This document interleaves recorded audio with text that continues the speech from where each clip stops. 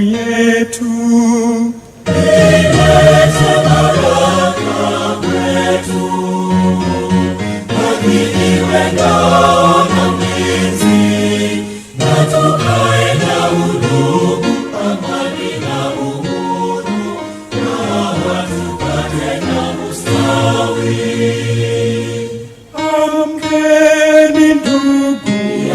Afrika Mashariki, tuwezeshe kuishi kwa amani, tutimize na to continue our conversations on circular economy. And based on that, I'll be one of your MCs for the day. And I'd like to invite our head of consulting and sustainability to welcome us to this event. Thank you. Ms. Joyce Njogu.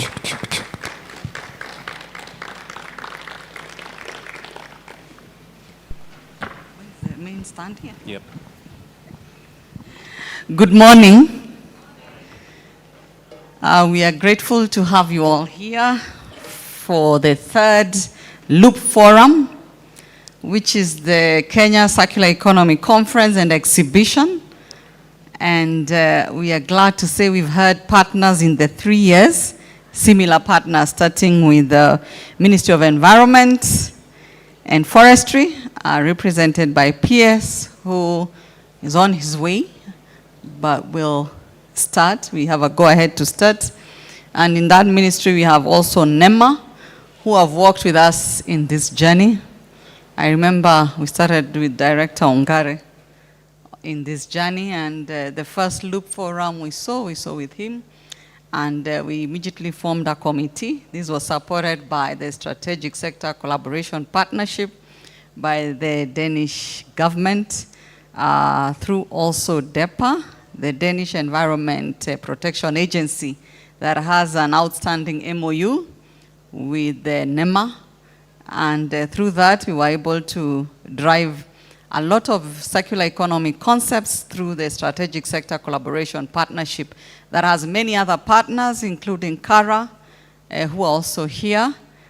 We have also KEPSA, that is part of the partnership, and many other institutions that have joined us along the way, and we are quite proud of the Danish government and the work that you've done, and later on they'll be speaking in this forum. This morning, I wish to recognize also CAM leadership. We have Tobias Alando, Chief Executive here. We also have CAM directors, Mushai Kunyiha. I think he wanted to first see some innovations before he joins us here. But Tobias will later give remarks, also representing the board of Kenya Association of Manufacturers. And just to say that as CAM, we have been committed to drive circular solutions that can help us accelerate transition to a green economy. As you can see, we are giving a lot of emphasis on showcasing business solutions, all the way from design solutions that are circular in nature to the technologies that you can adopt from the circular solutions, or you can use to develop circular solutions, all the way to matching of industries, resource mapping and matching. So that's also happening around here, and promoting startups in this area. We also learned a lot from Denmark in how the startups are big drivers of developing circular solutions, and also the academia that are supporting with research. We have also later fashion. We are looking at sustainable fashion, and if you look at this side, there'll be an interesting conversation around fashion, different aspects of fashion. For this season, we are focusing on leather and textile as a special sector.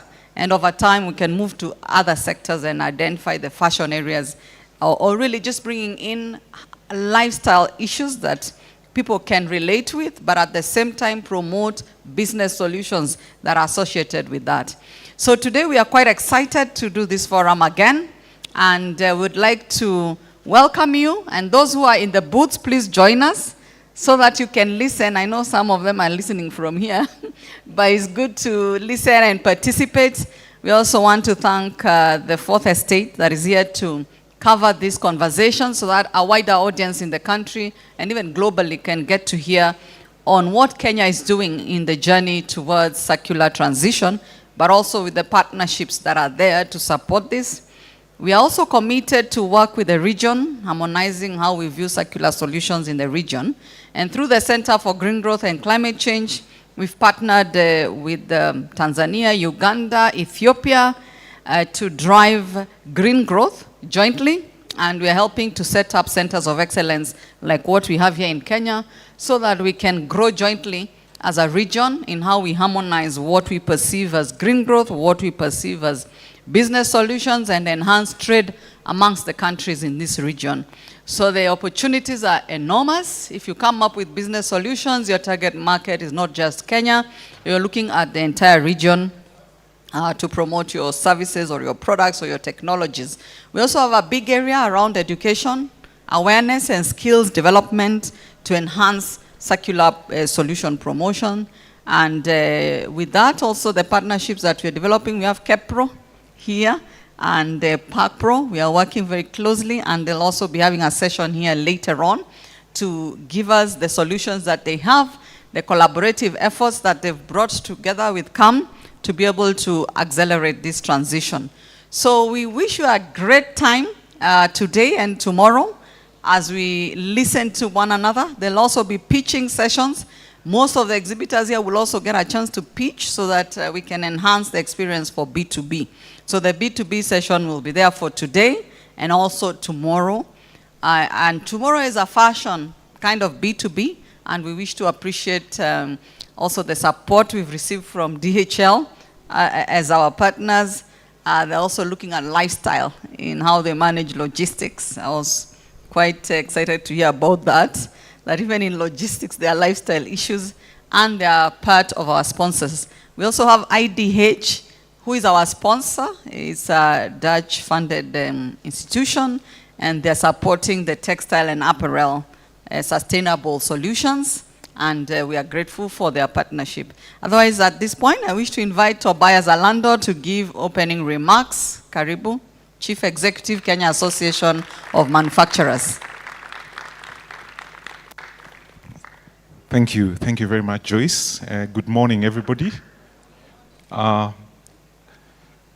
To our partners from the embassy, CEOs present from different agencies who support circular economy, government officials present. I want to reiterate the commitment of Kenya Association of Manufacturers. Support circular economy. As you notice, this is the third forum that we are having. And every year, it keeps improving. We keep having a lot of learnings. And this is just to reaffirm the commitment of Kenya Association of Manufacturers to drive this conversation going forward with other private organizations and other partners, both international and local partners, so that we create an in-depth awareness of circular economy and why it is important and why everyone needs to get involved. During this period, we'll have experts speaking to us, discussions with different experts. You can ask your questions, you can ask clarity, but it also presents for us an opportunity to identify different paths to move this conversation around circular economy. I want to reiterate what we have done in terms of CAM, looking at the initiatives that we have done. As an organization, we have what we call Center for Green Growth and Climate Change and Center for Energy Efficiency and Conservation. So under the Center for Green Growth and Climate Change, of course, we are promoting a circular economy. We offer carbon footprint assessment service to set organizations on carbon neutral pathway. Through circular economy resource mapping programs that we have been running, and a couple of companies have indeed benefited and more companies are getting knowledge in terms of space. On the other hand, the Center for Energy Efficiency and Conservations runs energy efficiency conservation programs designed to help companies identify energy wastes, determine saving potentials, and give recommendations on measures to be implemented. And we have our major annual event called the Energy Management. Year on, you see a lot of companies participating. You see a lot of improvement on energy conservation, more companies getting involved, more companies getting aware. In terms of the theme for today, and we leave our purpose as an association, which is to create prosperity for the nation through sustainable industrialization. So sustainability becomes a major conversation that every industry player needs to put at the top level of their priority in terms of an investment and how they deal with an environment. Today's theme is to drive Kenya transition to a circular economy through collaboration, innovation, and sustainability. So out of here, we are looking for various collaborations, and we hope we'll get various collaborations. Those who have been ahead, the Danish companies that have been way ahead in terms of the circular economy, to have a learning point for the Kenyan companies, and also to identify innovation amongst the Kenyan companies. As you walk around, you'll see a lot of products, a lot of ideas in this place, and these ideas needs to be supported in one way or the other. But above all, we are focusing on sustainability because this is our world, and we have to protect our world through sustainable processes. Today, or in the next 2 days, if you count, we have about 65 exhibitors. The numbers has increased compared to the previous years, and we hope also in the next year we'll have more exhibitors coming on board. And so I would urge every participant to walk through each and every booth to understand what they're doing and to promote the companies that have exhibited today. Our ambition also is to focus on how we can cascade education to our joint environmental problems. Of course, Einstein emphasized the need for innovations because the mindsets that create problems need to change to be re-engineered so that they can now work towards solution. We are happy that this third Loop Forum has converged all these minds, especially for B2B matchmaking for circular innovations. The Kenya Alliance of Residents Associations and DIPA for a very long team of circularity. And of course, within the ministry and NEMA, there are a raft of policy and regulatory instruments which have been rolled out. The Constitution itself, the environmental policy, waste policy, we have the extended producer responsibility regulations, we have the plastics regulations, amongst others, to provide the regulatory framework for us to support initiatives such as this one. And therefore, this dialogue on circularity is really critical. But I also urge that we explore other areas because the conversation on circularity within the country, there are certain sectors which are not yet brought on board within these conversations. So we believe that together we have the potentials to create lasting change, and hoping to leave this forum inspired, rejuvenated, and with workable innovations and solutions without leaving the person we call in NEMA Wanjiko, that is the common man, behind. And therefore, on behalf of the Ministry of Environment and NEMA, we still again pledge our commitment to the Loop initiative and hoping that we are going to scale even to higher heights going forward. I thank you.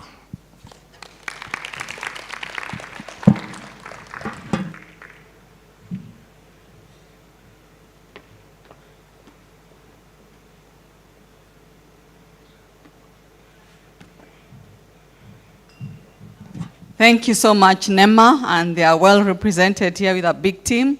We really appreciate that.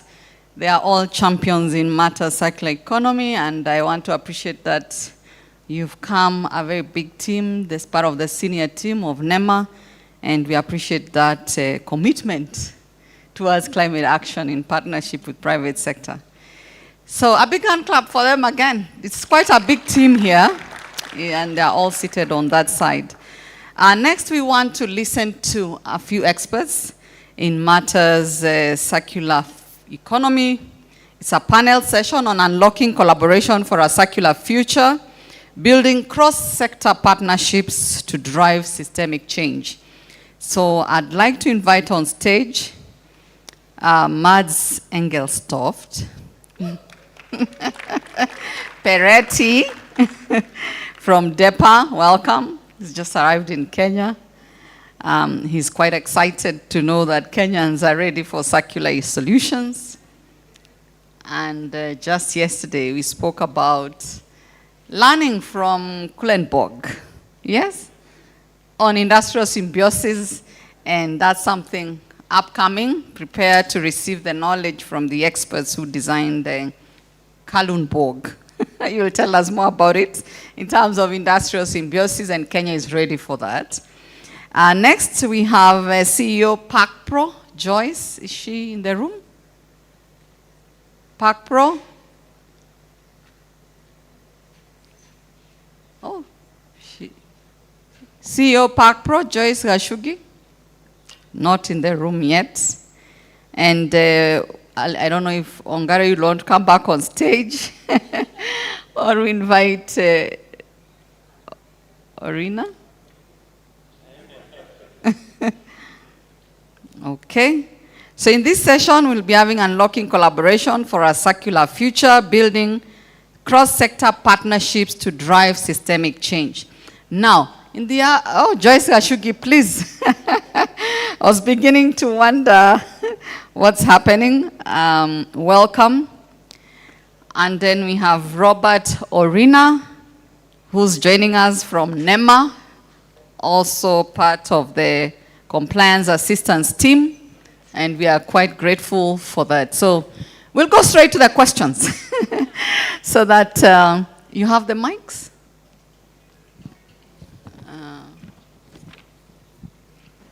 And for those who've just come, my name is Joyce Njogu from Kenya Association of Manufacturers, Head of Consulting and Business Development. So we can go ahead. We'll start with Joyce Gashugi, who's just next to me. We started this journey with PakPro many years ago and Kenya Association of Manufacturers in promoting extended producer responsibility, mainly under previous PETCO. So Joyce has been in that outfit ever since the start. So she has quite some history that she can share with us. So you can just introduce yourself, who PakPro is, and give us PakPro's perspective of circularity. Thank you, Joyce. Okay, thank you, Joyce. So I'm Joyce Gashugi Waweru. I am the Chief Executive Officer at the Packaging Producer Responsibility Organization. We are a multi-packaging PRO. Initially, we were PETCO, so we started just handling off PET. But as the years have grown and the regulatory and legislative environment have changed, we then did rebrand to Packaging Producer Responsibility, where we handle all non-hazardous packaging materials. I think from where we sit as an organization, circularity, as we see it, has a lot to do with designing, okay? Are we designing for the environment, not just for recycling, because reuse and other applications are also critical. But beyond that is how much material are we going back to get that is virgin to put back into the material so that we are reducing the amount of virgin material that is required to make the packaging material that we are using.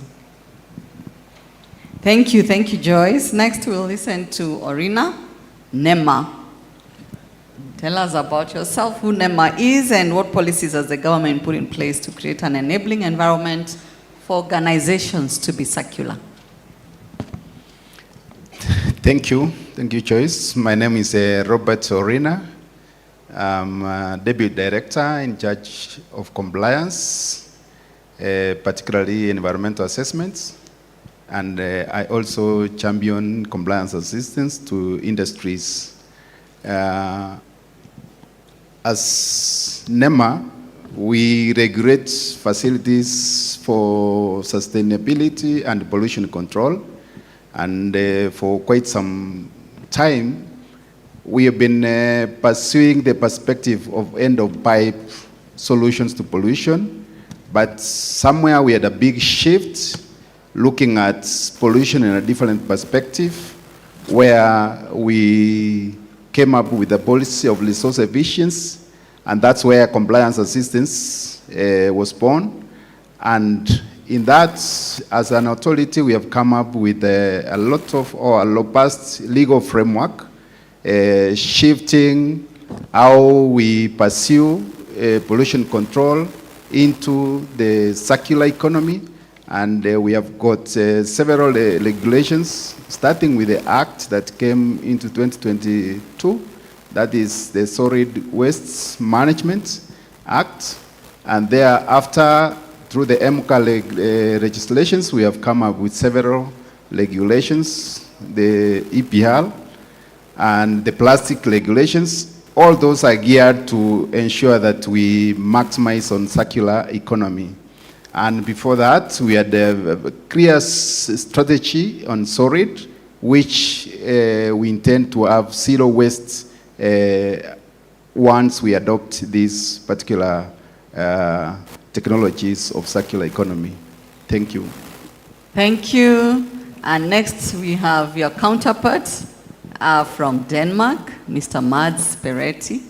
Please give us the Danish perspective of circularity. After introducing yourself, who you are, where you're coming from, what you do, and then you tell us the Danish perspective of circularity. Thank you. Microphone works. Okay, thank you everyone. I'm Mads Engelstoft Peretti from the Danish Environmental Protection Agency.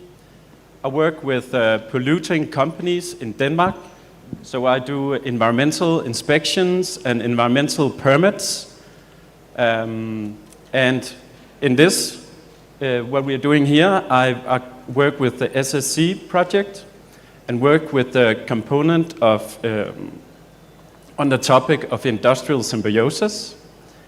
And the Danish perspective on circularity, it is actually a very broad perspective. Back in 2021, a lot of parties in Denmark came together and made a strategy for circular economy, and that strategy was implemented through an action plan made by the Danish Environmental Protection Agency also back in 2022.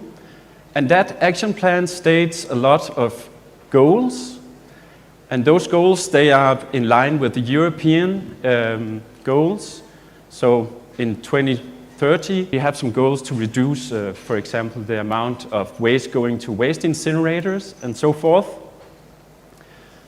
This action plan has 129 initiatives, and that is the perspective just from here. Thank you, Mads. We actually borrowed the action plan from Denmark as Kenya, yes. Yeah. A team came to Denmark and did a tour of the cities and how you're managing circular solutions. And we adopted, kind of, with a little contextualization to Kenya on the plastic action plan. And just to say also the plastic sector came to Kenya. The business associations on plastic sector from Denmark came to Kenya, and we worked closely together, also looking at Ruaraka and the dump site and what we can do. And based on that, I would like to invite Joyce again to speak about your experience as Park Pro and Petco, on how you've been advocating for companies to comply and also to join your association and what work you're doing there for them. Thank you. Well, it's not been an easy journey. That's to start with. So I think extended producer responsibility in Kenya has been largely voluntary for the last 8 years. And I think at inception when we started, for PET, it was driven by the need to prevent a ban on PET plastic bottles.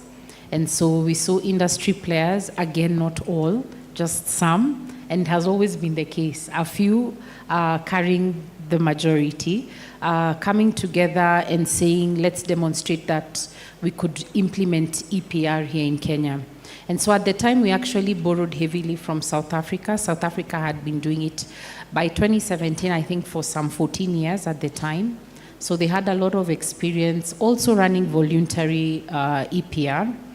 And so by the time we were kicking off ours here, we had a 3-year framework, CAM, the Ministry of Environment, NEMA, to be able to demonstrate that EPR can actually work here in Kenya. Remember, nobody knew what EPR was, not even myself. So we were actually learning while implementing, and I think for us, given we got a lot of support from the huge volume pushers of PET, and I think for EPR to be successful, you do need the volume movers in any packaging stream. And that would be my key takeaway, because with that we were able to go to market, develop and support the value chain, be able to provide linkages better, and be able to prove to recyclers that you can actually have investment income to be able to scale the investments that they had. So at the time when we started for PET recycling, I think PET plastic bottles were going for about 7 shillings a kilo. Today, it's about 50 shillings per kilo. So you can see the differential. It's significant. What that has meant is that jobs created, livelihood supported, technology has advanced. Today, we talk about Starlinger, and all these high-value recycling lines are here in Kenya. Before, when we started, it was just our local machinery that was being used.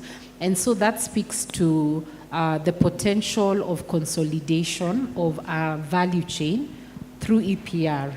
And I think that's what really it is. So it doesn't really come in to create value chains, no. It simply comes in to facilitate, to smoothen them, to ensure that whatever barriers exist, they are being unlocked, either from a policy perspective or implementation perspective, and where resources are required, then you're driving them for that specific use. In our market today, specifically like for PET, you find it is with now, we're talking design for recycling. Now we are looking at the packaging. You will have noticed that a lot of PET now in our market is switching other interventions. For instance, the stripping at the top of the bottle have also been removed. And so these are interventions that are actually now at that level. For other materials, and I think now when we have other interventions for different materials. For interventions, and I give one example, and I could give two, but I'll give one, for used beverage cartons, Tetra Pak, for instance. The value chain was not well developed. So you had a lot of Tetra Pak, as they call it, used beverage cartons, that was going into paper recycling, which it shouldn't be going there, because at the end of that process, you'll find that it still will remove some plastic, which is waste. And so what we have done as a PRO, and I think in terms of being able to demonstrate to companies only want to join PROs when they know their work will be done. So it's a catch-22. For me to prove I can do the work, you need to join me, because I need the money. For a company, they want to know, can you do the work? Show us what you've done. So it's usually such a catch-22. And that's why for me, I think the best thing that happened for us as a country in November was the regulation coming into place, because sometimes in this situation, especially for a novel idea like this, legislation should go before implement, so that we're able to get the kind of revenue going into the organizations that exist to be able to prove that we can do what we need to do. Yeah. Just maybe you could also tell people, what does it take to join PACPRO? Wow, it's really simple. So first, we have a booth right there, bright blue. Please walk in there. If you don't have, my colleagues are there, they'll help you. But ideally, you go to our website, you'll find a link, and we have made it so seamless. We have also broken down different categories. So we appreciate our market has of small and medium enterprises. We have created categories for different people. So don't feel like EPR is only for the big players in the market. It is not. It is fair play for everyone based on the volume you put in the market. And so kindly see the people in the booth at the big bright blue booth there. If not, get onto our website, www.pacpro.co.ke. It is a 3-step process, very quick, and we walk you through it. Especially, I know the pain point for a lot of you is usually the declarations. We actually have a dedicated team that help you walk through that very tedious part, so that then you never have to do it again. It doesn't become as tedious the next time you're doing it. Thank you. You've mentioned regulation came to help you get more members and people being interested in EPR. I would like to ask Corina whether he thinks the same.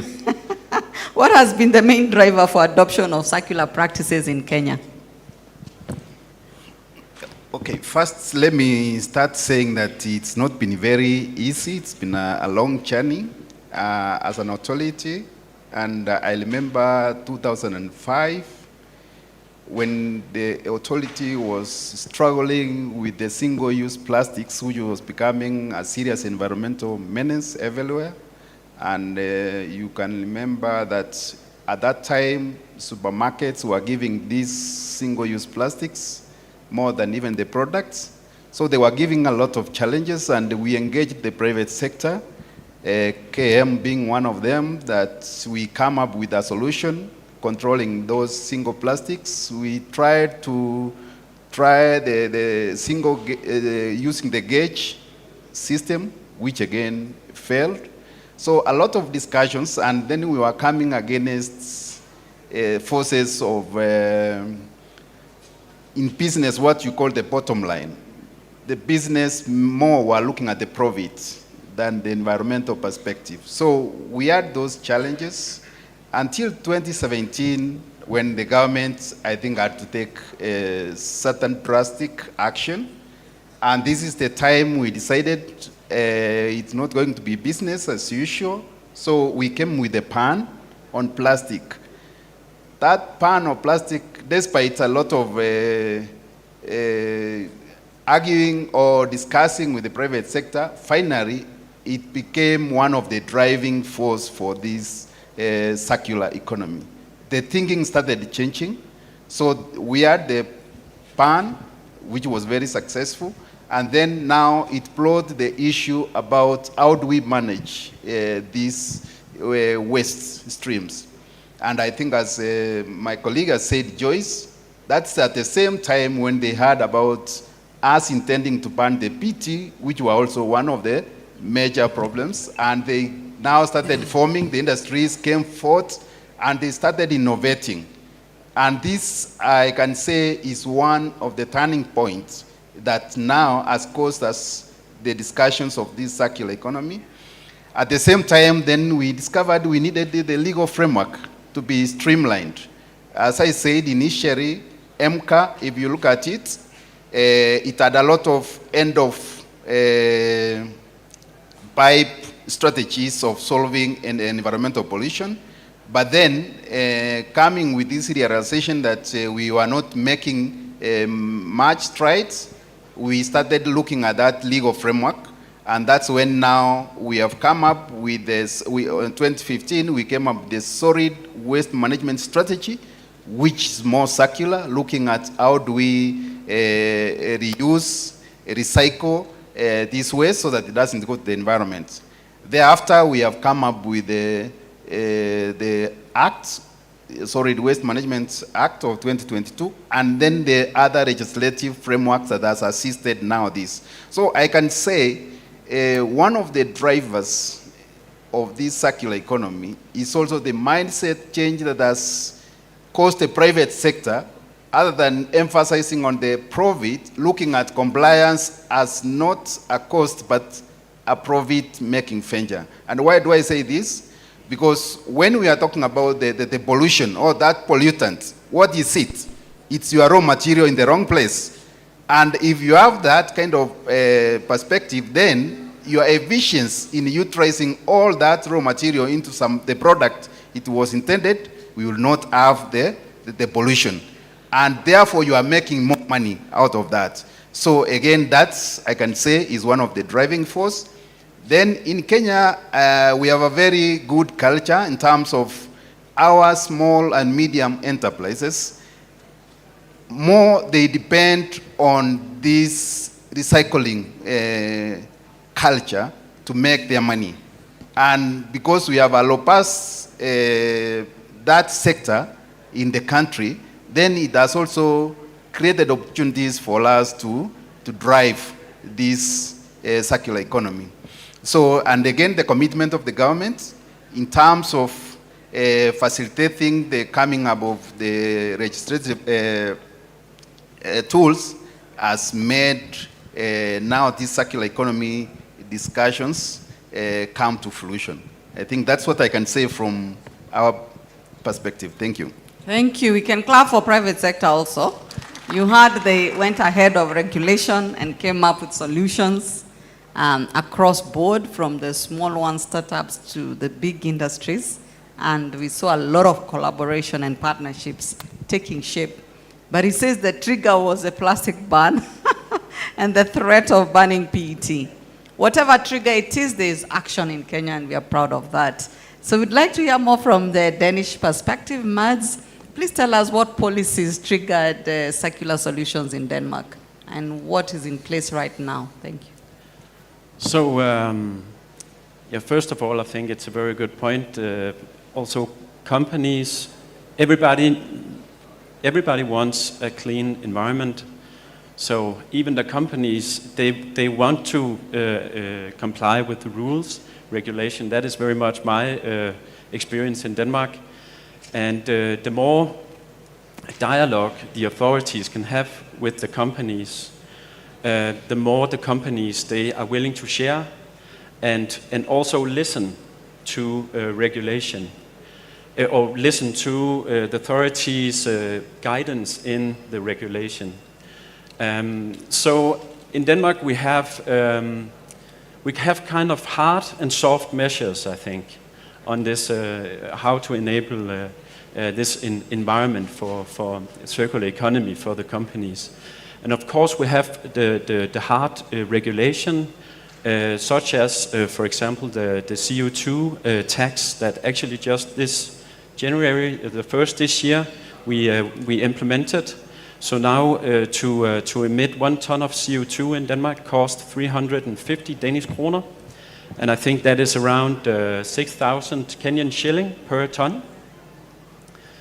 And that of course makes, that is a huge economic incentive for the companies to figure out maybe ways to lower their CO2 emissions. And often you can do that with reducing your transport and stuff like that. So that is one regulation. There's a lot of other regulation. I think the EPR is the extended producer responsibility is very important also. And then we have also implemented now, or we are in the middle of implementing a new administration on how to inspect, how to improve inspections on companies' sorting of waste, which of course also, it is both incentives to, because you will get, a warning or whatever as a company if you don't do it right, but it's also an opportunity for the authority to guide and to teach on the regulation at company level.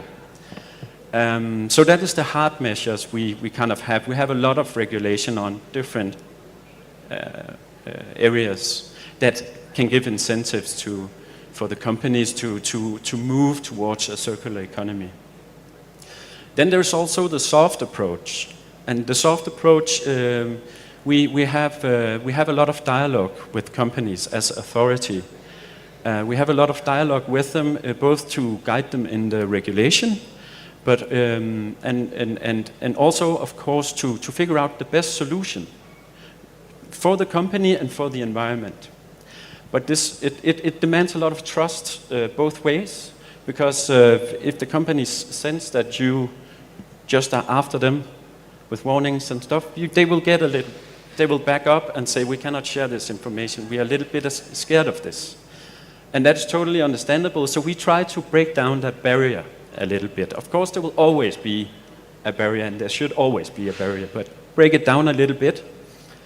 And I think where we have the best example of this breaking down of the barriers and creating this dialogue between authorities and companies is in the municipality of Kalundborg, where for 50 years ago, some companies started to think, hey, we should try to use each other's flows of input-output, of material, water, and energy. Well, it's a branch of circular economy called industrial symbiosis, which many of you probably know. And the municipality, they supported this and made a small department in support of, well, okay, these two companies, they can talk to each other. Maybe we can get the whole municipality to talk together with all the companies. And that is 50 years ago. And Kalundborg Symbiosis, the organization, it's a non-profit organization, came out of this municipality decision on let's create this forum for all these companies where they can talk, where they can share what they need and their outputs. And today in Kalundborg there's more than 30 flows of energy and material between the different companies.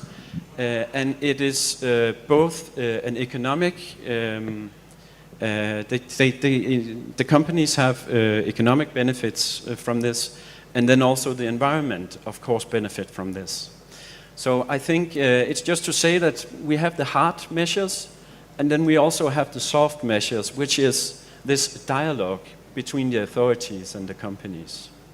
Yeah. Thank you, Mads. We've learned quite a bit from them on collaboration in terms of compliance support and generally enhancing how people then comply with the policies and regulations. And it's still a journey, as you say. Similar experience. I could see Joyce laughing when you were talking about companies being apprehensive, especially around, trust is a big issue now around data and how we manage that. So I'd like to first give it back to the floor. If there are any questions to the panelists, we have Mads from the Danish Environment Protection Agency. We have Orina from NEMA and Joyce Gashugi from PACPRO. If you have any questions for them, back to you. The floor is yours. Any questions? Could come to the front to help to bring them to the front so that... Hello? You hear me? Hello. Hello, I'm May Monk Anderson from the University of Copenhagen. I'd like to ask PACPRO, Joyce, could you expand a bit more on how do you see both the current trends, but also the future prospects for design for circularity in the environment? How far do you think you're coming? What you see as, is it the smaller ones, and how are things going? Is it already kind of on the move, or is it really, uphill? And anything about the kind of timeline you're seeing, the future, the prospects, and even the dynamics? Thank you. Thank you, May. May may not say it, but she's been our lecturer.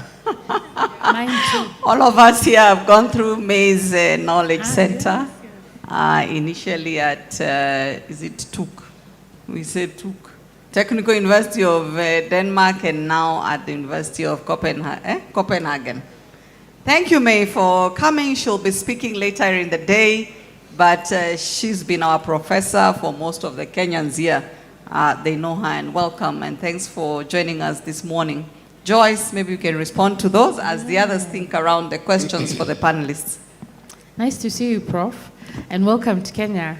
So it's an uphill task, designed for recycling, simply we've seen a lot of the bigger companies being the drivers, but we need to standardize it. So we do definitely need to have our Kenya Bureau of Standards, which is our standards body, being brought into the conversation. They have not been brought into the conversation.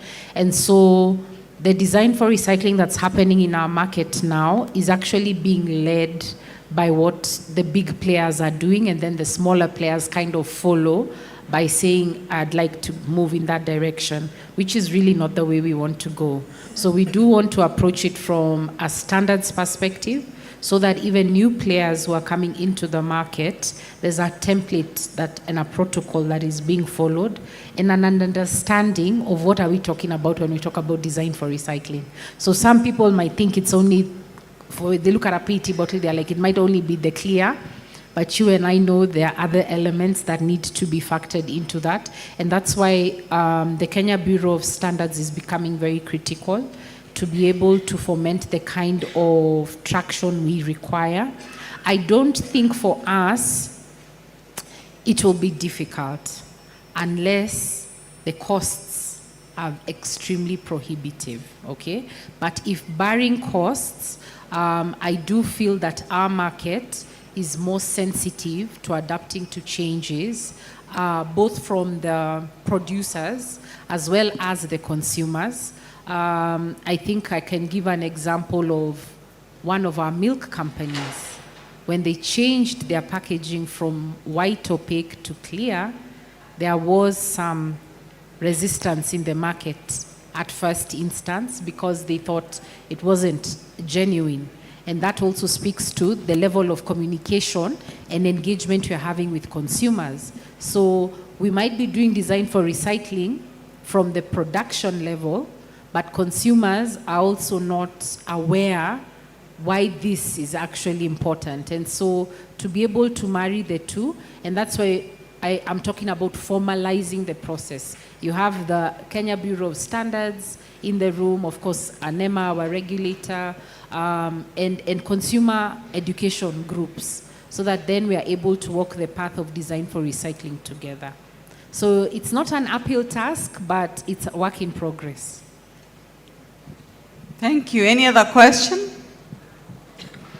Yes, there's a hand on this side. You can introduce yourself also and the institution. Okay, thank you. My names are Nelson Mtabi Paul from Githurai and Neighbors Waste Management Services. My question goes kindly to NEMA. And it's all about the licensing process of the groups in the communities out there. We are trying to struggle. We're struggling so much with the licensing thing from your office, sir. I mean, how can you guys help us? Because now, again, you see, asking youth groups to pay 40,000 for facilitation and whatever thing, it's too much to us. And yet, here we are talking about circular economy and we are trying to do it on the online digital thing about the waste management. Thank you so much. Orina and Nema, you can respond. These are technical questions as we wait. There was a hand here, and maybe immediately after Nema's response. Nema? Okay, thank you for that question.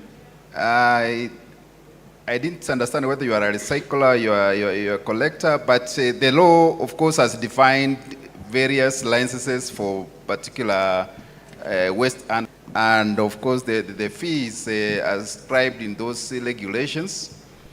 But as NEMA, we also have a compliance assistance program where we are assisting especially our upcoming business people to see that they are being assisted to work within the law, but also do their business in the best way possible. And for the groups, especially the groups, I think going forward, because of the new legislations that have come, we are going to work with you so that you plug into the, like now, the extended producer responsibility system. Because the way you do things right now may not be the same going way forward.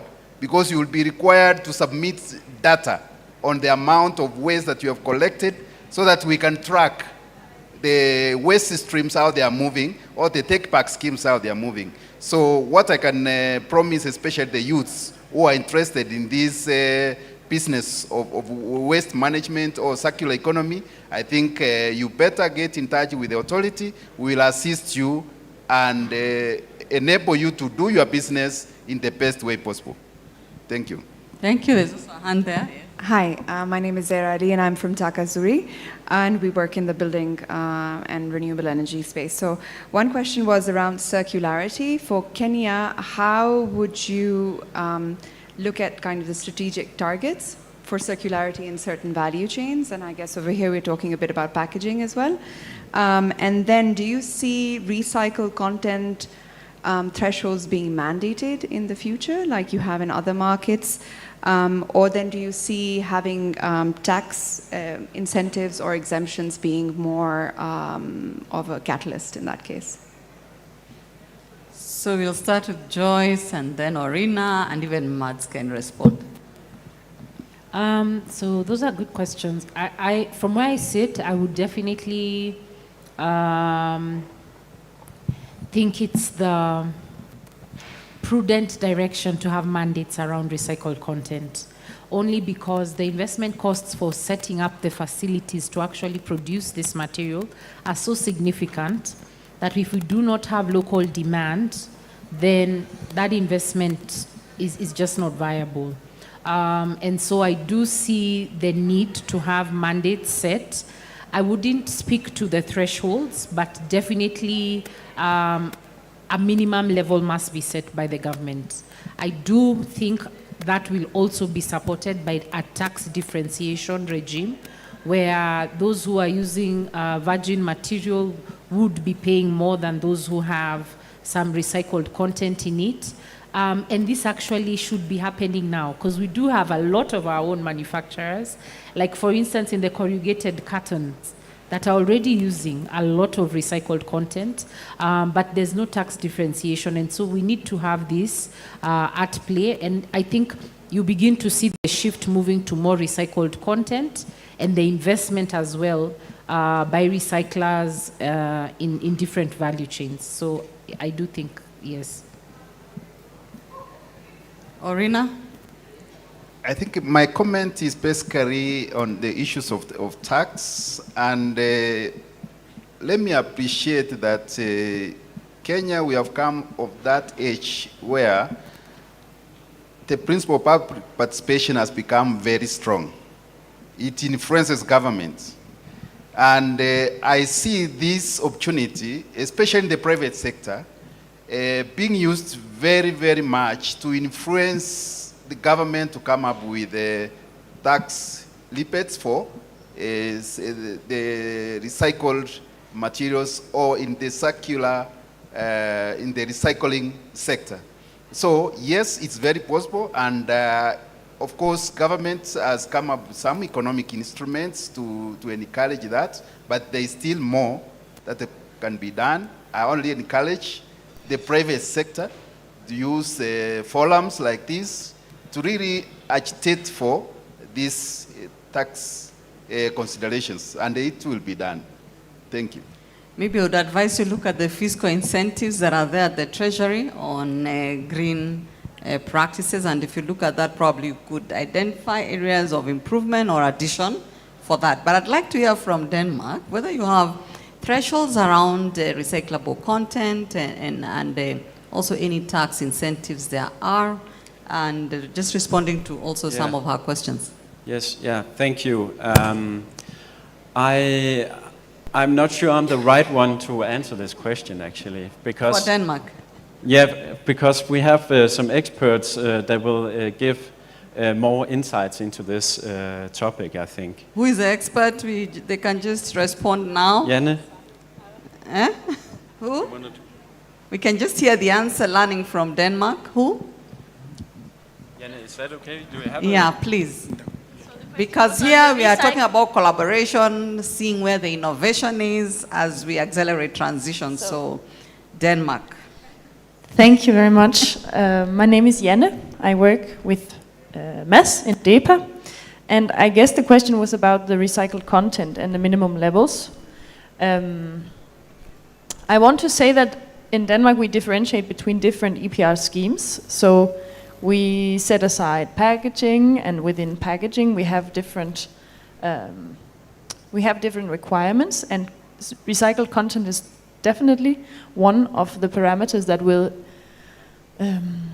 reduce the fee that you pay. But it's not only that we have minimum requirements for recycled content, it's that we have a modulated fee, and that modulation actually includes various parameters that give companies an incentive to redesign, which was already mentioned by Joyce, which is really going to be the driver. And then we are back to what Mads already talked about, those hard incentives or like monetary incentives that can actually help push.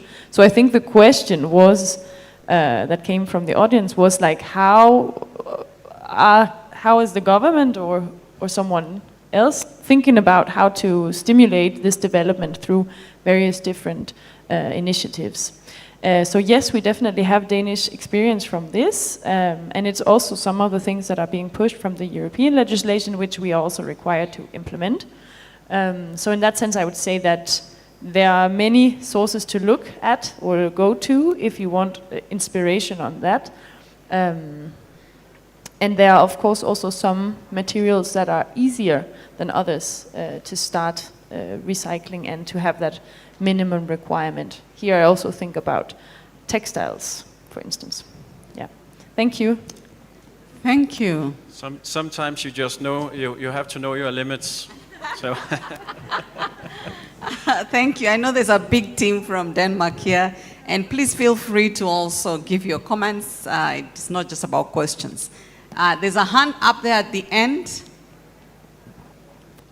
And 2 hands, please. Oh, I'm blocked by this stand. All right, speak. Good. Okay, thank you. Good morning, everyone. My name is Christine Kivuva from Nairobi City County. I am an assistant director in environmental monitoring, compliance and enforcement, and I am also an advocate of circular economy. I spearhead a lot of activities, especially in the city. I work very closely with communities up to grassroots level, and my question goes to PACPRO. To what extent do you work with the county government, bearing in mind that waste management is a devolved function, and most of this waste comes from the low-income areas and informal areas and middle-income areas in Nairobi? How are you working with community-based organizations, youth groups, and women groups who are actively involved in these waste management issues, and also work with county government just to promote them and to ensure that that waste does not go to the final disposal site and the circular economy practices are done in a holistic manner? We've worked with KEPRO, but I've not seen a lot of activities, especially at the community level with PACPRO. And how can we work together with county government just to promote those groups and to enhance your activities? Thank you.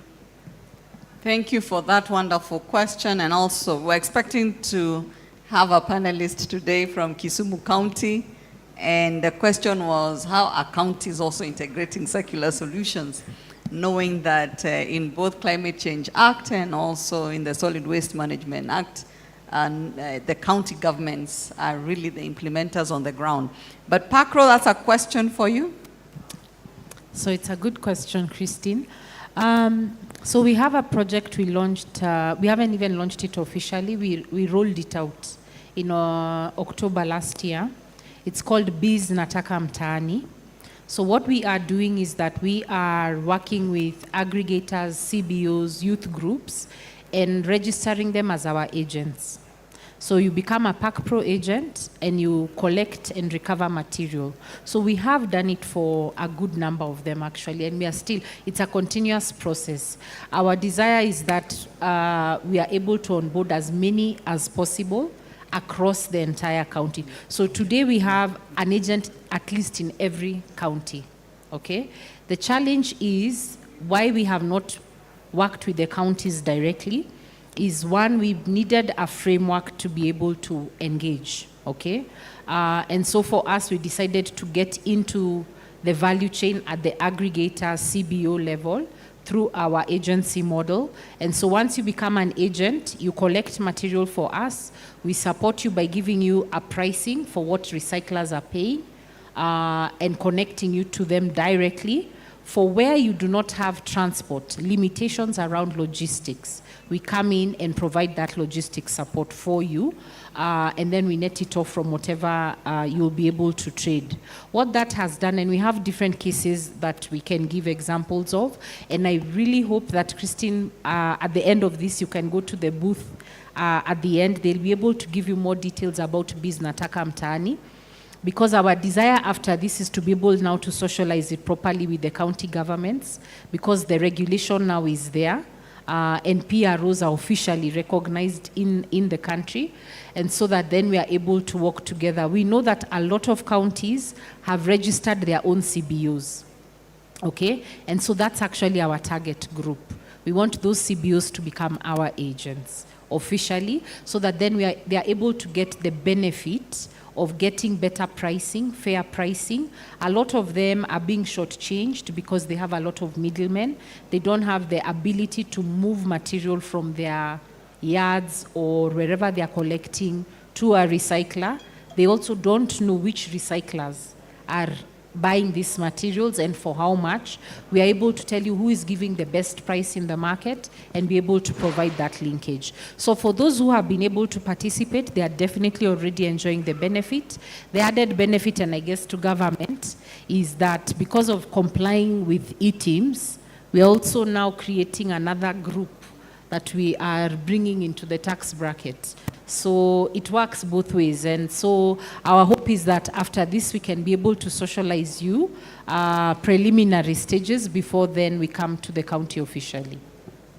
Thank you, Jess. We're looking at collaboration. In case you've just come, how do we innovate so that together we can promote circular economy, and county government is central to it.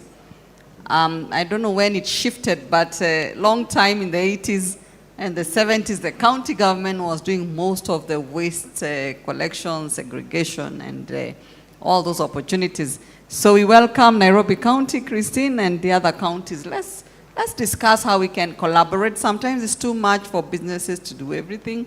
How can we work together with the counties and improve what was working before, and then where the innovations can come from? And thanks for joining us. There were 2 more questions. We'll do now one lap of all the questions pending so that we close this session. So all the people with questions can ask, and you direct your question to the person that you'd like to answer. Introduce yourself also and your institution. Thank you. Morning, everyone. Gontai Eric is my name. I work for Nairobi Metropolitan CBO Waste Management Network. They have a stand here. My question applies to all the panelists. Sorry, let me read it. It looks at the social protection and safeguards of the waste, informal waste actors in Kenya. Let's be honest with each other. The informal waste enterprises and entrepreneurs, they are the heavy lifters of waste management in Kenya.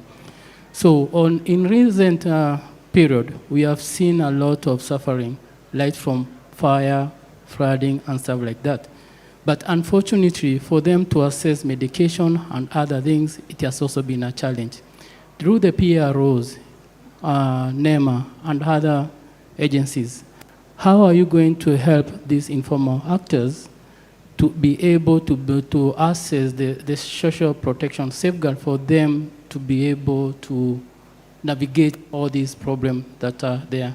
Because on one thing, yes, we are talking about recycling, but the focus should be on that are easy for them, again, to access fair pricing. Thank you.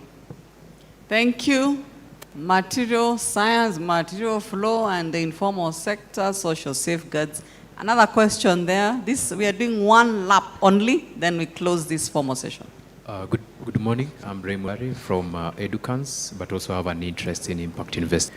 One of the things, especially with circular economy, is the issue of finance. How can we be able to get finance to drive circular economy? But from the look of things, I don't see any financials, especially the panel, so that we can start to have that discussion. But also this question is going to the Danish. We know Danish has a very huge fund, Danish Green Business Partnership. Maybe what are the steps that the Danish embassy is looking at so that they can be able to support green business, but also impact investing in that sector, because that is very key. Just some anecdotal data that if you go to the banks, to the departments of credits, they don't know what is circular economy. But these are the banks that develop sustainability reports that are good. They give us all the good things that they are doing. So where are the linkages with the private sector? What are your experience when you go to the financial actors to get financing to drive sustainability and especially circular economy? Thank you. Thank you. Any other question? We close this formally. Is there any there's one last one there. Is there another? There are two? So those two, and thank you around fine. There are three. Yes. Anyway, this is an engagement with you, so it's all right. So we have one, the second one here, and the third one. And I hope the panelists are picking the questions. Thank you. Thank you so much. My name is Robert. I come from Sanu College. I have two questions. My first question is directed to NEMA in terms of training and development. Is there any way that we can partner, especially with the colleges, so that we can have a curriculum specifically in terms of sustainable or clean energy? My other question goes to Madam Joyce in terms of circular economy. It's one of the things that is a rare thing. Most of the people learned about circular economy through experience in the field. Is there a way also you can also come in where we can collaborate to create awareness in terms of one, training, and also maybe developing a curriculum that can empower the young generation, or even whoever is interested in this field, that can make it or can bring out the awareness in one way or another. Thank you. Thank you. The two have picked their questions. Actually, the three. There was another question here. So education and awareness, curriculum development, partnerships with academia. Good morning. Yeah, I'm Margaret Ndichu from Biological Carbon.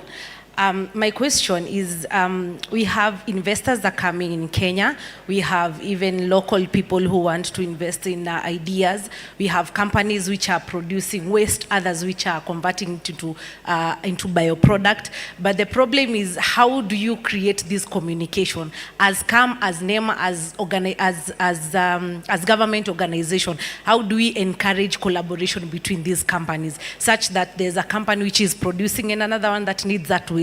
How do we encourage in such a way that we are bringing regenerative growth, we are bringing the aspect of circular economy, we are just trying to close the loop in terms of collaboration between companies? Thank you. The topic today is, you're spot on the topic.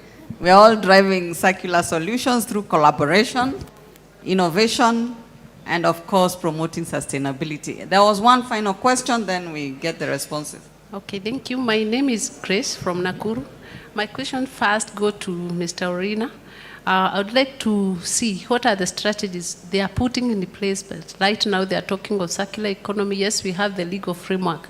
But at the county level, what are the strategies that you are putting in place that to disseminate this information to the people who are in this waste value chain? Because I only see you have come up with a legal framework, but the dissemination of that information is not felt on the ground, and you expect the same ripple effect to come from grassroots coming up. So we'd like to see that and be told what are the strategies in place. And when we talk of circular economy going to PAC Pro, we are talking of circular economy. Where did the word green go to? I would like to be informed that. Thank you so much. This forum is organized by Center for Green Growth and Climate Change, and part of circular economy. Circular economy is part of green growth. So it's just that today we are focusing heavily on circular economy because green growth is so broad. Just last month we did sustainable manufacturing, focusing on energy efficiency. Very soon we'll be talking about water efficiency. All that is green growth. So green growth is not lost. Somebody even asked there, why circular? What is this circular? Do banks know about circular economy? So it looks like we have to keep demystifying. And the question there about information dissemination, thank you for that. So back to the panelists, and we'll start with Mads. I think yours is the shortest. I heard about financial solutions and how banks or impact investments is done by Denmark. Thank you. So here I can speak on behalf of the SSC team, and my expertise is on industrial symbiosis and on company level. So in terms of financial aid related to this, at this strategic sector cooperation, we don't. Well, what we do is capacity building. And we can do pilots, but we are not funding bigger projects or companies in that relation. But we aid or support regulation, development of regulation, of course, and yeah, just to say that we come with capacity building and awareness, and that is what we can provide through this project. So besides the project, I know Denmark is big on those business cases and how you work with investors. And I could see Paula saying, so could you respond? There's a big team here from Denmark, so really, there's a lot to say. Hello. Hi, I'm Camilla from the Danish Embassy. I'm the Sector Counselor for Circular Economy. Yeah, we're working in partnership, so we're jumping into answer. Now, I just take this opportunity to maybe spread a little bit of awareness about another instrument that Denmark has that is called the Danida Green Business Partnership. And I think the deadline for applications is in April, and this is an initiative where commercial and non-commercial actors can come together and apply for funding for projects that have both a commercial and a development objective. So it needs to be a project that is commercially viable in the long term, but also at the same time contributes to climate goals or environmental goals more broadly. So this is one instrument, but I don't think, to the person who asked the question, Denmark can solve the issue of access to financing, but luckily there are many players also increasingly from philanthropies. And then maybe we can also advertise our new sustainable value chain advisor at the Danish Embassy, sitting here, Christine. So we're putting more and more focus on this. Christine is going to help Danish companies make sure that their Kenyan counterparts help comply with the EU legislation on sustainability throughout the value chain.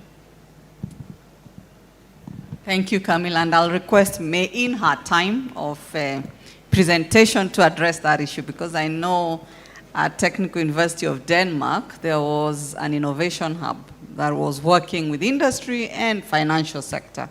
So I know there's a story there. Please, at your time, May, prepare to share a little of a story around that.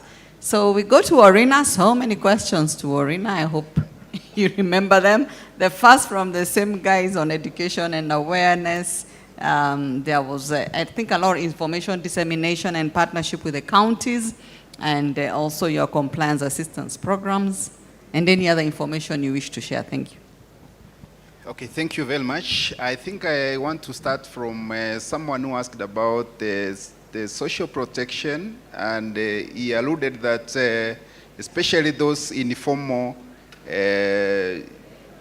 business people who are dealing with waste, the exposure they have, especially to their health, is a major concern. And I think this is where this solution of circular economy is going to assist, because one thing we are saying, we must start segregating waste at source so that it's not a mixed up kind of way, the way we expose those people who collect or segregate waste to different types of waste streams. Some of them may be hazardous. So from our collaboration with especially CARA, I'm seeing the CEO here, we are saying that waste from the household level should be segregated properly, so that now those ones who are dealing, they are dealing with safe waste streams, and that's one of the ways that we'll be able to make the business people at that level safe from any kind of assets. On issues of finance, let me say this, I've seen most of the banks now are setting aside money all for this. I think the only issue that we are probably lacking is that the awareness and how do we make a business case from the technologies or the activities that we are coming up with. Several banks, of course, have expressed that they have got some good chunk of money that can be utilized for any circular activity or some green growth businesses that can be supported from that. But apart from that, again, as NEMA, through collaboration with the National Cleaner Production Center, we have engaged several banks on these issues and assisted several businesses with bankable projects or proposals that border on issues of resource efficiency and cleaner production. And I've seen some have been funded through that program. So one of the issues I will encourage is that we have more of these collaborations, and we bring more banks into this so that they see business sense in the circular economy. Because I think that's where probably there's been a gap.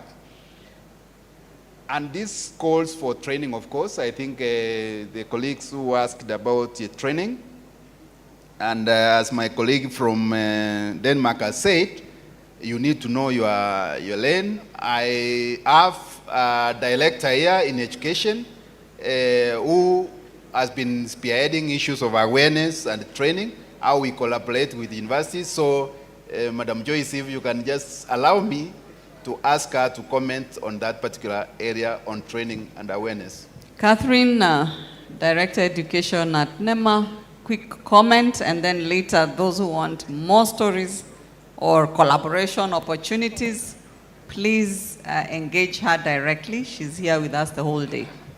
Catherine? Thank you, Joyce. Thanks to the panel for the rich discussions. I think to the question on the kind of programs we have on education and awareness and the curriculum development, we have a whole where the department I'm leading, looking at the issues of education, awareness, and training. So we have various short courses. We don't have long courses, or short programs that enhance awareness among the stakeholders. So we have different awareness that we desire different behavior change. And for such, we do develop tailored programs for them. So for my colleague who raised that question, we will be happy to collaborate on the same. Still, we build capacities for different stakeholders, still on the circular economy, and we will be happy to work with anybody who comes forth. I'll be happy to work specifically and address different issues that is tailor-made for key stakeholders. With regards to the issues like the regulations that were just gazetted in November, we have a whole program that we are rolling out these regulations. There are also some tools we are developing, guidelines to help demystify some of the technical language in the regulations and to simplify for all the stakeholders. So that is something that we are, I know you may not feel that there is a lot, but in the just near future, it's a program that we are working on to see that before 1st of May, when the regulation comes into force, most of the key stakeholders are engaged to see what they are supposed to do, how they are supposed to carry out the business as required by the regulation. So if you are here and you are interested, please, I'll be here. I'll be happy to work with you. Thank you. We are all working towards accelerating transition to a circular economy, and NEMA is calling out for opportunities for collaboration. There's curriculum development, which was also mentioned, but also mostly education and awareness. Finally, we'll hear from Joyce Gashuki from PACPRO, and then we'll close this session. Thank you. Thank you, Joyce. I think they have answered those questions correctly. I really have nothing to add. I totally agree that there's a financing gap, a huge one, and that we do need to bring more commercial financial institutions onto the table. I think, agree that because of the legislative framework now being fully crystallized, it is easier for banks and financial institutions to be able to build, to see what the business case around different initiatives in the circular economy are and how they are anchored. Around awareness creation, Dr. Catherine has said everything there is to say. We are supporting, and what I can say is that if you're in our agency program as a CBO, as a youth group in the informal sector, we do provide training using a NITA-approved curriculum that has been approved around waste management, recycling, collection, and we do attach, we do work with Equity Group to be able to support on training on business management and training. And so if you're in the room, you're in that group I've mentioned, kindly go to the booth written PACPRO there, register your interest as an agent. We do provide this training for free. Thank you. Could we all clap for the panelists? We've heard Joyce Gashuki from PACPRO. We've heard Mr. Irina from NEMA and Mads from DEPA, the Danish Environment Protection Agency. A big hand clap to them once again.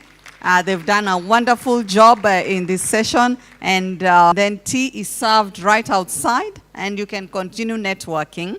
After that, please come back at 11:45, where we shall have business pitches, the B2B. Somebody was asking who's connecting people.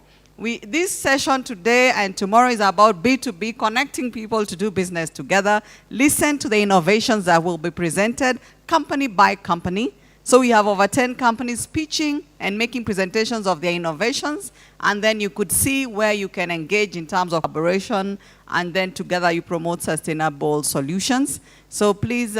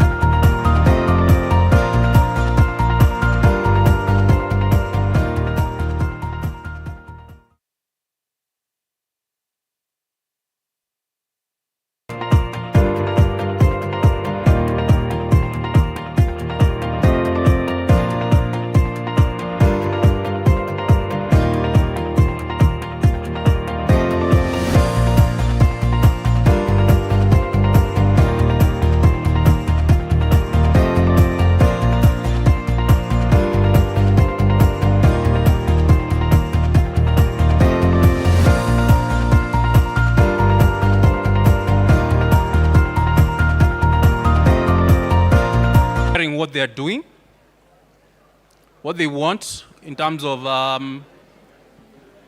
the forum, the industry, and also what they look forward to achieving from this forum. So I would like to continue calling everybody to attention, please.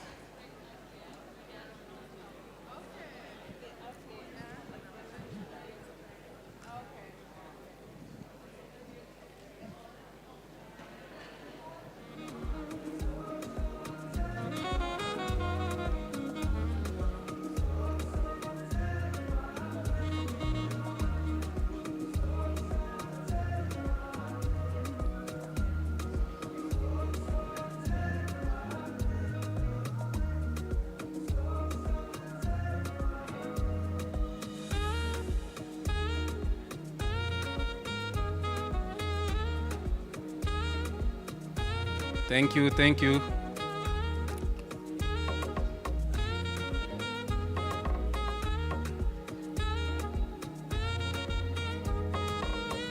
If you're just from tea break, please join us here at the conference area.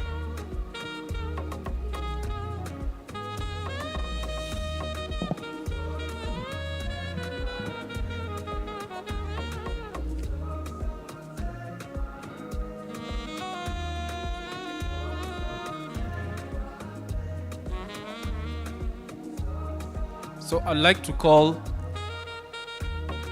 the following presenters to just prepare themselves. If you have a PowerPoint, you have only 5 minutes of presenting and 2 minutes of Q&A from the audience.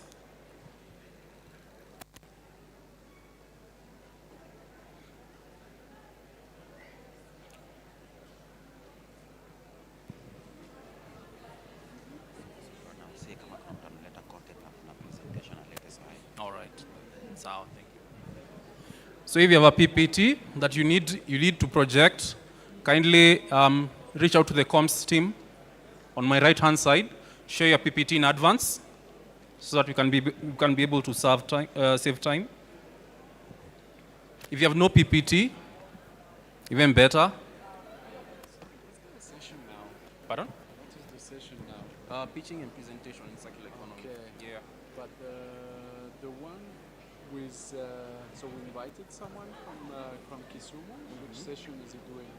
He was doing the first session, but he wasn't there. No, he was here. He's here since the morning. Really? Yeah. Okay. So where do you put him now?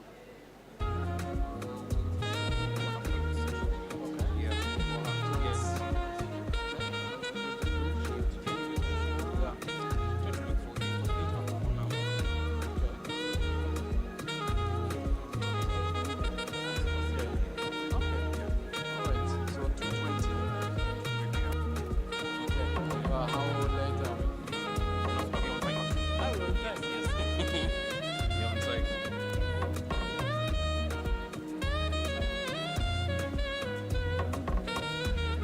So we're going to have presentations in this order.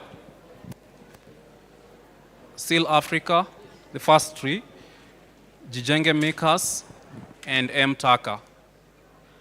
So SEAL Africa, if you're ready. Jijenge Makers, if you have a PPT, please share with the comms. MTACA, in that order. Thank you, SEAL Africa.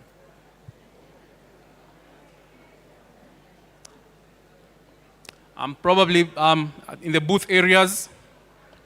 In the booth areas, could I have your attention, please? In the booth areas.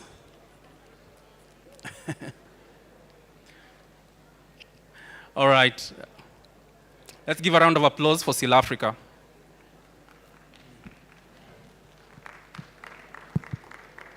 We are starting.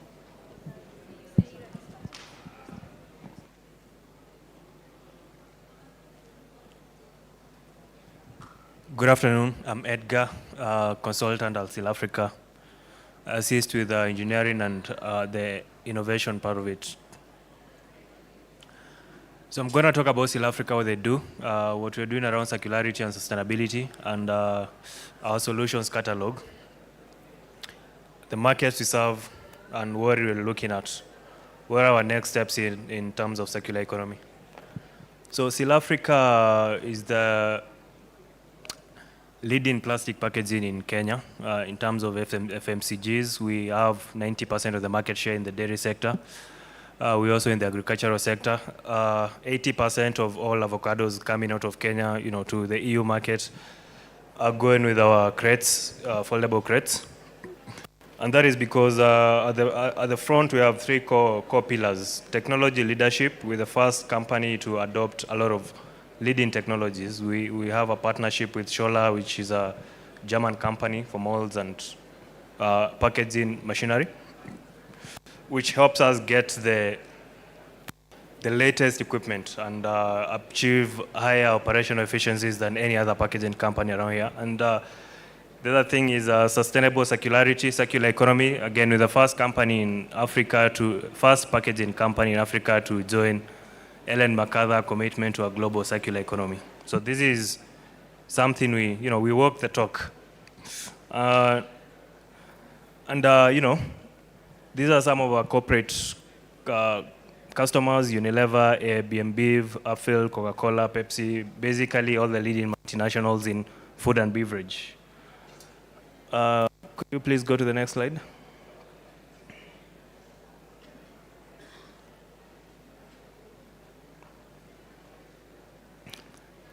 So we are serving a couple markets. FMCGs, that there is a value addition in the agricultural sector of dairy, yogurt, cheese, all these things. Margarine, if you've gone to a supermarket and gotten a Blue Band, that packaging was made in South Africa. We're also doing a bit around pharma, that is a chemical and healthcare. Mostly that is in Tanzania. So there's a factory in Tanzania, Mozambique, Kenya, and Ethiopia. So a lot of the chemical parties in Tanzania, where we are providing Total and all these other companies, their packaging solutions. In Kenya, primarily what we are focusing is FMCG, so the dairy sector and the agricultural sector. That is in crates and in yogurt cups, packaging tubs, and basically tubs, cups, and crates. Next slide, please. Some of the applications of our packaging, are shown here. We are doing rigid consumer, which includes tubs, jars. We are doing the Vaseline, so that is in the personal and home care. We are doing yogurt cups, Daima, KCC, all that. Preforms for water bottles, anyone who has a water business and you're looking at packaging your water. So we are doing the preforms, you can do the blow molding. We do rigid industrial packaging, that is secondary packaging, that is crates. Beverage crates, that is bottle crates for Pepsi, Coca-Cola. We also do in agricultural crates, which is what we really want to speak about, because that is where our sustainability scope is. That is where our roadmap is. And we also doing tertiary packaging. If you go to an airport, you'll find the stretch wrap. That is what they're using to wrap your suitcases with. And also this is what is used to wrap whatever you are packaging in pallets during export. Next slide, please. Now, that was about South Africa. Now let's look at what is happening around around sustainability and policies. All the way from Rwanda banning plastic bags. So the first thing that was happening is a ban of plastic bag, then promoting reusables. Then in Kenya, there was a point where we were looking at banning plastic altogether. Then they formed the Kenya Plastic Pact, which is what led to the formation of PROs, so that we do not ban plastics, but we have people who are doing plastic packaging or plastic manufacturing, provide a way in which whatever they put in the market can be recovered and recycled or disposed properly. Then at some point, we have Ellen MacArthur Foundation launching Plastic Initiative for Africa. That is when South Africa joins. Then we have a lot going. Right now, we have something around ban on some problematic plastics that is happening, a discussion happening within KEPSAC, KPP. We have UNEP right now, a global treaty coming up, which is going to give further directions on how packaging is going to use, specifically around plastic. And that is where we are right now. There are 7 legislations all companies have to comply to by May, I think May 5th. That is from NEMA and the government. And this evolution of policy, because there's 2 fundamental things that a business evolves to meet. One is the economic demands, and 2 is policies, you know. So these have shaped what South Africa is doing. If you go to the next, that is by, first and foremost, taking leadership in formulating the path. Everything happening around plastics in Kenya, whether through KEBS, KPP, we sit at the board to help direct, control the narrative, and you know, to make sure whatever capex we are allocating, our policies are going to come up. So we're not going to go out of business anytime soon. So South Africa sits in several boards, PETCO in Tanzania and Ethiopia. Our group executive director was the first KEPRO board chair. We also sit at Ellen MacArthur Foundation, which has provided the roadmap for plastics for the next 10 years. And also the packaging industry, the board roles and everything. We're in YPO. YPO is Young Presidents Organization. Some of the biggest companies in the world are here, including Berry Global, which is the biggest packaging company. So whatever they've been able to innovate, that's in the first world. So whatever policies we are going through, whatever changes, evolution, we are going through locally. Companies like Berry Global have already done. So we're able to pick these things and implement them before even NEMA sits down and puts down a policy. So for more information, I still have a few minutes. for questions. Please conclude. All right. Around sustainability, if you go to the last slide I'll talk about, then I can get the questions. So the last thing we are doing is progress on sustainability. So a lot is happening. Renewable energy, solar, Industry 4.0, we are using ThinkTrax, probably the only packaging company that is using IoT and AI in the production to optimize production and minimize material use and all other circular economy principles. And more importantly, we are using recycled content in our secondary packaging, that is the crates, the agricultural crates. We've gone up to 46% of post-consumer and post-industrial recycled content in the crates. And so here's what is happening in the market right now.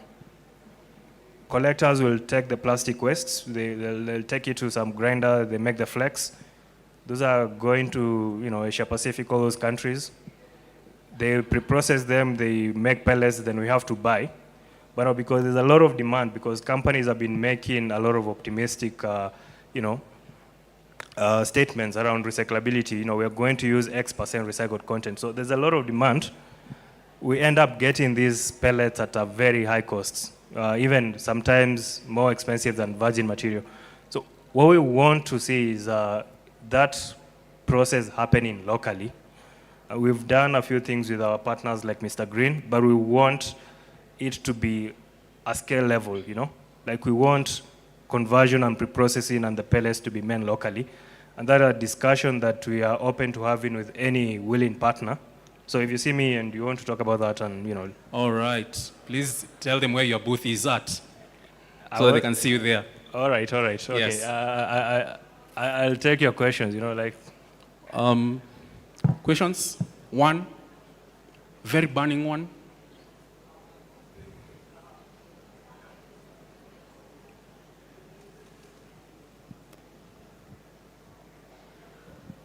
Thank you for your presentation. My name is Gonchai Herrick.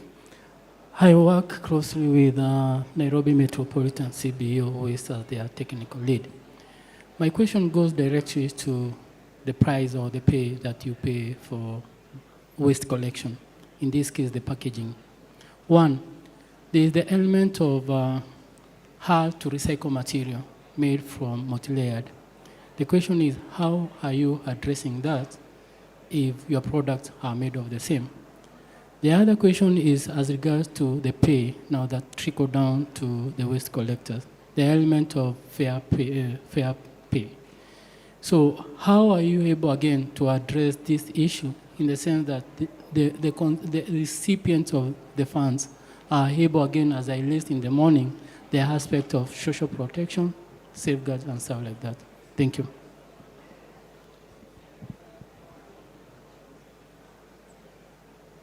Will you answer them? Yeah, so, the core business of Seal Africa is plastic packaging, Seal Africa is for profit, so we need to make sure at the end of the day there's enough money coming in. When it comes to wealth collection and recovery, so we've delegated that to KEPRO. So KEPRO is a producer responsibility organization. I think they have a booth somewhere. So what we do is we submit how much volume we've put into the environment, that is packaging. We pay for that through KEPRO. Then KEPRO is supposed to ensure that is collected, it's properly recycled or disposed, and there is proper compensation. And whichever people are part of the value chain are getting subsidies. So the moment we submit the volumes and we pay to KEPRO, we've delegated that to KEPRO. Thank you so much. That especially is a good build-up to the afternoon session where we'll be having KEPRO discuss more about what they are doing with respect to what he has answered. Let's give Seal Africa a round of applause. Please visit their booth. Thank you so much. They're right behind here, the second booth in the middle. So yeah, more questions can be directed to them there. Next presenter.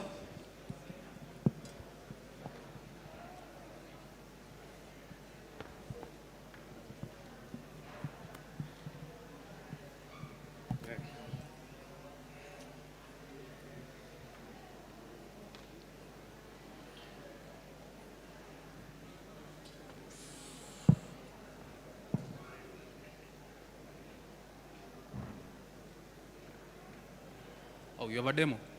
Yes, I have a demo. Okay.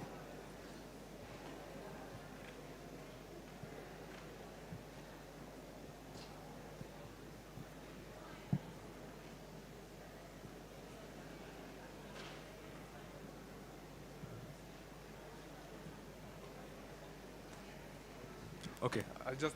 Yeah, please go on. Okay. Good morning, good afternoon, ladies and gentlemen. My name is Elias Mushai, representing Jijenge Makers Limited. So in Kenya, we have a very rapid rate of urbanization, meaning more people are coming into cities. And what this means is that there's a lot of waste being generated. In fact, last year there was more than 900 tons of plastic, of general waste, solid waste generated in Kenya. And out of these, 10% is plastic. And from the 10% that is plastic, only 10% is recycled. So this leaves a huge gap where there is a lot of trash that isn't catered for. But Kenyans are known for being innovative. We are known for being creative and coming up with solutions. And so we came up with a product, the Jijenge Cabro. So we take the plastic from the dump site, we take it through our proprietary technology, sorting, crushing, we do some extrusion, and we make our product. What does this product tackle? Number one, we tackle the big amount of plastic waste. We create an enormous amount of jobs, consistent income from people in the dump sites, and we also tackle emissions. Because our product is made from only plastic and sand. We don't use cement, and we don't have, we have done an approximate of 400 tons of carbon equivalent, which has been evaded from the environment. And our business model is simple. Number one, we sell the plastic products. Number two, we sell our proprietary technology. We've done our first export this year. We've sold it to Senegal, and we're looking forward to doing more of this, selling more of our equipment and more of our technology to outside Africa, outside Kenya, and outside Nairobi. We're doing our seed round funding currently. We've generated $370,000 US, but we're targeting $1 million US. That leaves a deficit of 630,000. And from this, we are looking for CapEx sources, CapEx finances. This means that you're going to be creating more machines, you're going to be creating more jobs, and you're going to be recycling more plastic. And yes, our product comes at competitive prices. We do $13.97 per square meter of plastic cabros against the general market rate, which is about $1,200. But what makes our product unique is that our product is up to 5 times stronger than normal concrete pavers. This means that our product can last up to 40 years, meaning you can install our product now, your kids will find it, your grandkids will probably find it, and not only do we recycle plastic, we also recycle our product. That means if your product reaches its end of life, we take it back to the factory, we crush it again, and we make more pavers from our product. And yes, our presentation was short and sweet, and I think I'm ready for any questions if you have any.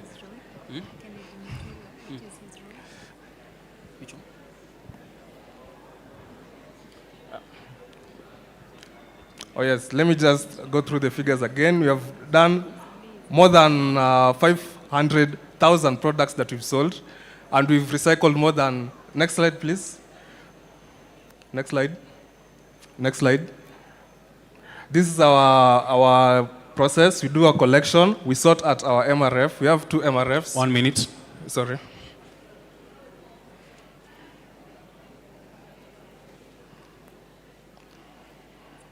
You're done? Okay. Oh, okay. Oh, sorry. Yeah, because you had just a minute. I was just alerting you.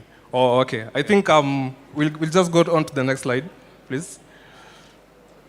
This is our value-adding process. We do the sorting, we do the processing, we mix, heat, and do our pressing. This is all new technology, innovated, made and built in Kenya. It doesn't exist anywhere else around the globe. Next slide, please. Yes, we've recycled more than 300 tons of plastic since we began operations in 2019. In doing so, we have created more than 250 jobs. These are direct and indirect jobs, mainly targeting youth and women, because those are the huge percentage of people you find in the dump sites. And in doing so, we've avoided more than 450 carbon equivalents of emissions. That's because you don't use cement. I'd like us to stop there, probably. I think if there are any questions, I'm ready to take any questions. 2 burning questions.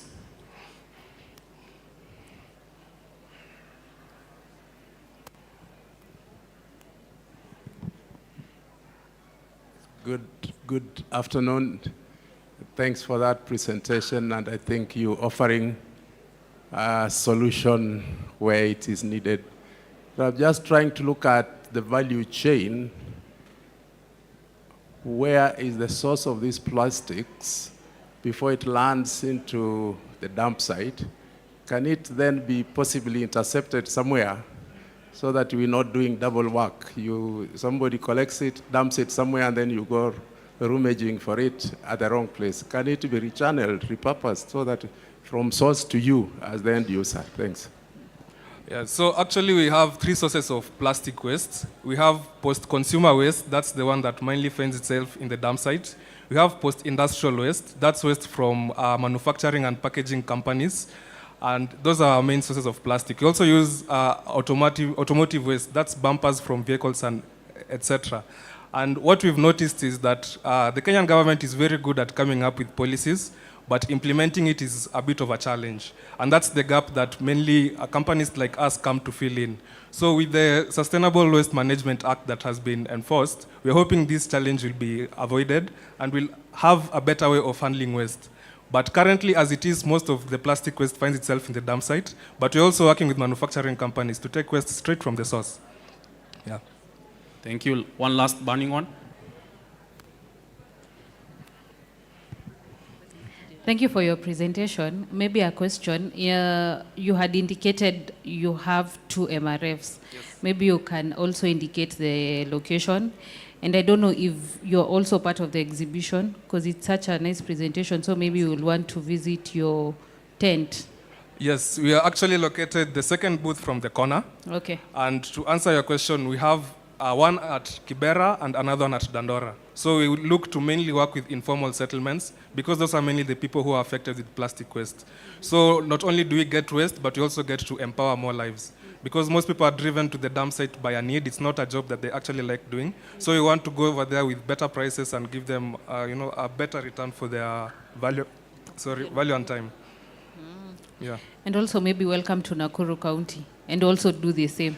Yes, actually we are, I'll show you later, but we are looking for a scaling program. Nakuru is our next destination. Yeah. Thank you very much, Jijenge, Thank you for your time. that wonderful presentation. Thank you for Nakuru City for inviting Jijenge. So please give Jijenge makers a round of applause. For more information, please visit their booth on my right-hand side. So next presenter will be M. Taka. Are we ready? Karibu. 5 minutes, please.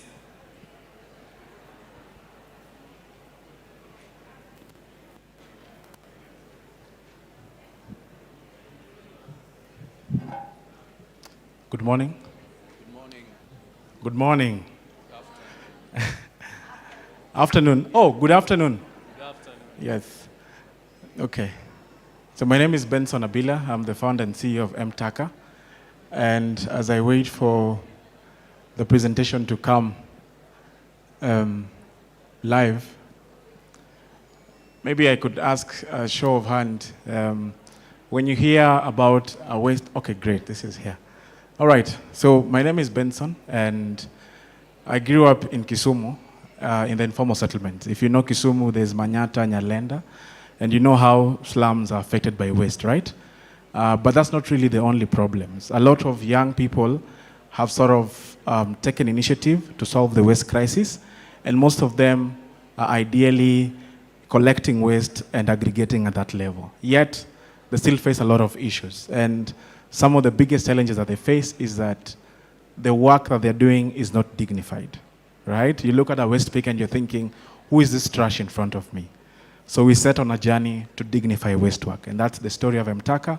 And we knew that for us to do that, next slide please, we had to understand the ecosystem, and it's clear that up to 4,000 tons of waste is generated in Kenya daily, and of that, only 20% of the waste is recycled, right? And up to about 50% ends up in the dump sites and the rivers. And that means that, of course, when it goes to the dump site, it's an hazardous environment to recover materials. It's not a friendly site. It's even not very healthy for women to be there to recover the materials. So we are committed to change this, and we understood quickly, next slide, that even of the 20% that is actually recycled, right? The large-scale recyclers still struggle with a lot of issues, right? They still have they have a supply bottleneck, they have poor quality and contamination, they have inconsistent supply because they're scrambling for the 20%. Yet, the 80% that is available, no one is looking at it because it's being handled by waste pickers and informal aggregators, right? And at that level, there's so many issues that not so many people are trying to solve, because the problem there is that the jobs themselves are undignified, right? So who is listening to them? There's limited infrastructure, and there's limited cash flow for someone just to try and aggregate properly to try and sell the material to the market that is for large-scale recyclers. So for us as MTAKA, we are then, next slide.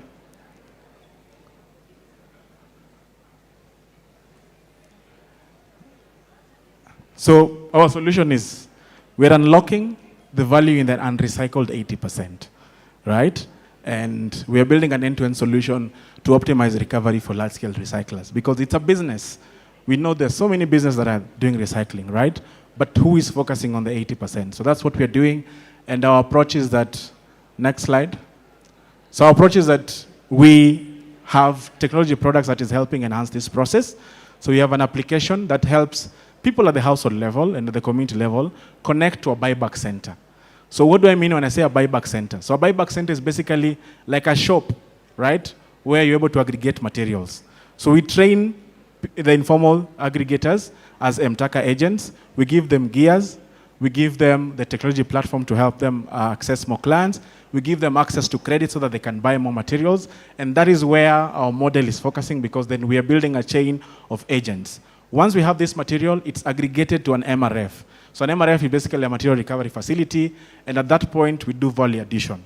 So the goal is, if you're aggregating plastic from community buyback centers, are you able to add value to it at an MRF so that then it's ready to be taken to the large-scale recycler?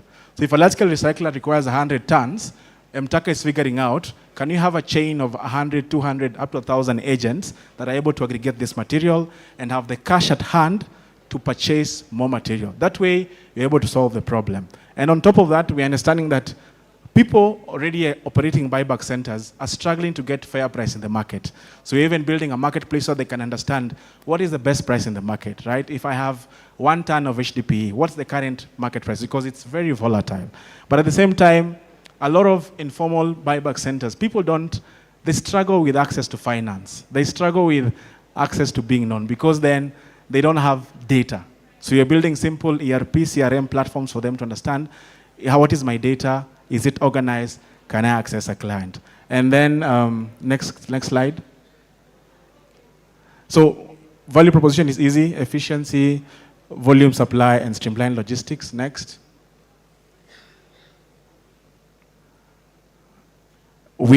Of course, the sale of recyclables are able to help us balance margins. We're looking at the commissions, the marketplace in the future, advisory and insights, and subscription on our system. Next slide. The impact has been great. This is what we've done so far, over 1 million kilograms of materials aggregated through our platforms and the MRFs, and over 300 agents trained, over 2,300 users, over 160,000 revenue. Next slide. And the market is huge, right? Just 4%, we have $1 million. So let no one tell you that recycling doesn't have money. Okay. Then final slide. We have brilliant partners that we work with. Of course, you know Mr. Green Africa and the rest that take material at the top. We have won awards, top 10 digital and green innovations around the world by World Food Program. And we have different partners, including the county government of Kisumu, that we work with the Kisumu Waste Actors Network to operationalize the first county-established MRF. So we do a couple of things, and then maybe I see the time is up. Next slide. Thank you, thank you. Next slide. Brilliant team. And we are raising money, by the way. So if you have money here, I want you to see that slide. $500,000. And we have commitment up to about half from investors. So we are the next company to invest in. So don't wait. And then I think we are done. So let's work together. Thank you so much, Mtaka, for your wonderful presentation. I think it's really aligned to the theme of the discussions in the morning about Daton, so many things. So I'd like to invite the audience for questions. 2 burning questions. Who has the Mtaka app? Maybe I can ask. Yeah. Who has downloaded the Mtaka app? Okay. Okay. Actively, we're in Kisumu, so most of our users are in Kisumu, but we hope to scale. All right. So we have a partnership that we're doing to scale to Kakamega, Vihiga, Homa Bay, Migori, and then hopefully next year we can do entry into Nairobi market and Nakuru. So we're looking forward to you being users of Mtaka. Thank you so much. I think we've seen his booth. If you have more information in terms of how we continue the discussion, please visit his booth. Where is it? So our booth is right on this edge. So the first booth, the second, look at if you follow this aisle. That's where our booth is. And I'm looking forward to collaborating with most of you. If you're a large-scale recycler, let us help you recover more materials. If you're an informal aggregator, let us help you make sense of your data. If you're government, let's collaborate in optimizing your MRF and your data. And if you're an individual that wants to recycle, let's help you locate the buyback center next to you. Thank you so much. All right. So, a round of applause. So next we're going to have Totoski as Nairobi City County and Mazingira Yetu organization prepare for the next presentation. Totoski, please.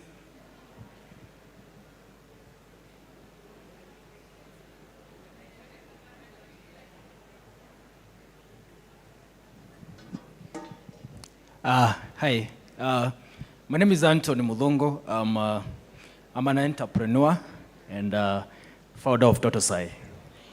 Totosai is a startup based in Kirinyaga County, a place called Sagana. They're locally produces beach chargers.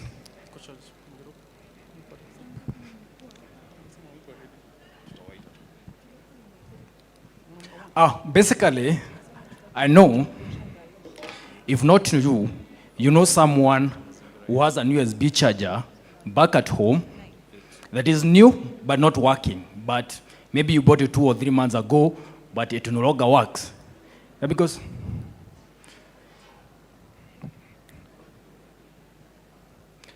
exactly, charger look like this. I'm not saying this is your charger, but I know maybe you know someone who has a charger like this. And so normally what happens when you have this charger at home, when it's like that, like this, you throw it away. When you throw it away, you contribute now to the increase of electronic waste. This is an electronic waste. So next. So at Totosai, what we do actually, instead of we just throwing it away, we can repair for you. You just bring it to us. We remove the sellotape. We assess the magnitude of the damage. We apply the internal molding and external molding. Actually, the repaired cable even look more neat than even the original, the way it is. So you don't have to buy a USB charger, it's faulty, you bought at 3,000, don't throw it away. Come, we fix it. Actually, for only 100 Kenya shillings. Is that $1? We fix for you. Next slide. Good. So normally happen is most of the plastic waste, we normally have them packaging the consumable products. Once you consume a cooking fat inside this packaging, what do? You throw it away or you burn it. What does that mean? You end up now making the environment even worse than the way you found it. At Totosai, let me show you what we do. We collect this plastic waste, we sort them, we shred them, and then we use them for molding activities. You see these USB cables? They are made using the waste plastics, but you can't tell unless I tell you. And even if I tell you, you will not believe. Until now you come to the factory and see it in your eyes. Next. Other than that, other than just repairing chargers for you, we manufacture new products. USB cables from zero. We are based in Kirinyaga. You can see it on YouTube. We do it, and these products comes with 1 year guaranteed service. If you buy our products and it happens to take you for less than 1 year, you are supposed to bring it back because you have been interested. What happened? But nobody comes. I don't know if they fear us or our products are good. And of course, Totosai is a member of Kenya Association of Manufacturers. And not just other the cables, we are also producing the dual wall charger. This one is dual. Whether you have a cable of C2C, this is a guy. USB cable, this is a guy. Very fast charge. Very fast charge, I repeat. Next, please. I know you're asking where you can get our products. We have a shop in Nairobi, Tilum, just next to 2NK delivery office. You know, you can even see the 2NK the shop. So I know even if you close your eyes, you can just go and you can identify the shop directly. And these products are affordable. Imagine as low as 500 bob and 1 year guaranteed service. And if you cannot go and buy them here, I have them there. I have in my booth there, just come, you buy, and of course, you'll not be buying the product. You'll be buying the value of this product. 1 year guaranteed service. I know you're asking, where can you get it in Koturo or Modogashe? I know, you want to know how you can get it in Modogashe. Next, we supply to Safaricom. Just go to the Safaricom shop near Modogashe. You find them there. Or you can buy through Masoko e-commerce platform. It's under 250 delivery fee. You'll get it there. Next, please. What's our unique value? You know why we are unique? We are very good at customization. We can design it the way you want. Any color, any length. You know why we have this logo? We can even have your picture here. We are very good at customization. We can just design it the way you want. Next, please. And then we sell now, again, our customer to retail consumers. Me and you would want to buy a product. Industrial companies, companies manufacturing devices that require these cables to power them. Tech retailers like Safaricom, and of course, corporate clients. Corporate clients, remember I said we can design it the way you want, with your logo and brand name. Some companies come, we brand for them with your logo, and then they give them as their corporate giveaways. Squeezy don't give people t-shirts as our corporate giveaways and books and pens. Give them a check that is going for 1 year with them. They'll never forget you in that house. Thank you. Next, please. Thank you so much. We are finishing. These are our cables. Our vision as a company is charging the tech industries. And we have already achieved the vision. This is a charger. These are the cables. Have you not completed the vision? We are charging the industry. Any device you make or you manufacture, it will be powered by this. This is a complete charger for that device. So now the thing is, we are getting inside the market very well. I think the last slide, where's the last slide? We finished. That wasn't the last slide. There's the last slide. No, are you sure? I think so. No, I'm not sure. So basically, we have done the USB cables for 5 years, and now we have started doing the dual charger. So if you can buy, I have them there, but I would prefer Safaricom shop. You can just go on internet, Google Totosai, and then you have them looking at you. Thank you so much. Thank you, Totosai, for that wonderful presentation. You don't want to take questions? There's a question. Bring it on. Very burning one back there.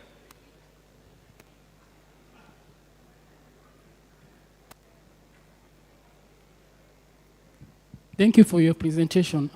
As I said, my name is Gwantai Herrick. I have one question for you. As you help in decarbonizing the tech industry through your innovation as well as through repair, how are you also addressing the issue of waste coming from cables? You have alluded to your product getting as far as Mandera, Nodor, Moyale, Samatar, just to mention. So how do you ensure those products over there come back to your site? Thank you. Thank you. One thing about our products, I'm not saying this so that you can buy.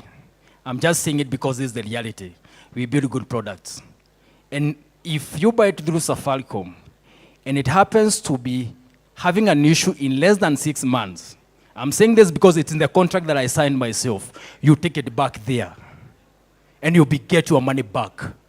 But you cannot just go and fix it somewhere, then you repair. So take it back, you get your money back. And because it's me who have designed this product, I know it in and out. I would be interested to know whether it has an issue, because I can fix it. I made it, so I don't know why it should have a problem. I can fix it. And again, in order also now to save on the amount of the electronic waste, I don't just repair my cables. That's why I'm telling you, even if you have a charger and it is faulty, don't throw it away. Bring it, I'll repair for you, and go and reuse it. But I cannot guarantee that on quality, because I only fix what you got somewhere else. Thank you, Totoski. Probably could have told us if you have a discount for the circular economy conference today, apart from the price you're selling for us at the shop. But for that information, I think actually, we can tell them, if you buy 1,000 pieces, I'll blood it for you for free. Wonderful, wonderful, wonderful. A big round of applause for Totoski. Next, probably another question maybe later, probably, please, for the sake of time and for the other presenters. We have a presenter from Nairobi City County. If you're ready, please. Thank you.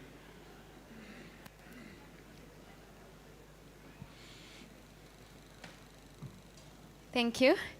Good afternoon, honorable guests, partners, exhibitors, participants in today's Loop Forum. Good afternoon. Good afternoon. My name is Christine Kivuva. I'm an assistant director in environmental monitoring, compliance, and enforcement from a sector called Green Nairobi in Nairobi City County. And I'm so happy to be here. I recognize the support from Kenya manufacturers and Danida on inviting us to come and talk about circular economy and what we are doing as Nairobi City County. Waste management by the Constitution of Kenya, 2010. And Nairobi City County, we are very key in ensuring that we promote circular economy in waste management in the city. And we are happy to be part of solutions and to be involved in this important forum today. We have a framework for solid waste management in the city. That is Nairobi City County Solid Waste Management Act for 2015, which provides that Nairobi, for us to manage waste in the city, we have a sense of different actors.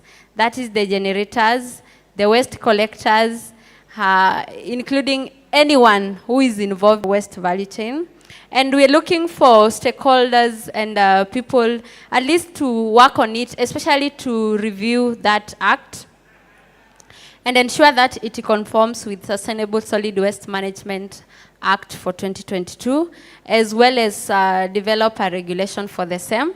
This will ensure update it with, of course, we have challenges, we have issues, we have trends in the waste management in the city. So we are looking for collaboration, especially in updating the data and also ensuring that we review the legal framework.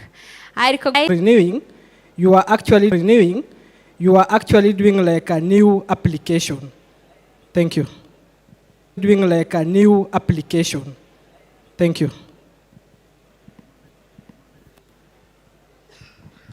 Thank you. I have a question. Thank you. I have a question. The issue of plastic and microplastic is a concern that has been could be your license this year, but you're taking your waste along the river. Do you expect the area chief to recommend you? You don't.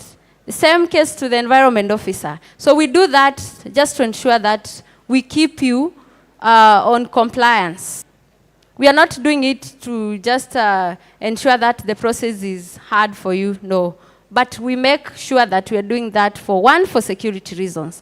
If you are community-based organ, every year you must get that another recommendation from the area chief, because we want to make sure that you are not source of insecurity you work. Number two, we want to ensure that you're still working very closely with environment officers just to ensure that everything is in order.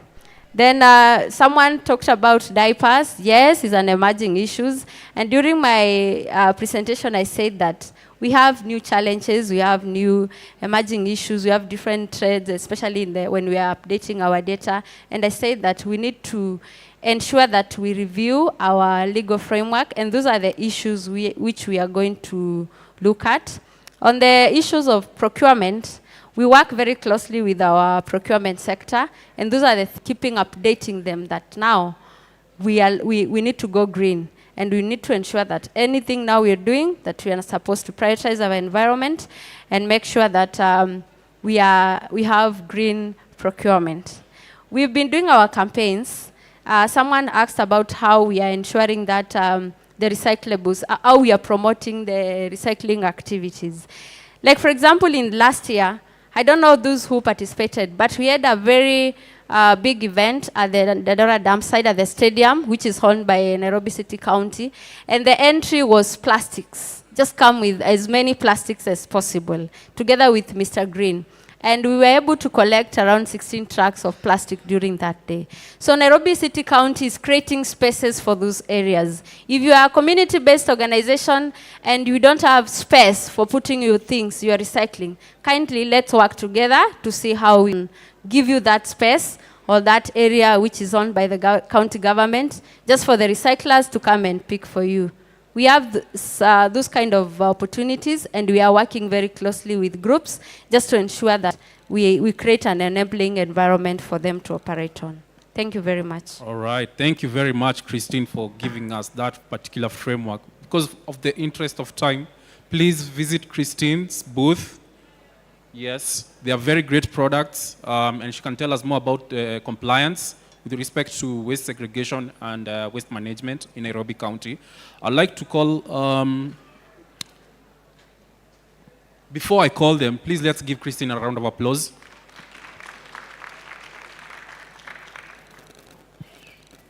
I'd like to call Protein Masters for the next presentation as Mazingira Yetu and EcoCharge, in that order.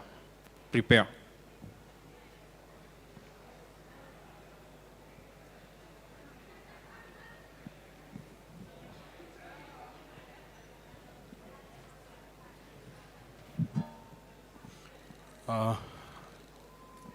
Slides on deck.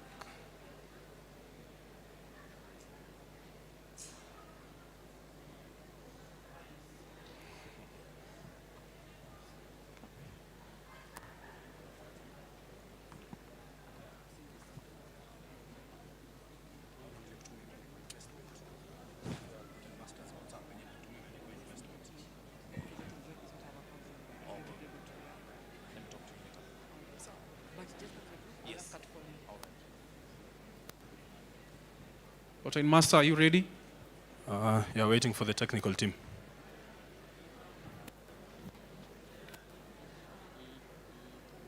Hello, hi, I'm Anthony Chegemigwi. I'm a co-founder at Protein Masters. So I'll just, give me a minute for the slides to come up. Yeah, thank you. So I'm a co-founder at Protein Masters. So I'll explain what Protein Masters does, and in this context, I'm going to be very specific. This pitch is based on a regional base. So I'm going to explain our pitch in context with a specific region. For this region, it's the western region of the country. So we work with Bondo Community Development Program as partners there. So we leverage on nature-based systems such as black soldier fly to convert organic waste into organic manure. And in the same process, we're able to generate organic we're able to generate organic manure and also harvest insect-based protein. Next. So what are we addressing? Of course, high cost of feeds. That has been, Kenya is based on agriculture, so there's a lot of high cost of feeds. Let's work on a regional basis, especially where we are working with the regions of the Western region as well. So there's also high cost of fertilizers for farming. There's degradation of soil in terms of conventional fertilizers. And of course, there's a high rate of youth unemployment within the same context. Next.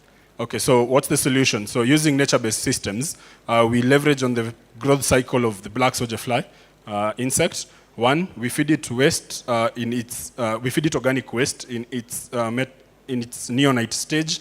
Then leveraging the whole growth cycle, we're able to do around 5 to 6 weeks. We have pre-pupa, we have pupa, we have adults. So in the process one, we're able to harvest organic manure. So in terms of numbers, 6 tons of organic waste can produce around 2 tons of organic manure, and at the same time giving an average of around a ton of wet larvae. So of course we do food, that is feeds and food in terms of agricultural processes. Next. So the methodology, what we're working with is a lot of then we have a lot of waste cutting. Then we have BSF rearing. So in the rearing process, we harvest the frass, and at the same time, we harvest the larvae. Then the output becomes the fertilizer and the animal feeds, so poultry. So we work on a satellite model. So satellite model is we have a major BSF facility on the core. Then we have an expansion out. So we are working with integrated farmers. We are working with the market, garbage collection companies, municipalities. Then we have set up mini BSF facilities to facilitate production. Next. So the market size, of course, on the lake region on itself alone, we have around 14 counties in the region. So we have farmers, we have cage fish farmers, we have agro input dealers, and highly environmental, that is low carbon inputs. Next, please. So potential market size, we're talking around 80% farmers in the space. We have 45% of it being feed manufacturers, 90% of them being fertilizer companies. So first asked, so we've been raising for the last 2 years up to 1.5 million USD. We are still on that raise. We've managed to hit, in terms of grant funding, we've been able to hit several grant fundings in terms of training from major organizations, as well as in terms of infrastructural setups, such as organizations as International Monitor Waste Management Institute. So phase 2 is supposed to be around waste commercial. So according to the Kenya National Bureau of Statistics, it is estimated that towns and cities in Kenya spend over an excess of 10 billion shillings on solid waste management. And if you add as a result of that, one is able to have a greater or deeper understanding of what solid waste management is, and equally they're able to have a deeper retention of knowledge in regards to solid waste management. So this is a game that we believe that you have just created just like a month ago. And so far, how you have tested it, you have seen very, very, very good results. So, our game, as you will see it in our booth there, we are seeking 500,000 shillings in order to translate the game into different languages, and also to host it in a website and in a mobile platform. This will enable very many people across the world to be able to access it in a very easy way. So through the game, people will be able to become teachers of the game. And so with all that, without much ado, I welcome you to visit our booth. You'll be able to learn more. Thank you. A big round of applause for Mazingira Yetu and his initiative on education on circular economy. A question for him? Burning question. Please visit his booth, enjoy the game, have fun, learn. Thank you very much. A round of applause. So we'll have 2 more presentations before we break for lunch. And the next one, we're going to have Loop Pet Food. And after that, Mokomaya, before we break for lunch. Thank you for your attention. Loop Pet Food.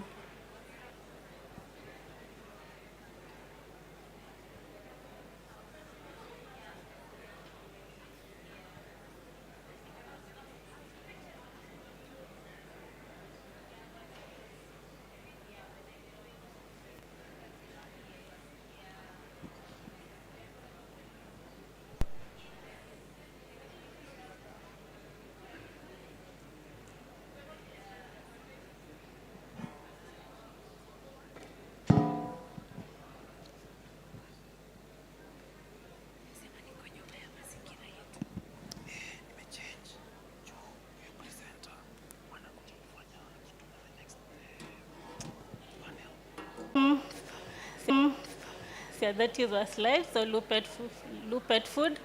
So for the raw vegetables and fruits we get from local farmers, we use the vegetables that could not find market. We call them rescue vegetable, because when you go to the market, you can see sometimes there are vegetables that you cannot buy, you as a person, because of the size or the shape of the vegetable. So we get those vegetables from farmers, small-scale farmers, to farm to feed, who supply to us.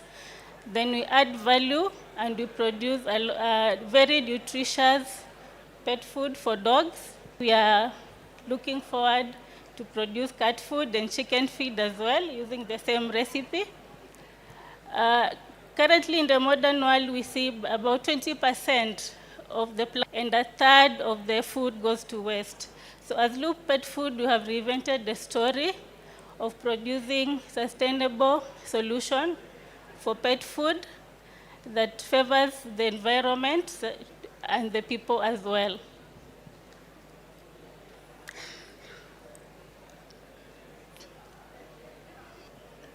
Okay. So for that short presentation, I'd like to invite only one question and also request all of you to visit our booth. We are located just here, this way, the second booth, next to Seal Manufacturers. Thank you very much, Loop Pet Food. I think I'm seeing great synergies here from Protein, Loop Pet Food. Let's see if you have a solution. Please visit their booth. If you're looking to buy for your pet's food, kindly more information, you can visit the second booth on my right in this path, right?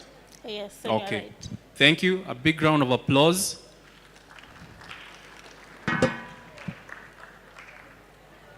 I'd like to call the last presenter for the afternoon, the second last presenter for the afternoon, Mokomaya.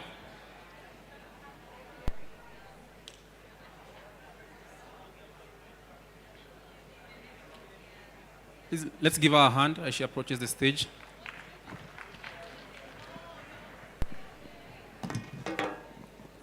I think I will just start without the presentation as he loads it up. My name is Nyandia Kamawe. I'm the founder of Mokomaya. Mokomaya is a company that is upcycling glass bottle waste.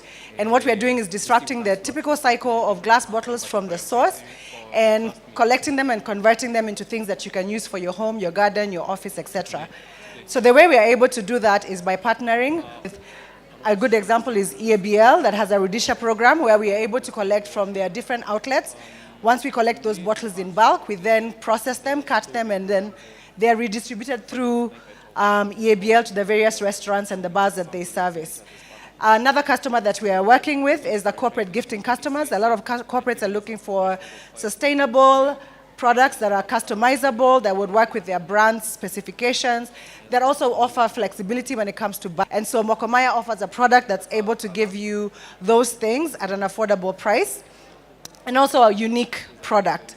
We also work a lot with restaurants and hotels that have a high turnaround for glass needs. So those three are the main customers. The problem that we are currently solving in Kenya is that we know that there's an EPR law that has been implemented. So anybody that is producing glass bottle waste, anyone that uses glass bottles for their packaging or for the distribution of their materials is required by law to then account for the waste that they're creating and producing in the environment.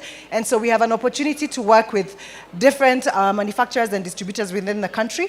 We also have an opportunity to, like I said, provide glasses that are always in high need for restaurants and bars. And so, yeah, I want to keep it short because it's lunchtime and we are all tired. So that's basically who we are. We collect bottles, we recycle them, convert them into things that you can use. We add value by including a bit of wood, a bit of brass, and different elements to make them a highly functional, customizable item. Thank you. Oh, wow.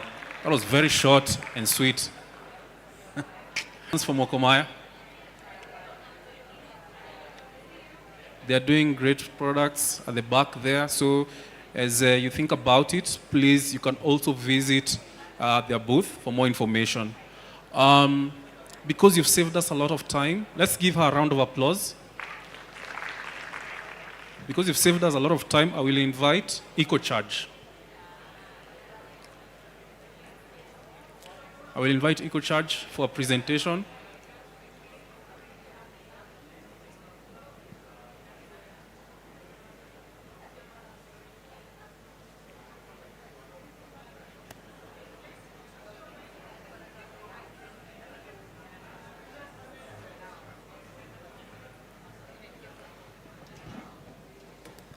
Good afternoon, everyone. My name is Nyambura Njeri, the CEO and founder of EcoCharge. And mine, I'll start as a story. Who here took tea in the morning? You all took tea in the morning, right? Do you know KTDA, as our case study, they consume more than 700 trees every year so that you can be able to take that tea in the morning. So we as EcoCharge, we are coming in to start. So when you use biomass briquettes, we are reducing the number of trees that they have to cut down every year so that we can be able to enjoy our cup of tea. Slide, please.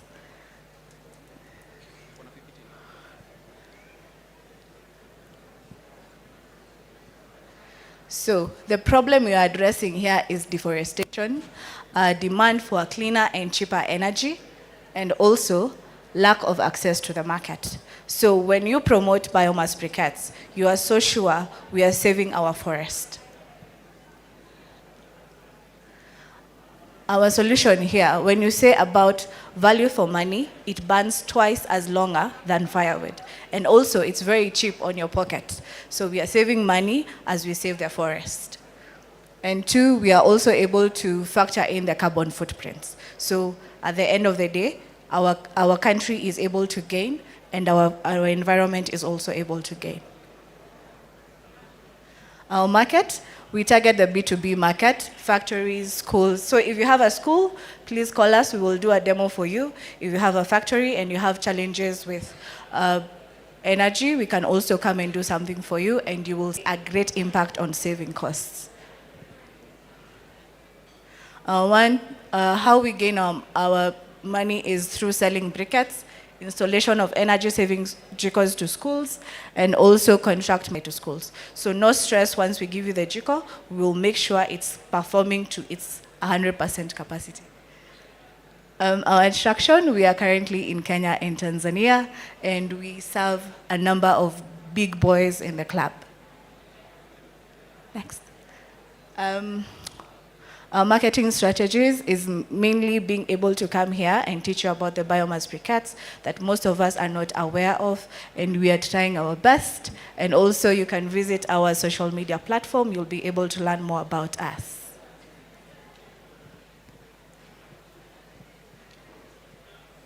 We are here, we are looking for money. We are raising 500K USD to be able to put up a manufacturing plant in Tanzania and also to be able to expand into the SADC market. Thank you. She can have a better round of applause than that. Thank you very much. Thank you very much. She's the first presenter who has given us a solution on energy using waste. So please visit her booth at the back to learn more about the EcoCharge energy briquettes for more information. So with that, I think we'll close the sessions for this afternoon of presentations. In the afternoon, we're going to have very serious discussion on the circular approaches in design and innovations. So we'll learn more about some of the innovations that have really gone ahead in terms of offering circularity solutions and what has gone into the research and how they've collaborated with various stakeholders in county governments and national governments. So I wouldn't want to take more of your time. Lunch will be served outside. I think my team will be able to guide the direction of how we're going to take lunch. So I had to eat into the lunch hour because you also ate into my time when I was calling you back. Please, let's take the shortest time also so that we can keep time. I'm seeing by my clock it's 1:18. Can we say we'll be back here at 2? 2:05? Okay. So with that, bon appetit.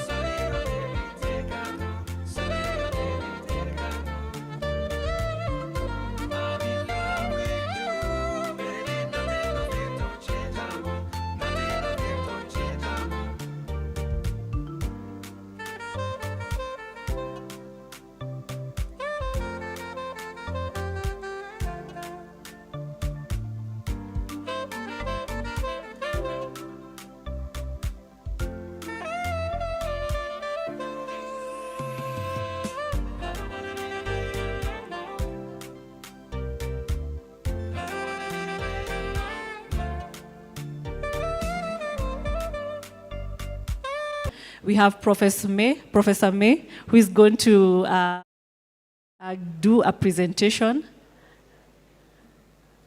or a talk. She actually says she can actually just do a talk. She's also going to join us in the panel discussion after her talk. So I think you just do the brief talk and presentation, and then we can have the Q&A at the end of the first panel discussion. Those who are joining us, kindly be seated.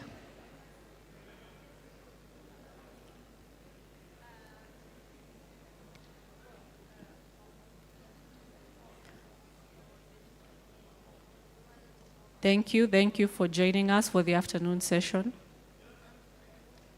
All right, thank you so much, May, and welcome. We are eager to hear what you're offering this industry, what you've been up to, whether it's in the country or outside from where you're coming from. Karibu.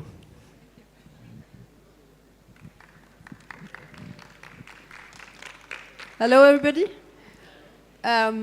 I think I have 20 minutes because Waiseri is not here.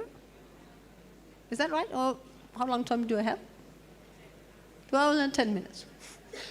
All right, anyway. And I'm also in the panel afterwards, so I'll try to say something now and something else in the panel. Yeah? I'd like to give you a little appetizer of a book chapter I have just written.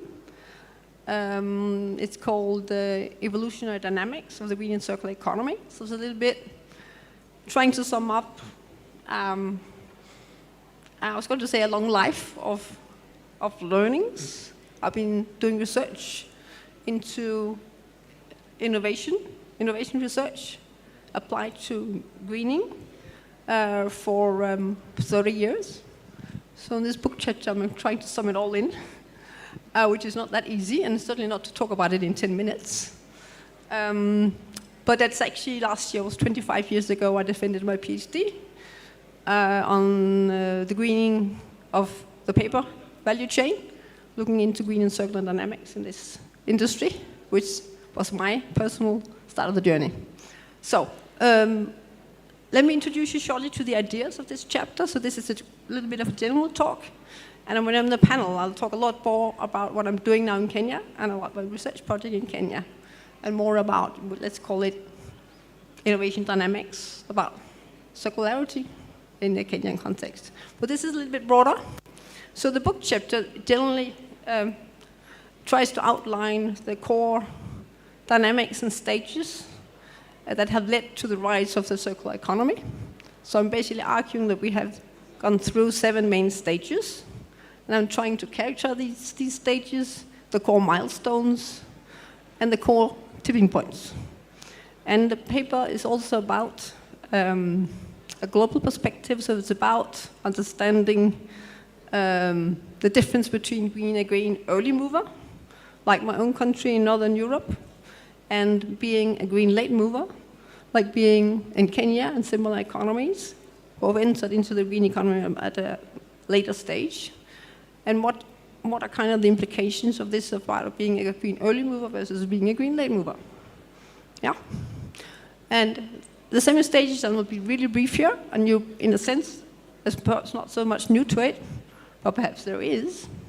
So if we go 70 years back, where we have more or less the slow rise of the greening movement, the greening thinking, we started by removal of waste.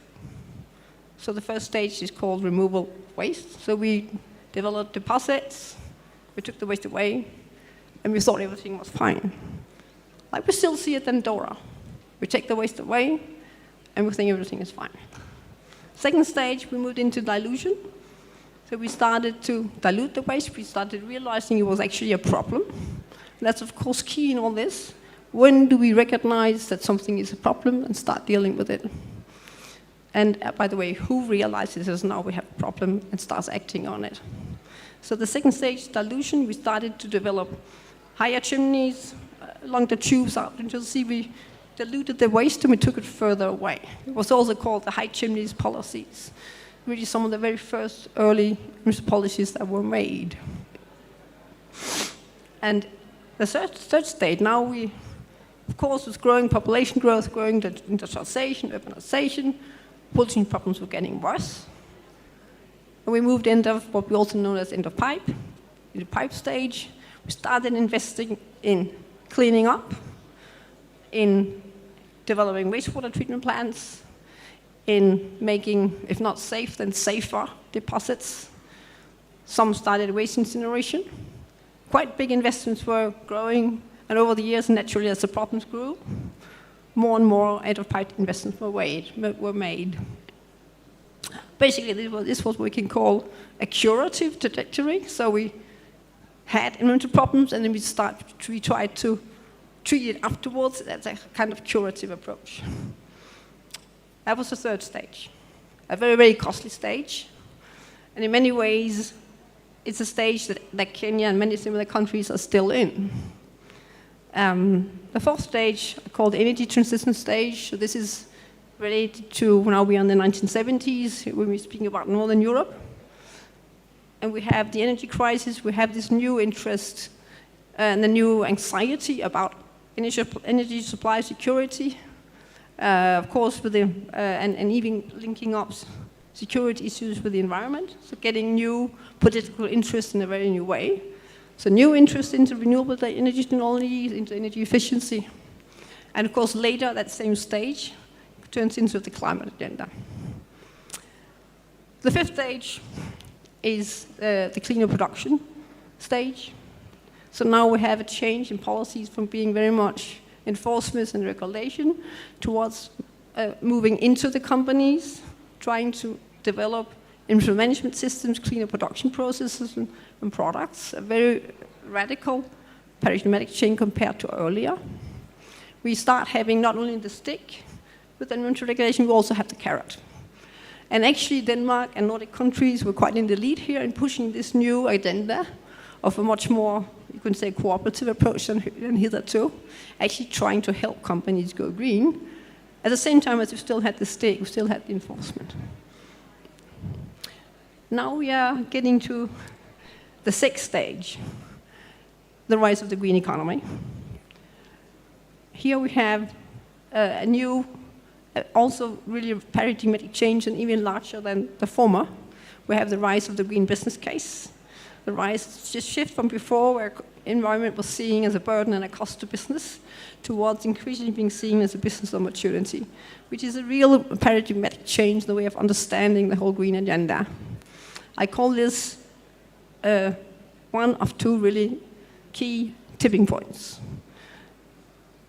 It's in my opinion, the most important change that has ever happened. And in Denmark and similar commons, this started around the early 1990s, where I was lucky enough to be starting my own personal journey into all this when I was starting doing my master's thesis. And I was bumping into some of the very first green companies in Denmark. So I'm old enough to have followed this journey from its beginning until now, and seeing the really transformative changes that has taken place in business and in surrounding institutions and so on. And of course, we've had a lot of institutional change over the years, supporting that change and developing a lot of green market supporting institutions. So we come to the final stage, which is perhaps not surprising. It's a circular economy stage, which is, like the former one, the second really key tipping point. And with tipping point in this sense, I mean, as in the former case, top positive tipping points. Often when we speak about tipping points, we mean negative tipping points. As for example, with climate change, we have a lot of fears about negative tipping points occurring when we have, catastrophic climate change, because different climate change will happen and everything will go really becoming a disaster. But I'm talking about positive tipping points.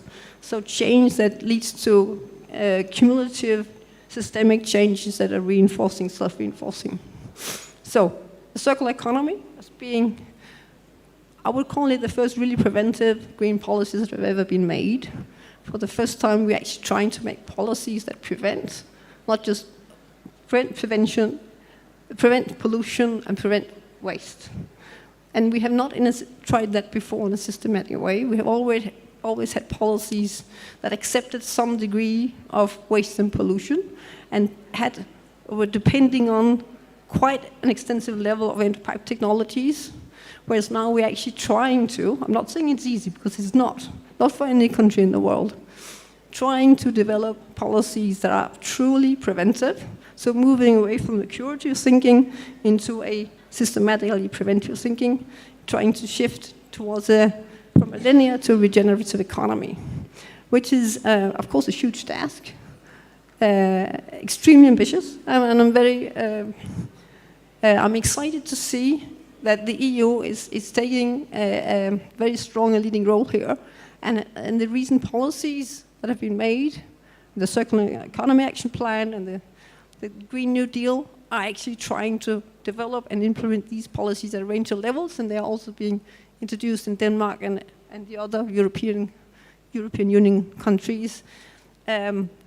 Importantly, in speaking about this, what's it going to do with Kenya? A lot. Now, we are living in times of great unrest and of great political instability. Also, the green agenda is heavily challenged. Of course, it matters highly when a superpower like the US is pulling back on climate policies, on environmental policies altogether. I'm sure many of you share my worries about all this, what this is going to mean for global agreements, even the momentum of the green change. a lot of political attention of shifting towards other issues, towards, even in my own country, military expenditures are going to explode and so on, whereas, of course, there will be less money for other things like green issues. So we're living in a time where even the green agenda is being, to some degree, threatened. Now, what I'm trying to say with this, my long story, is a positive message that there's been so fundamental structural change of the global economy into greening that even Trump cannot stop this. There's been so much change in the mindsets, the underlying technology trajectories, our patterns of problem solving, and all those institutions that have been formed over the many, many years that have institutionalized and consolidated the green agenda. And I know, because I've been researching into this for these 30 years, I know companies are greening in a serious way. I'm sure they will continue to do so. I was not going to say regardless of the politicians are doing, because it matters. There still need to be proper framework conditions. But a lot of this is actually into place. And what is very, very interesting, and we talked a little bit about it in the session earlier today, is that a lot of the new EU policies are being implemented through standardization. That is hugely interesting, because it's a very, very effective and fast way of getting policies implemented. So you see, if you follow what's happening in international standardization bodies, both at the EU level and the international ISO level, you see so many technical committees now working on circular economy, methodologies, concepts, measurements, all kinds of circular design, all kinds of technical committees are working on these issues, developing strong standards and all this. And these are being, implemented globally really, really fast. And that, of course, means that there's an effective means for leapfrogging into the developing South, in countries like Kenya.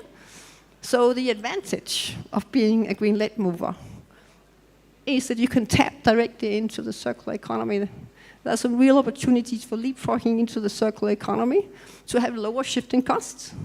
You have not invested heavily in linear end-of-pipe technologies as we have, like many and expensive wastewater treatment plants, waste incineration plants. Even our deposits are extremely expensive. Naturally, I'm not saying you shouldn't develop your infrastructure, you should, but the opportunity to leapfrog into new circular solutions at this systemic level is there. And of course, it should be sized. So particularly for these, at that, you could call it regional level, very important for the county level, we need to rethink and look for those opportunities of leapfrogging. And also, the second thing is that it's possible for you to tap into all that green changes that happened, that the knowledge that's been built up in companies, in products, everywhere. In fact, all the standards have been made, from eco-labels now to established EPR systems and so on and so forth. So it's cheaper. It's a lot cheaper to be a green-led mover. And the opportunity to go in and tap into all that knowledge, all that experience and so on is there. So that is my message so far. Thank you.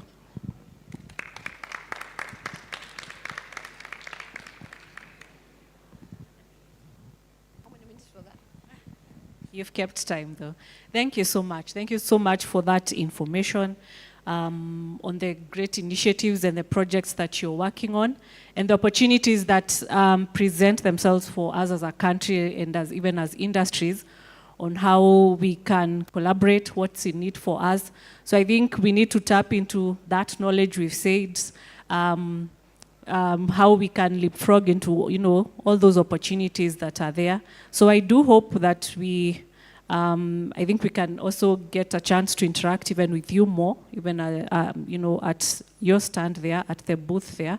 But thank you for that, and I hope that you can continue even giving some more insights on that. I don't know if EABL is here now. Is KBL here? Okay, if not, then we're going to go into our first panel discussion for the afternoon. We have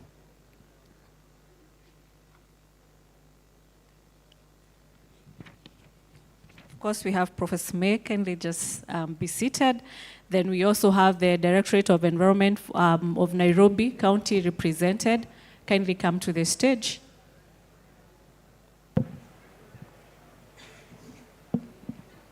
You will get an opportunity to introduce yourself and let us give us your bio, your profile.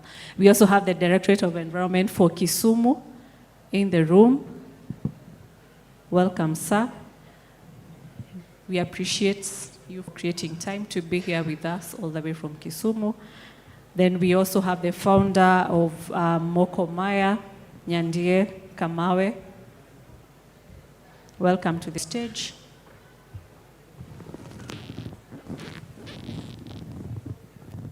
So then we are privileged to have this session being moderated by PACPRO. Gathoni, welcome.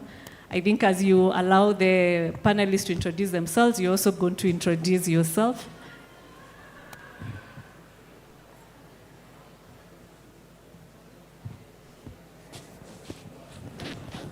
Thank you so much, and I do hope that you get to enjoy the session. Hello, everybody. I think because we're also going to be talking to each other, I'd ask Lawrence and myself to turn the chairs so that we can face each other a little.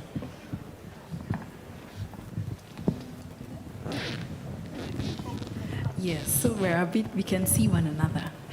Okay, hello everybody. We're having a conversation on circular strategies for innovation and design, and my name is Gathoni Methu. I'm from PACPRO, that's the Packaging Producer Responsibility Organization. We have a stand right back there.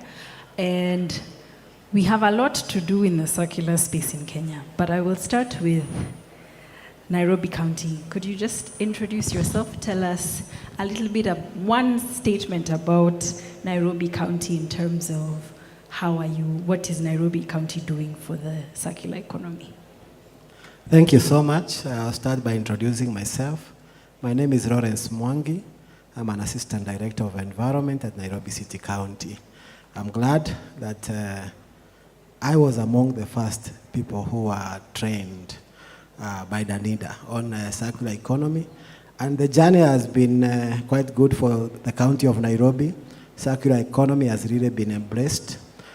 We have officers from the headquarters to the sub-county, and the information on circularity has been there. We are doing our best to ensure that we are doing a lot of awareness creation to the solid waste management chain and all other partners or players involved in environmental management. So we are trying to incorporate circularity in all our activities within the City County of Nairobi. Thank you. Thank you very much. I'll jump and move to Kisumu County.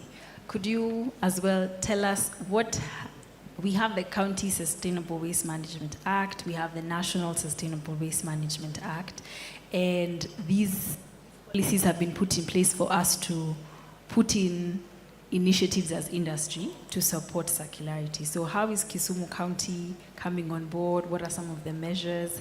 And then you can tell us a little bit about your journey. Okay, thank you very much. My name is Ken Koyo. I work for Kisumu County Government as the Director in charge of Environment and Natural Resources. It's a great pleasure to be here and present something on Kisumu. Apart from the laws that we've talked about, Kisumu has a Kisumu City integrated waste management plan that we've been implementing for the past 10 years. And part of the things that we've done is to forge partnerships, because we realize that we cannot do it alone and we don't have adequate budget to do that. So we incorporate partnership a lot. We just have a desk specifically for partners and having stakeholders in that particular forum working on issues of waste management. One of them presented here, Mtaka Solutions, but there are quite a number. We have what we call Kisumu Waste Workers Network, which is an umbrella body that brings in all the waste actors, waste pickers, waste aggregators together in one platform, and they are quite a good number. So Kisumu provides that enabling environment for them. Thank you. Thank you very much. And I'll move over to Nyandia.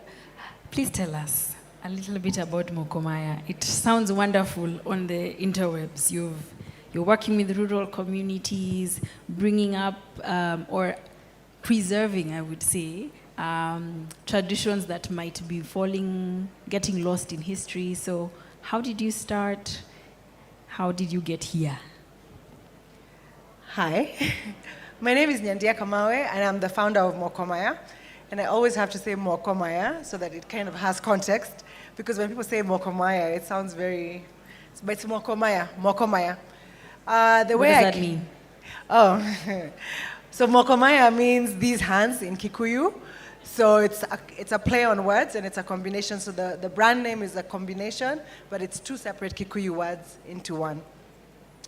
How I came about is I have been a UI UX design teacher for 9 years in Kenya and a few other years in the US.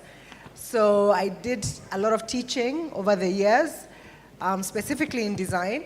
Then Corona came about, and teaching design online was just no longer exciting, and it was time to jump. So I jumped. I didn't know what I was going to do, so I started tinkering with what I had and what I knew how to do, which was create.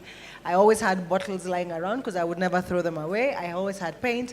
I had a bottle cutter because I used those kind of things for my own stuff at home. And so that's how literally we started.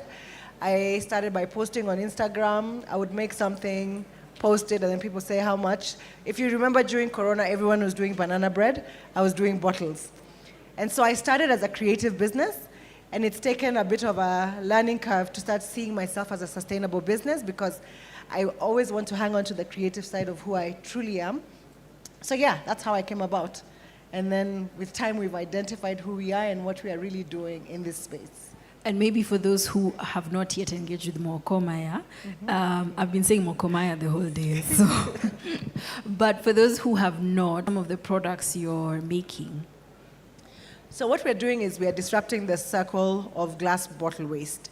And what we do is that we call restaurants, clubs, homes, and we convert them into things that you can use for your home. So we're making drinking glasses, we're making flower vases, we're making jars that you can store your cereals in, we are making candles, we are making apothecary jars for your cotton buds in the bathroom. So we're making an array of products, and I always tell people that if you can imagine it with a bottle that you have, bring it, let's try, and we probably can. A lot of the products that we are making have been someone suggesting, have you ever tried doing, and then we try, and then it becomes a new product. So that's some of the products that we're making. Thank you.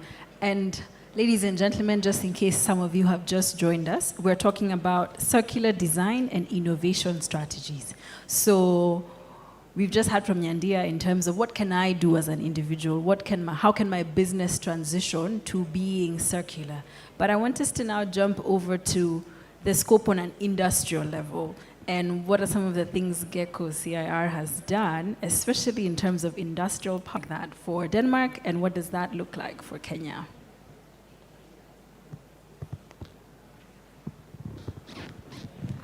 I'm currently running a research project here in Kenya. It's called Gecko CIR, and we have a booth over there. And we are aiming to further green and circular innovation amongst Kenyan companies. We're particularly focusing on the food industries. In principle, we could focus on any industries, and we did that in the former project, where we had a mixture of 26 all kinds of industries, but in the follow-up project, we chose to focus on the food industries only, or at least primarily, because it's one of those waste streams that are most wasted. It's one of the most difficult resource streams to make circular. So the idea of the project is that we try to upcycle the food side streams into high-value products. To do that, you need research.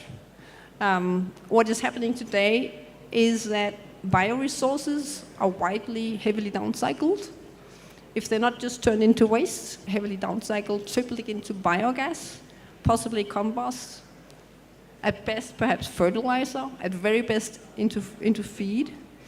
We are aiming to try to make them into from food to food loop, so making food out of food waste, keeping the food side streams in the food loop, also other higher value products into materials, and also into fertilizer. So we're trying to feed into that what we also call biocascading, linking up what we call the bioeconomy and the circular economy.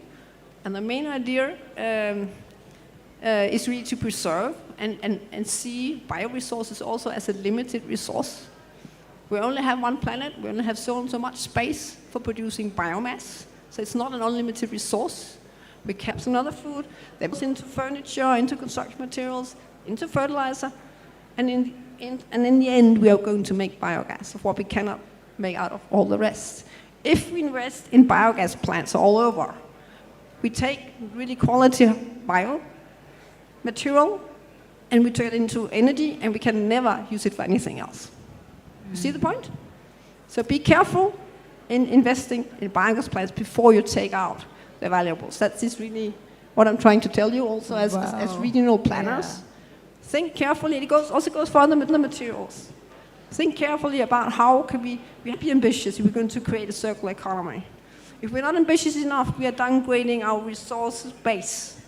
Also with plastic. If you take all the plastic and you mix it together and you make low-value products, very, very soon you cannot recycle that plastic anymore.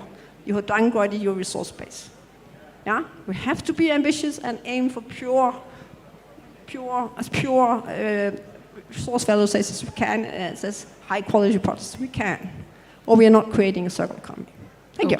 Thank you. Hey, wow. You know when you have a passionate teacher, you're like, okay, last point. But she's a wealth of knowledge. And so in as much I was like, one more second, I think we've learned so much in that. And I think it sounds like something foreign, but I'll point out to you that the famous achari, I think, would fall in line with this upcycling of food, because this is mango season in Kenya, and we make achari, which is a great snack, as opposed to taking your mango peels and throwing them. So I think I'll turn us back to the county officials and talk about policy.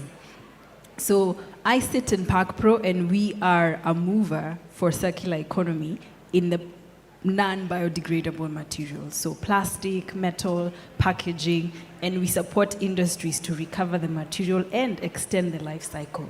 But then now we're talking not just about, or rather Mai has mentioned, we can do the same thing for organic material and not just compost and make fertilizer, but extend the life cycle of food material. And so looking at both organic and inorganic material, I'll start with Nairobi County and then move to Kisumu. What are some of the incentives and measures that the counties are putting in place, not just as a control, so the stick, but what is the carrot in there for businesses, farm owners, to be able to adopt and start this transition? Thank you. I want to say, as Nairobi County, we really promote incentives on circularity and especially on waste. I'll start with public procurement. We're in the process of mainstreaming our public procurement so that we can be able to promote recycled products. The government is a big purchaser, especially of tools. Recently, we bought the water tanks for the, these are the youths. We have parks and open spaces where we do a lot of greening. We are now prioritizing compost, we are prioritizing manure, which is from compost. We are even thinking of going to being the first county to purchase electric cars. So we are looking at that circularity in that term. The other thing we do is we work with the community-based organizations. As I said, we have presence in every ward within the city, 85 wards. We have environment officers.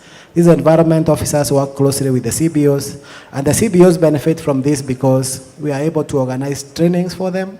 The trainings are on waste management, on record keeping, on making sure that their groups are able to learn properly. We are also able to provide markets for them. We are able to liaise with the people who buy the plastic waste and be able to link up them with that material. In terms of policy, we are working on segregation at source. so that the people who are working on trading on material which is recovered can be able to get it at a very clean form. We are also working closely with people who are doing recycling, providing a linkage between them and the people with the money, so that they can be able to get seed capital. Working with us makes you recognized, and once we are able to recommend you, like we give recommendation letters, they are able to get that funding. We also do assisted compliance for industries where they're having material and they don't know where to do it. We partner with them with research and development, so that whatever inert material which is coming up, or whichever new stream that is coming up, we are able to think how best we can be able to work on it. So it is a continuous thing, but we really are focused to giving incentives so that these other partners who are working in solid waste management can be able to make a business case out of it, and they can be of good to the environment. Thank you. That's good to know. I think opportunities are coming. And as Kisumu comes in, could you tell us how easy it is to start a business? Because some of these opportunities in the green economy, sometimes we have barriers to entry in just the terms of licensing across the different government bodies. So what does that look like in Kisumu? Thank you very much. Kisumu, we are also trying with the incentives.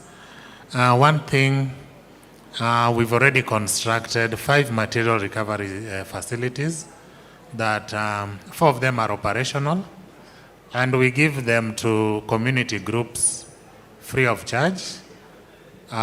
We don't charge them. They make money out of that and link them to the uptakers. So that is one big step that the county has done. Actually, we have a couple of counties which normally come to benchmark and see what is going on there. People are making money in those particular facilities. Sometimes we get challenged because people are scrambling, so you are confused on who to give and who not to give. So that is one thing. The second thing that we use to safeguard interest of different players is to have memorandum of understanding with them, deposited with the county, so that one person doesn't cross the line of another person. You realize that the field is becoming more attractive and so many players are showing up. So we'd want a situation where we have a synergy between different actors, and that is one item that we normally do. At the moment, there are those that we waiver the licensing. Actually, nearly 80% of them still don't, because you want them to grow. And I want to say here that Kisumu is a bit unique. We don't have any contracted waste service provider. We solely rely on the waste actors to evacuate our waste and make our city clean. And county has a little bit of injecting some capital in that. So that is the much we value these particular actors in this particular field. So in some instances, we waiver the licensing for them to pick up as they grow. Because we are learning from other big cities, like the one we are in right now, or Mombasa, and we are trying not to make certain mistakes that we've seen, because we are an intermediary city. So it's unlikely you'll not get somebody being contracted by the county, or maybe cartels fighting to get those huge contracts of transporting waste. But we have players just from within who've grown, consolidated resources, and even bought trucks, and working in certain zones to make the city clean and connecting them to the different players. We are also working on a very open door policy.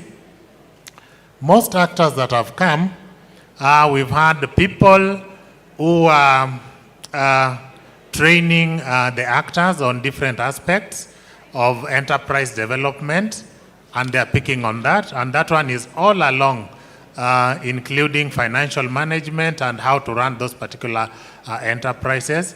And we've seen them grow from people who are not having very good resource to people who are actually employing people.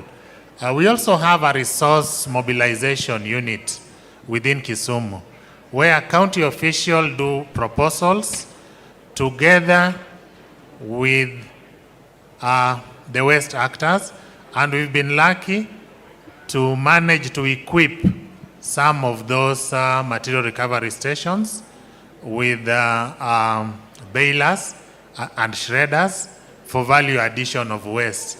And they are getting a little bit better value from waste out of that. We are also pushing our members of county assembly, and apart from putting money for putting additional material recovery stations, we've managed to convince them to put money for some of the balers and shredders. And it is working out well, because these are things that we give to the community to move on. So that is part of the incentive that Kisumu is doing, although tough still. Yes. Wow, that I feel like we should give them a hand. I think, and I say this because I work in the waste sector, and the biggest issue for us is storage and transportation. So if you imagine moving a kilogram of flexible plastic, so your bread bags or your PET bottle, you're going to need huge lorries if you just pack them loosely. And so to see a county actually mobilize resources and get funding, and for those other counties that are listening in, this is, I know we'll be talking more about county involvement in the next panel, so stay tuned. But the opportunities for the county to get funding to support its residents is huge. It's an untapped market, and I want us to keep in mind that May has said something that's very important, that this same initiatives for waste management for non or inorganic material, let's also think about the same thing for organic material. And so in that line of investments and opportunities for funding, please tell us, Nyandia, what has it been like for you in terms of who have been your strategic partners? What have been the pillars that for you as an sole proprietor have pushed you towards where you are today in terms of funding, in terms of partnerships? What would you say is a key success story for you in that area? So I would like to say, first of all, funding has not been I feel like I should move to Kisumu tomorrow. Because we have, and maybe we've not really gone after funding. We've been self-funding, so putting back what we're getting within the business. We recently got our first grant through IKEA Foundation. But that being said, our most successful experience so far between partnership and funding has been partnership. Partnership because it allows you to generate your own revenue and also grow, and also get to learn about your product, because funding is one thing, it's cash, but it doesn't really give you user experience, user feedback. It doesn't give you things that help you long term. So for us, one of our big partnerships has been with EABL. EBL took us on in November 2023, and that really shifted who we were as a company, because we were more focused at the time on B2C, but their coming into the space and partnering with us has allowed us to really focus on B2B business, and also see the opportunity that is there for partnerships with bigger business, because there's a lot of manufacturers, there's a lot of distributors, there's a lot of restaurants. People are using glass packaging and it's being discarded every day. So EABL has also allowed us to learn a lot about the possibilities and potential of partnerships. So I would say that is a perfect example of partnership for us that has been very driven. Another thing has been partnering with corporates that understand what we're trying to do, that want to align with us based on who they are as a brand.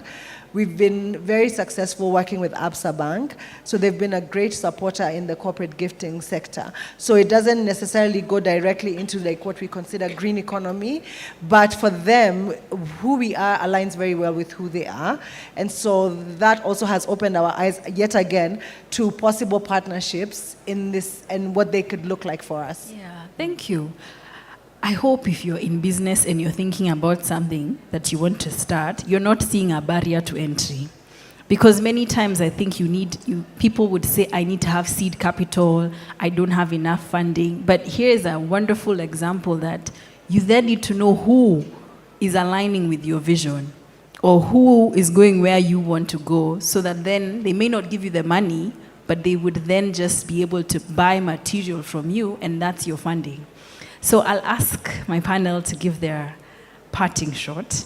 What is one thing you would say is important for the audience? So in here we have a mixed audience of county governments, we have donor agencies, we have individuals who, and I'll start from Nairobi County moving this way. Parting shot. My parting shot, I think there is a lot of potential in collaboration. It's always good to partner, to be able to get out there, know what other people are doing, be able to learn from them. Such a forum makes you understand that there are a lot of business opportunities out there.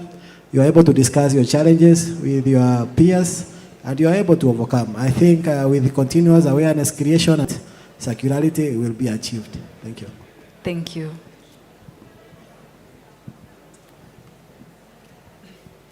I like by starting to say that it's a great pleasure to be on this panel together with Lawrence, because he was one of my first students on the Green and Circular Economy that I've been running for Danida. Starting in 2017, he was one of the guys, and I clearly remember him. And it's such a pleasure to hear you talk today, and I also hear you. I hear so many visionary thoughts. I hear so much advancement in the thinking, not just from you, but from so many other Kenyans. Really been a dramatic change since 2017. It's I think a very, very positive development that has taken place in Kenya.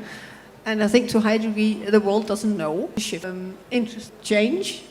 I would very much like to try and tell that story. So I think we need to do a paper together, Lawrence. Perhaps you would like to join too. So the idea about promoting partnerships between public-private partnerships, engaging with companies, of course also other stakeholders, is key to achieving a circular economy. And it's not an easy thing to do.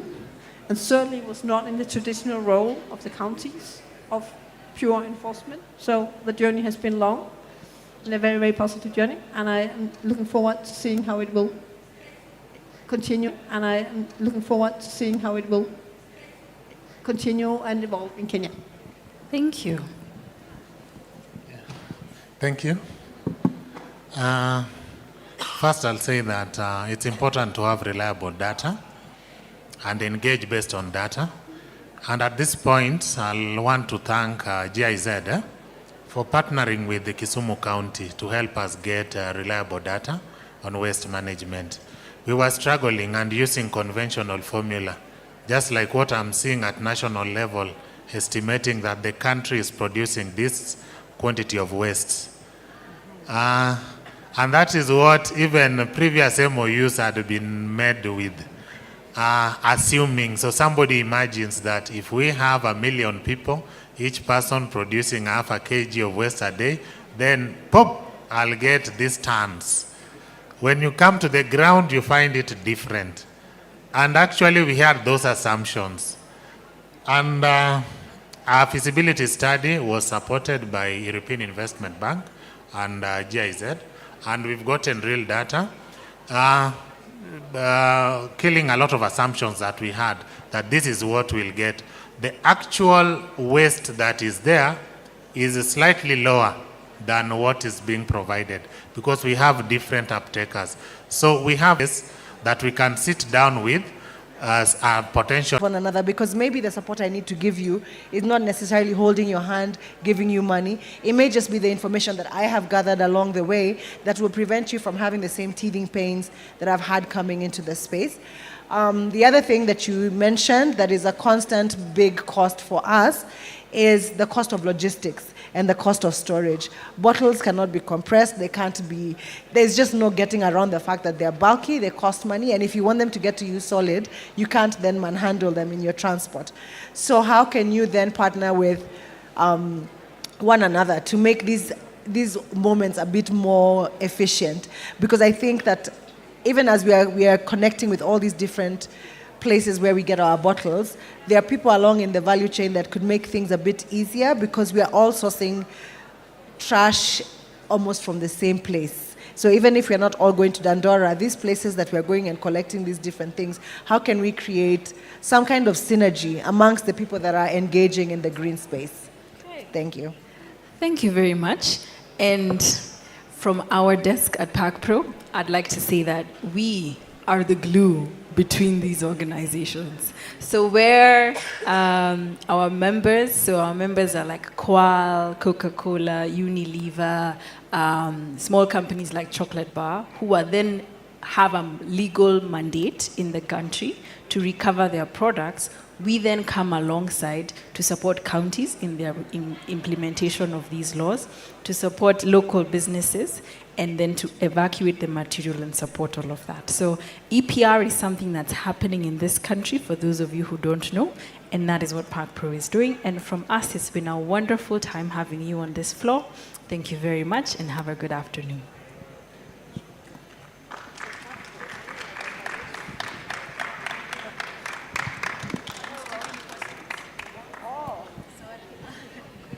Maybe we can have any pressing questions. Economy. What I mean is this. Economy. What I mean is this. You cannot talk about circular economy if you are not including waste pickers. And from all the panelists, think the work for circular economy will be very easy. The work for circular economy will be very easy. What the waste collectors want, because we have the waste, is just facilitation to move the waste and also to move recyclable. If we cannot do this, this forum will end, and I've been monitoring since morning. We are just on the loop, but we are not in circular economy. So if we are not careful, then we will end up with what I call political lipstick. Thank you.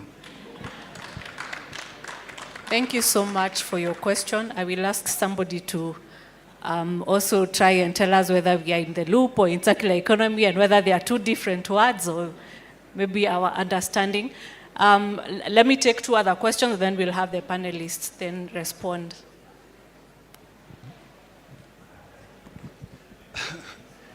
Thank you, my friend. I'm just happy that he's talking about the waste pickers and collectors in Kenya. But anyway, thank you, Capro and the panelists. My names are Nelson Paul Mtabe from Geduka Waste Management. The next time, the organizers of this forum, you should also include counties like Kiambu and even Mombasa, because they should be here. Now, I got two questions for you guys from the counties, Kisumu and Nairobi. Nairobi, where I come from. The first question is, what are you guys doing? Now that we've been talking about, you've been talking about the innovations and the design in circular economy in waste management. What are the counties doing? Because this is not the only ideas that we have in waste management innovations. Like, for example, here, for me, we created and we have something called Taka Bank. Taka Bank is a system of all of you. All of you, we include you into waste collection, and it will end up you gaining, all of us, gaining a shopping voucher, and you just go and do your shopping simply because of collecting waste. The second question is, for this to be achieved, the circular economy, we have schools. Do you have any programs in schools? I mean, those are my two questions. Thank you so much. Thank you so much. And we would have wanted to have all the counties represented here, but you notice also we have limitation of time. So last year we had different counties, so this year then we have Nakuru County represented, we have Kisumu, we have Nairobi. So I think in the next edition then, we are going to look at also what the other counties are doing. So one more question, and then we close the Q&A. Thank you, panelists, for that very passionate and insightful discussion. My name is Dennis Kariuki. I work at the Kenya Association of Manufacturers as the manager at the Center for Green Growth and Climate Change. First, my first question would be to Professor May in terms of scaling the GECOSA project. What does it mean for industrialization, especially if you look at the ambition of the 47 county aggregation industrial parks? Is it something that can be easily replicated across all 47 counties with technology transfer and the different value chains that the project is trying to address? Then my other question is on Kisumu County. I'm seeing you're really organized in terms of how, and very deliberate in terms of how you want to push the agenda of circular economy in your county. I think some few months ago you were voted one of the cleanest cities in the country. Do you think that the data that you've been collecting has been accelerated by some of the startups that are, or small businesses that are domained in your county? We heard Mtaka is actually in your county. Have they been crucial? Have you been leveraging on the knowledge and the expertise of youth in digital technology to be able to collect the data and actually inform? Actually, I saw their presentation and I was quite shocked that at least now this data on the amount of waste we generate as a country is starting now to look more realistic. So I think that is one thing I wanted to appreciate you and just to find out if having such organizations in your county are pushing your agenda. And number two, in terms of the environmental impact, because now I've just talked about the organization, the environmental and social impact, are you collecting metrics to see how far you've come in terms of your ESG performance as a county?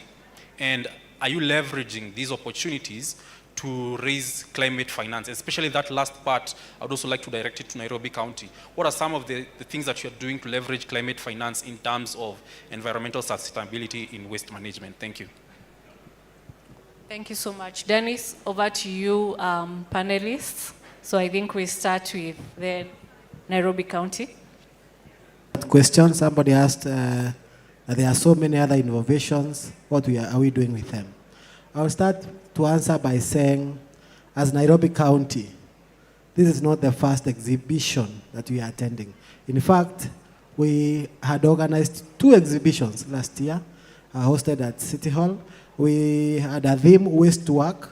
We are trying to make money from waste. And we encouraged all the community-based organizations within the city to be able to come and bring their products and be able to showcase them. We brought the CBOs to showcase, but we also brought people who could be able to purchase their items and also for CBOs to learn from each other. We also had exchange programs between the CBOs from Mombasa, some from Kisumu, through a project called Waste to Work by VSO. This is to encourage the CBOs to do more and also to get them some markets. In terms of the school children, yes, we are working very closely with the school children, and especially in school, providing bins for recycling so that they can be able to learn this at an early age, and also organize cleanups. Furthermore, we celebrate important World Environment Days with them. We ensure that they come in, they are able to understand what is happening, and they also participate. In terms of climate financing, we are benefiting from climate financing. Right now, we are a beneficiary of the Clean Air Fund. We recently enacted the Climate Change Act for the city. That was in 2023. Now we are able to unlock FLOCA, which is a climate finance. And we are continuing to understand more potential funders for climate so that we can be able to tap into that financing and be able to invest it back to the environment. Thank you. Thank you so much. Professor May, you can go ahead. Scaling and the wider prospects of the GECOSA project. On the one hand, I was talking about it being, a visionary idea, and everybody immediately starts thinking really difficult, really slow, lots of money we don't have. So this week can't do. I think we can take an evolutionary approach and start small, even though we are thinking big. So big meaning thinking for the entire Kenya, thinking for those 47 agrotech parks that are planned, and try to influence the vision, first of all, of where these, how these parks should be designed, the purpose of these parks. And if we start by developing that circular vision that these could become circular, and then we start debating with the industries that are in those areas. And of course, the idea is, and I don't actually know so many details about this, but I would love to know more.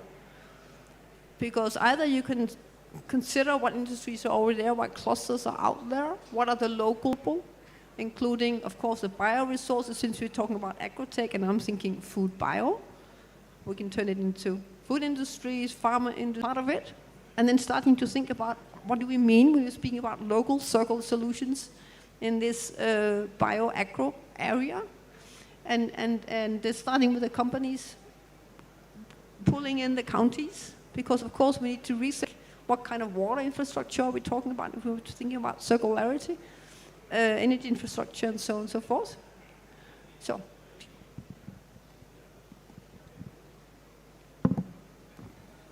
Yeah, thank you. On innovations, we try to promote it as Kisumu County. Any opportunity that we get, we expose some of the people in that particular field. For the conferences that we've had, our governor, Professor Anyang' Nyong'o, is very passionate about seeing people grow. And whenever he influences and we get to have conferences, we get to have our innovators display their wares and move on.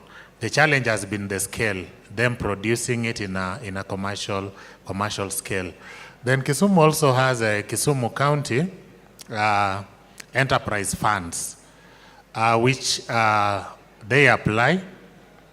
Some of them have been lucky, but some still unlucky, just the way it was said here in the morning, that sometimes supporting an environmental project financially becomes a bit difficult. But some have been able to move their enterprises to certain levels. About data, this is a very interesting area. One, the law, the 2022 Sustainable Solid Waste Management Act, require counties to, first of all, after 2022, 2 years from then, to domesticate that law. Part of the provisions of this law are that counties should maintain database of all the waste streams that they generate. And you know that counties are very poor in research. That is one thing for sure. They have to partner with other like-minded people. On the particular question that do we leverage on the partnerships that we have? Yes, we do, but there's a challenge there. I've told you that the only waste stream that has taken shape right now are these that are making commercial sense, like the plastics. Whenever we are having a MOU with these particular players, we sign it that you will be submitting the waste quantities at certain period of time, and we will be inspecting and all that. One challenge with this thing is that they declare less, because there is an imagination somewhere that if they declare the quantity that they are getting, we will quickly calculate the amount that they are getting and introduce license fee and revenue and all that. So most of it has not worked so well because they under-declare. But I know for sure they are collecting more than what they are declaring out there. We hope to work better, and we learned in the morning here from Denmark that the approach will be slightly different, will be more friendlier to them, so that we be able to get this particular data. The second thing was on environmental and social impacts and leveraging on the climate financing. We've made attempts, and that is why even at the moment, we are working on the feasibility study, which pre-feasibility, which was just completed by GIZ on how to leverage on those funds. We are working on GCF proposal, and we've worked on this proposal since 2021. It's quite tiring. Part of the requirement or possibility of feasibility study, because we realize that unlocking that big money really requires documentation and real data for you to do that. We've knocked different doors, and most of them, the amount that maybe we need to qualify are so high that our waste streams cannot allow. But we've managed to also unlock the FLOCA, which is currently running in the country. We have funds already that is helping us in implementing climate projects. So on the waste issue, we hope to submit the proposal, because we submitted concept for GCF and it was accepted. And now we are working on the proposal, which we are to submit in few months' time, now that we have a feasibility study, to try and unlock those funds.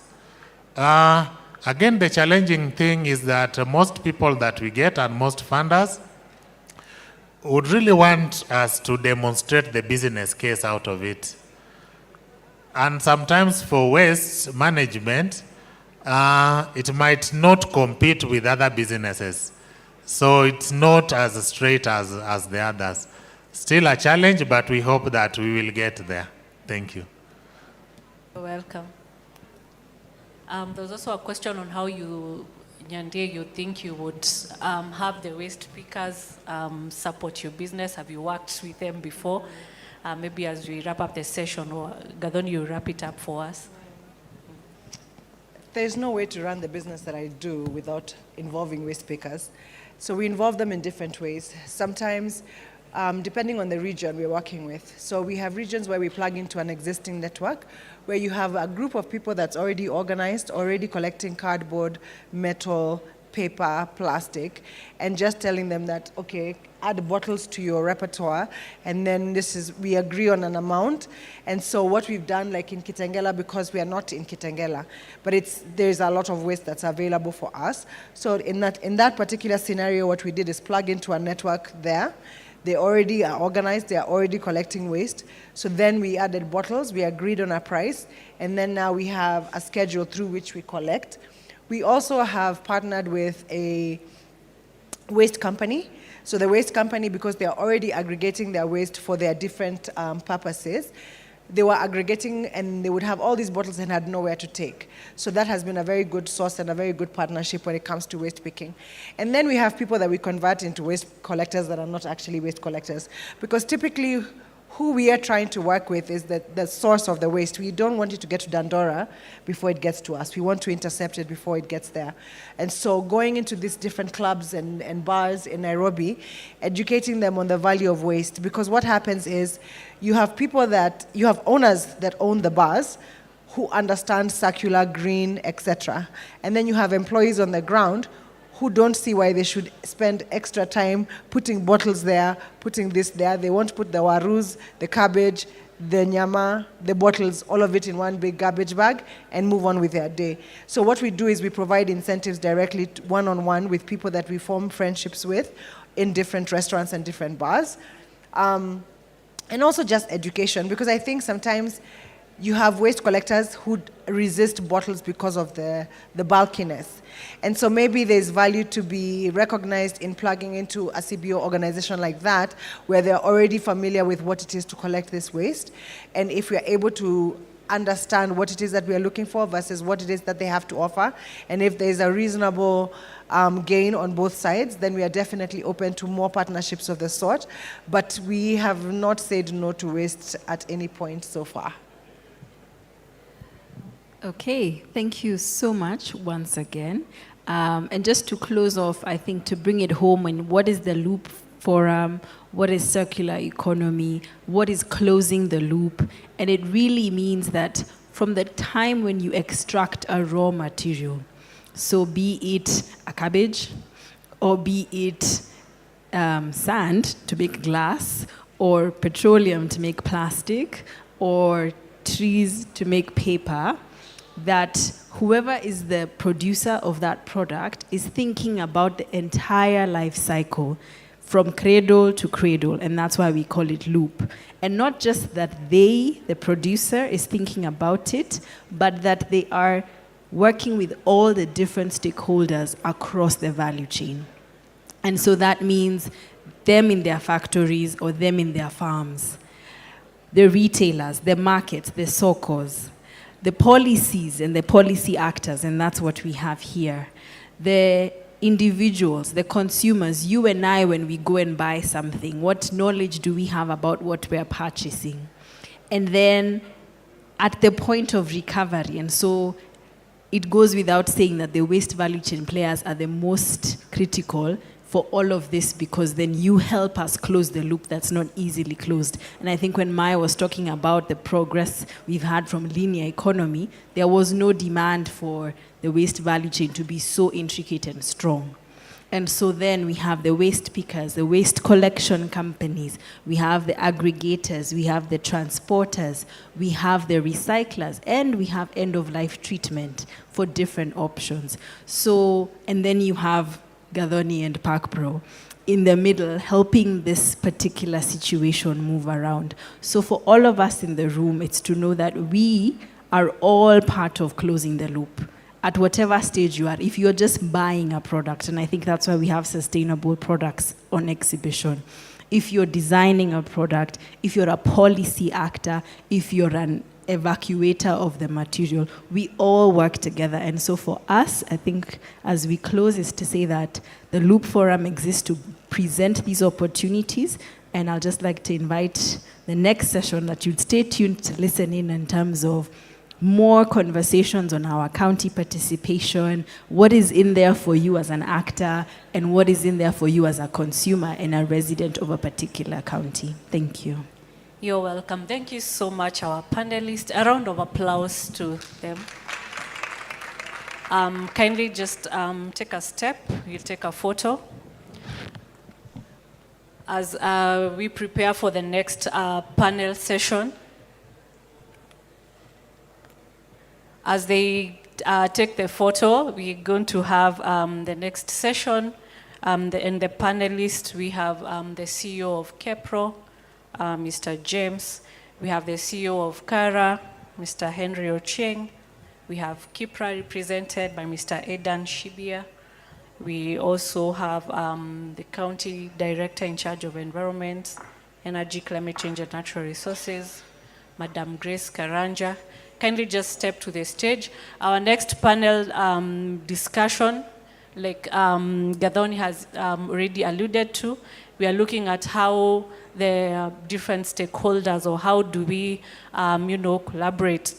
And the topic is building collaborations in waste management, and that is involving communities, the research institutions, and county governments, for us to see how the different players all fit in. And to moderators for this session is Dennis Karaoke. Sorry, I didn't mention. We also have the Danish Protection Agency presented by Ms. Jane. My apologies for that. Welcome on stage. So the panel is being moderated by Dennis Karaoke, the manager for the Center for Green Growth and Climate Change.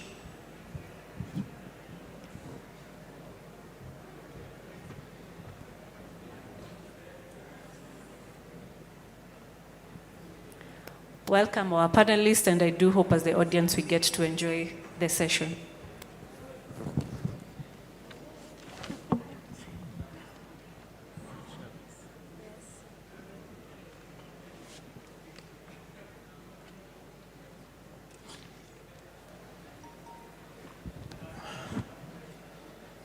Good afternoon, everyone. Good afternoon, honorable panelists. That was a tough act to follow, but I'm sure we'll be able to do the forum justice, the discussions that we're going to have, this particular panel discussion. So probably we'll start with a round of introductions. I'll start immediately from my immediate left all the way, so that we can be able to know who you are, where you're coming from, and what you do. Thank you. Janne Winter is my name. I come from the Danish Environmental Protection Agency. I specialize in extended producer responsibility, and that is what I do half of my time in Denmark and half of my time here in Kenya.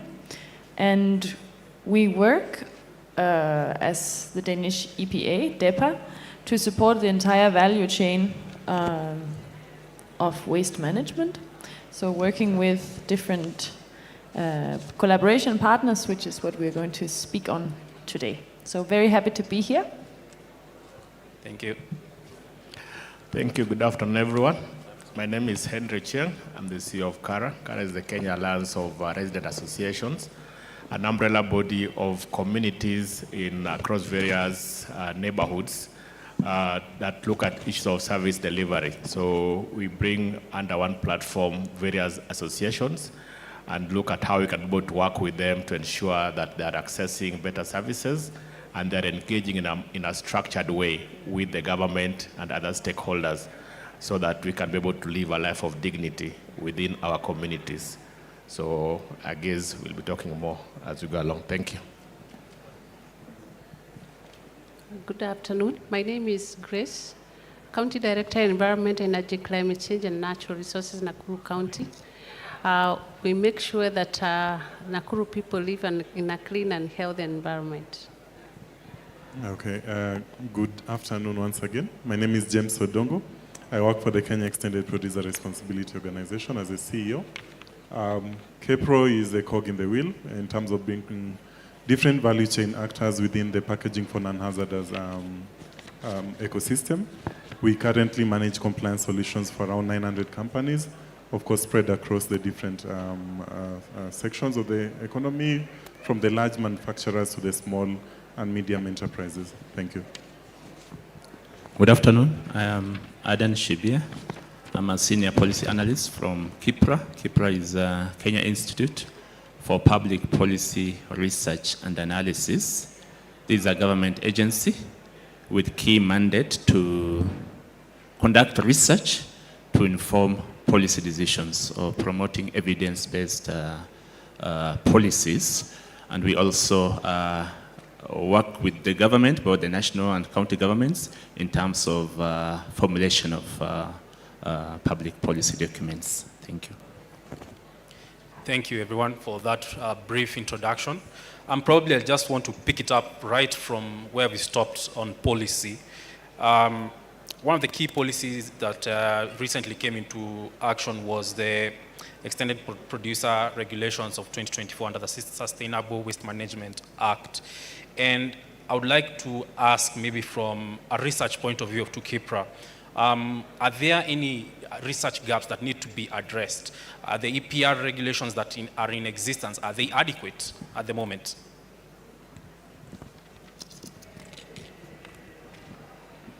Okay, thank you. I think in terms of the research gaps, perhaps I think I can link to what the previous panel was talking about, issues of data. I think first, even as a key step, we need to bridge the data gaps. And then in terms of the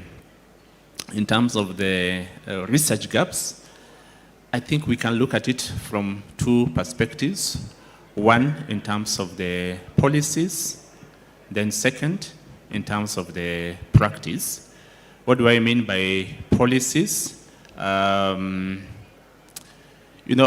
Ideally, we should have, for example, an overarching policy in terms of circular economy. Then we have various, for example, at the national level, we have various sectoral policies. You can talk of maybe automotive, agriculture, whatever it is. Then also, for the devolved functions, we have those policies that are developed by the counties for the devolved functions. So from the policy angle, I think there's aspect of to what extent are the various policies policy documents mainstreaming issues of circularity so that we have synergy across the various policies.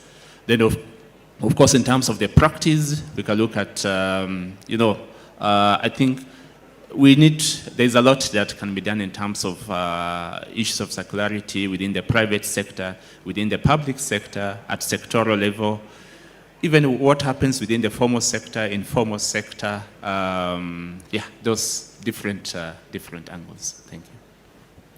Thank you. I think you've brought on a serious point on how do you synergize the various policies to address the same issue. And maybe I could ask the CEO of KEPRO, Mr. James, what role do these regulations play in either facilitating or hindering these collaborations, especially you being a PRO? Yeah. Okay. Thank you. I think the reality of the matter is that policies are supposed to be an enabling factor and not necessarily a dissuading factor. So I think tied to the extended producer responsibility concept that we are talking about, the conversation started from a voluntary ecosystem as far as EPR compliance and issues on product stewardship are concerned in Kenya. And at least taking cue from KEPRO's experience, we started as a voluntary scheme back in 2021. And the compliance rate was hazy in the sense that ordinarily you would have expected 100% compliance, but we were seeing barely 20% compliance. But when the law came into place, we have seen increased traction because we must also be cognizant of the fact that while EPR is a forward-thinking sort of policy approach, for most businesses in Kenya and potentially in most developing countries, this is another stumbling block, for lack of a better word. And so for them, it would be something they'd rather avoid than have it as a voluntary commitment to make. So yes, the policy has come into place. We are seeing it as an enabling factor.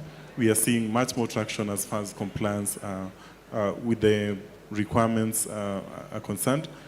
And so you would want to understand that in Kenya, the reality is that unless it is legally binding, for most businesses, as long as it is hitting my P&L, I would rather avoid it until such a time when the law will follow me. So from a KEPRO standpoint, I'd want to view it as an enabler more than a dissuading factor. Okay. Yeah. So it's still more of a carrot and stick approach where the stick works better.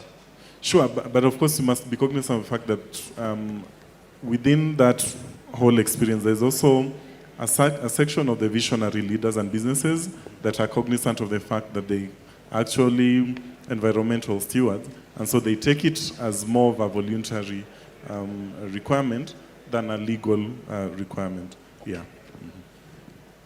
Maybe to Madam Grace, you could shed some light on how extended producer responsibility has been enforced in Nakuru County, and maybe some of the success stories we could take a leaf from, maybe from your experiences in Nakuru County. Okay, thank you very much. I will start from, other than having now the legal framework nationally, remember in the year 2020, 2021, we did have a legal binding framework that is nationally. But for Nakuru County, we already had our Nakuru County Waste Management Act of 2021 that had, we call it a people-driven policy, whereby we customized to the need of Nakuru people and the Nakuru story on matters waste management. And by then, we also included the issues of circularity in waste management, whereby we are able to incorporate the private sector, the community, and we have different associations within the same sector, starting from the Nakuru Waste Pickers Association, we have Nakuru Waste Reclaimers Association, and we have also Nakuru Waste Management Association. With all those people in place, we have a well-structured way of like formalizing the value chain of waste, whereby we have come up with, through the help of our legal framework, we have been able to zone our county into various zones. We are talking of 93 zones as we talk, and they are all manned by private sector individuals. We have youth, people with disability, and everybody is included within that. So we usually sign a memorandum of agreement for a period of maybe 2 to 3 years, and then they incorporate themselves in matters waste, whether you're in waste collection, in your waste sorting, you're also in waste, maybe transportation, and the whole value chain. So to us, it was like an addition of now like putting more structures in place. And currently, we are also incorporating that aspect of EPR within the current act, and it's already on the final stages of review to incorporate such things that were not maybe envisaged before.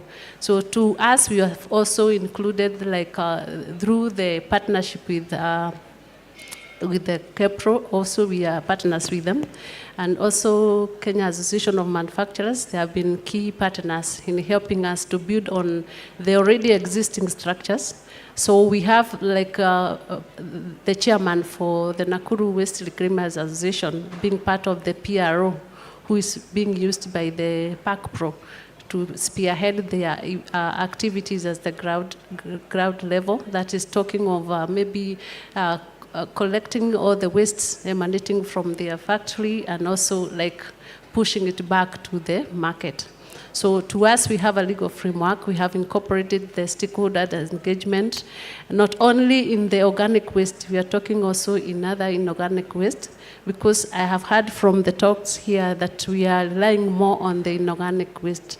And remember, from our studies, we are talking of 60 to 70% of waste generated in our counties is organic. So where do we take this organic? We might be overemphasizing more on managing the organic waste and inorganic waste, leaving behind the full chunk of it, which can also be detrimental to our environment. So to us, we are doing an integrated waste management to incorporate private sector, and also as ourselves, we are ready to develop different sectors of economy in waste management. And we are talking of like having the legal framework to act as an enabling environment for the private sector who are coming in this sector. We know in waste management is a very, it is lucrative, but at the same time as financial driven, and also it's capital intensive in matters when you are talking of counties managing such activities. So to us, we believe that we have money from the community that is handling that waste at that level, and this whole value chain providing incentives, like for example, if you are dealing with waste management, you usually pay a very small fee, like for helping you to track where you are taking your waste from one point to another. What are you doing to that waste? Are you adding value? What level of maybe capacity do you have? What do you require? What are the gaps? And it has really helped us to bring everybody on board. And I believe we are one of the county that has been able to have like a whole circular in terms of engaging the community in terms of waste management. So to us, a legal framework has come as a blessing in terms of putting the people who are in the waste sector formal, at the same time in terms of now adhering to the rules and regulations as stipulated in our constitution. Thank you for that response. I think you've really brought in a good point on the issue of inclusivity and integrating the whole value chain. And I think one of our delegates here brought in the issue of how do we bring on board the actual waste pickers. And based on that, I'd like to ask the CEO of Kara, how has the uptake of this particular waste pickers, especially in the residential areas, has it been taken up positively, because sometimes you see like these waste pickers are somehow criminalized. You see somebody walking in your neighborhood, there have actually been even cases of these people walking with weapons or something like that. How are they being accepted as part of the existing legal framework whereby they can actually benefit from the enabling environment that the EPR creates? What's your experience been maybe from this particular target group? Actually, I think as a matter of fact, in most organized communities and estates, there's what I could call a good relationship between the waste pickers and the residents, because they have a symbiotic relationship. The residents expect their waste to be taken care of in terms of somebody to collect them, and also the waste pickers are in business. But I think this needs to be streamlined further in light of the current reality of the legislation that we have, the Sustainable Waste Management Act, that now demands for circular economy approach to waste management. We have an experience, and I must mention that we are currently working with a number of partners, including DEPA and Danish Embassy, to create a model estate on waste segregation. And when we talk about model estate, then the question we ask ourselves is, who are the people involved in the whole value chain of waste management? And at the estate level, then we have the generators, who are the households, who now generate the waste. And then our interest is to make sure that as they do that, then they're also embracing the new legal requirement of waste segregation at source. But then after they've done the waste segregation, then we have other actors who are also in the value chain. So for us to be able to have a successful circular economy approach to waste management, then we must be able to ensure that all these actors are connected and they understand their roles and responsibility. After the segregation, we must know what the waste collectors expect and what they're supposed to do. From there, the waste collectors also must be able to understand how they're supposed to handle the waste, so that at the end of it all, we achieve the bigger objective of making sure that we are managing our waste in a sustainable way. So I think to your question, yes, there are cases when there's a bit of conflict between the collectors and maybe other actors. But I think by and large, there's a very good relationship between these two parties, because they must be able to coexist together for them to be able to make meaningful management of waste. So maybe we'll talk a little bit more about our experience in waste segregation in Nairobi, Nakuru, and Mombasa. But I think from what we've seen is that we must, as also actors in this sector, work towards creating that symbiotic relationship and that enabling environment for everybody to play their part. Because if one party is not playing their part, then we have broken the chain. And if the chain is broken, then it means we're not going to get to where we want to get to in terms of the objective of the whole process. Thank you. Thank you for that response. I think, yes, a chain is only as strong as its weakest link. And maybe to build on that, what are some of the lessons that Kenya can draw from the success of an EPR system from Denmark, and especially what he's just alluded to with building a model estate that basically drives waste segregation perfectly?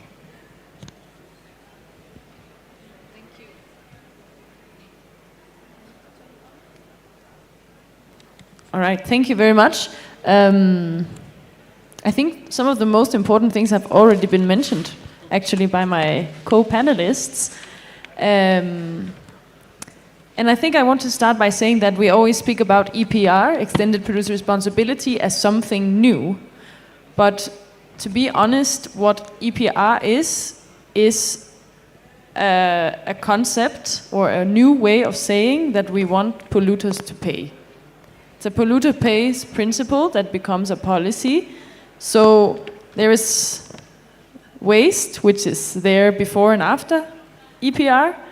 Then we have various existing waste pickers who are also here today, and I'm very glad that they are raising their voice, because they're already collecting the waste. There's already recycling.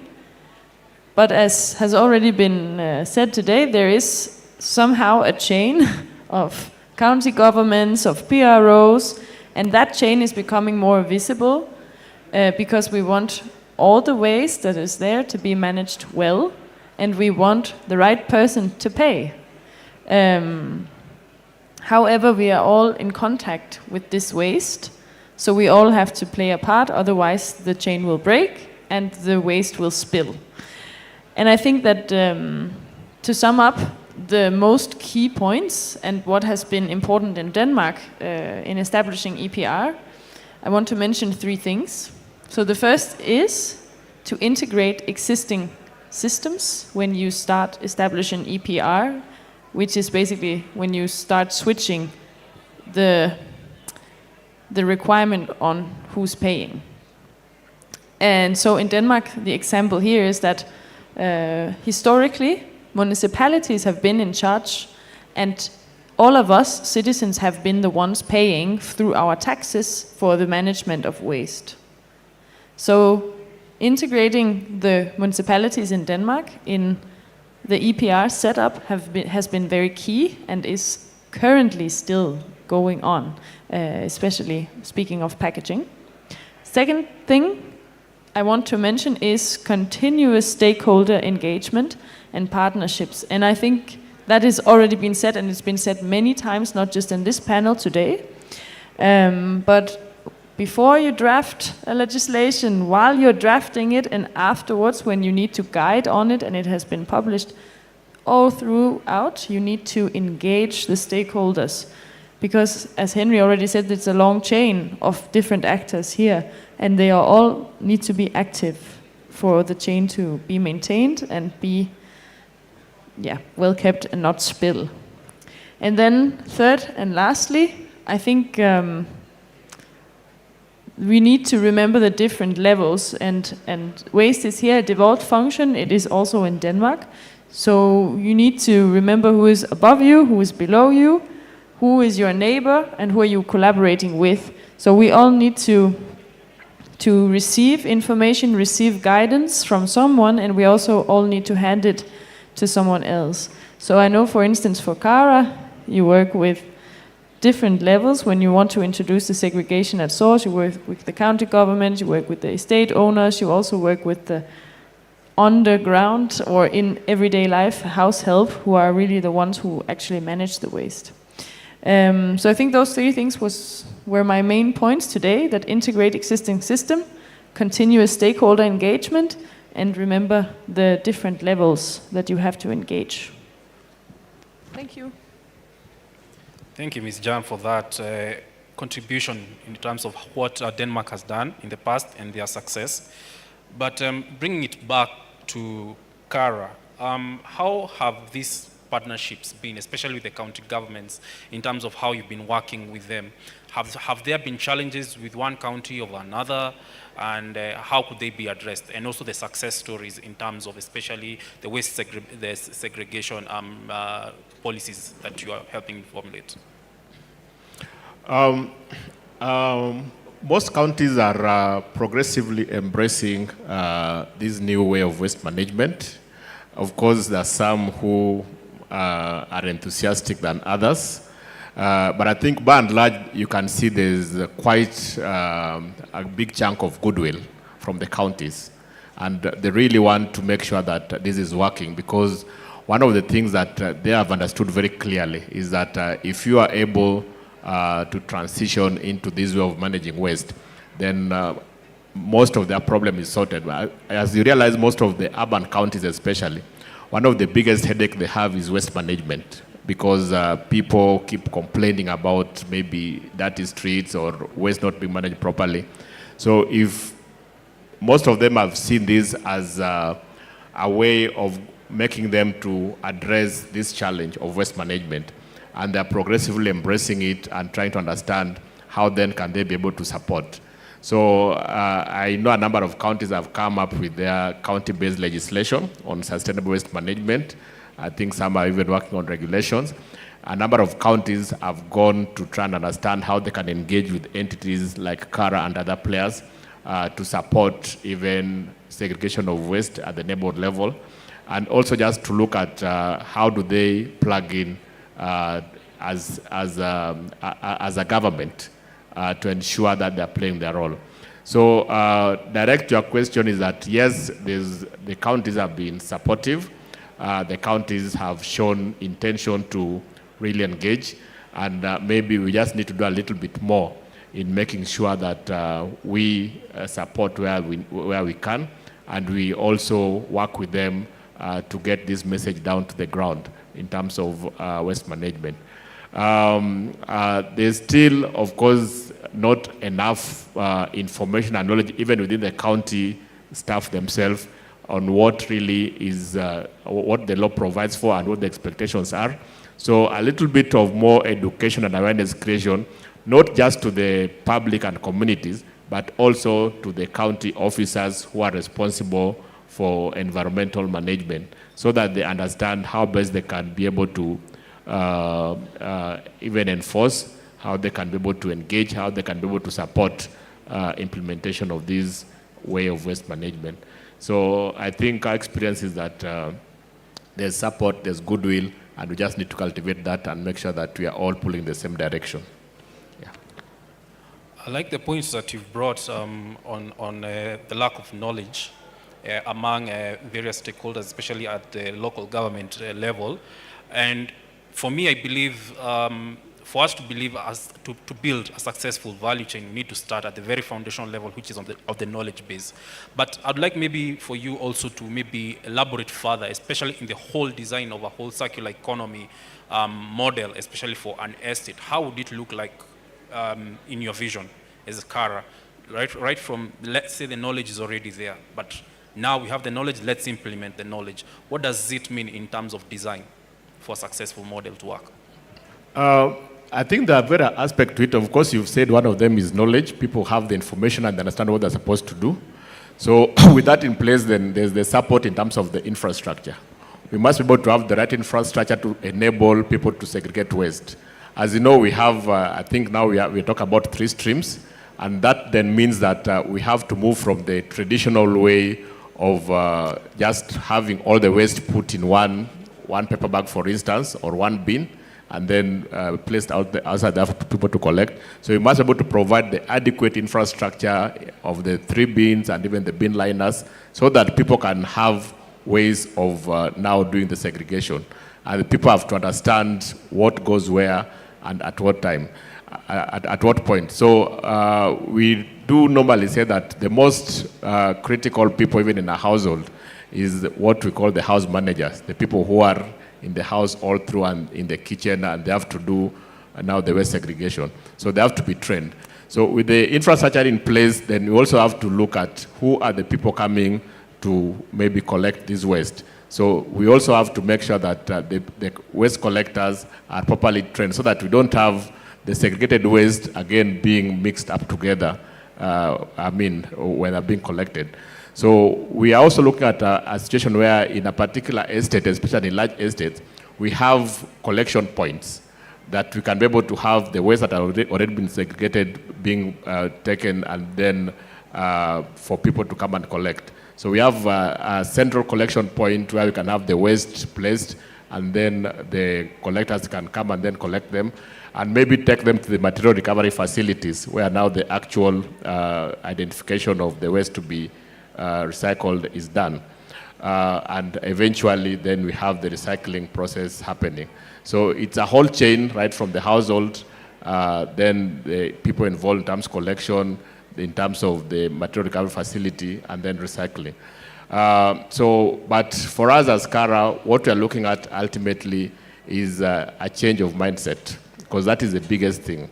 We still have resistance, we still have people not really cooperating, because they've traditionally known that waste is handled a certain way, but now we are telling them that it has to change.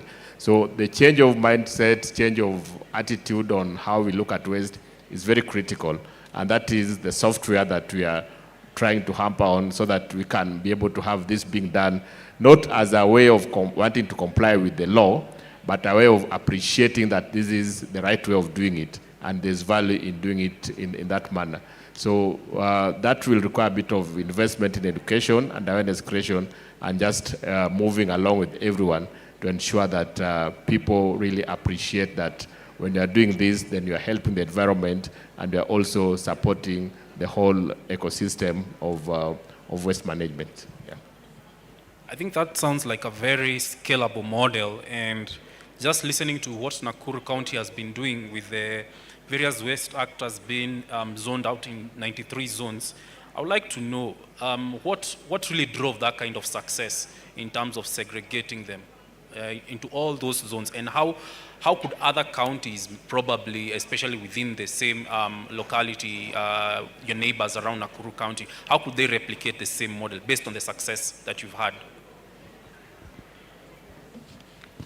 Okay, thank you. I believe if you want to do something, you involve the community from on the onset of that idea. So what has helped Nakuru is that we have walked this journey together. So whenever, even when we are making the policy, we do not just sit down in an office and formulate a policy. For us, we call on stakeholders who are directly and indirectly maybe feeding onto that policy. So whenever we are coming up with that policy, even if we are implementing it, they already know what is entailed within that policy. So they usually bring also ideas that maybe the county may not have, and other ideas from the technocrats, the technical people, and all of us, we join together to make sure that we have like a policy that can be implemented for Nakuru County. So to us, it's a journey that started like one-on-one talk, whereby we could do some sample areas. And from there, in the year 2016, I believe we had only, that's when we formalized our, like having the waste zones within the county. And at that time, we already had only 38 zones that were manned by different people. So when it came to now the implementation of the same, like the lapse of 3 years period, as I talked to you about, that was in the year 2021, 2022. Now it raised to from 38 to around 46. Then from there, the areas that maybe we had no any service provider, when we launched that program again last year, we had like over 100 people just coming for the same job. And why was that consistent in terms of that? Is we keep on education and awareness, as like other panels have talked about. You keep on engaging the people on the issues that really take care of whatever they do on a daily basis. Like, for example, if you say that Nakuru County will be able to maybe transport your waste from one point to another, it will not be business as usual. We are talking of like serving 11 sub-counties, serving 11 sub-counties, 55 wards. You cannot be able to do that. Remember, for that it will require personnel to do that. You require vehicles to do that. Right now, we are operating in over 100 vehicles, not fueled by the county. They are directly fueled by the service providers.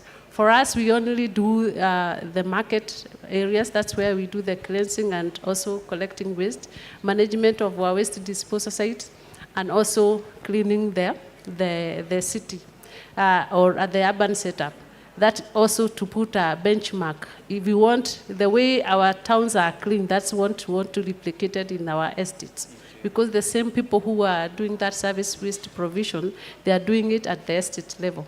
So we keep the urban setup as the area that it can be able to see this is the best practice that you want to see, you being replicated at that level. So from there, we are able also to walk the journey with them, not just relocating waste from the household level directly to our disposal site. We have to have these like other value chain streams within, where you educate them. When you sort your waste as source, there's more money that you are getting. Other than the 200 bob, for example, that are limited from the recipient of the service, you can still earn extra coins as a result of now selling the recyclable waste. So it becomes a creative venture where we are also talking of the youth having an employment, whereby maybe many of them didn't have something to do, but right now they can see an opportunity that is very glaring, that has potential to do that. So to us, we have walked the journey with the people themselves. We have been able to have talks with them. They usually hold meetings. We usually do like technical community sensitization in days where we have the International Day of Forest. We usually call on them as our first partners. When we are talking of World Environment Days, they usually now support them to showcase what they are able to do within the waste sector. So it's a matter of continuous, rigorous education and continuous engagement, and also providing incentives. Like what we said, for you to be able in that waste sector, there are certain incentives that we usually provide. Like for example, for the one that is adding value to waste, like the waste reclaimers, they only pay 2,000 bob as a permit per year. You can imagine how much they are making as a result of selling that waste.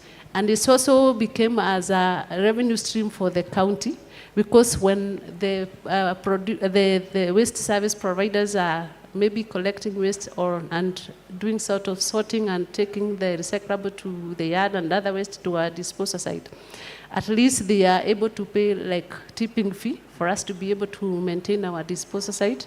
At the same time, they are able to pay a permit of 20,000 per operating zone. That is a permit for them that are in waste collection services. You see, now we have created different avenues. Now for the waste pickers, that one they do not pay because they usually collect, but we have formalized them.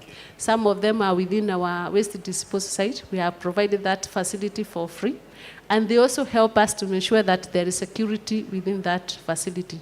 So whenever we have any job opportunity, for example, right now, within the waste sector itself, we have provided them with a zone whereby they can also earn a living out of the resultant of that waste provision at that level.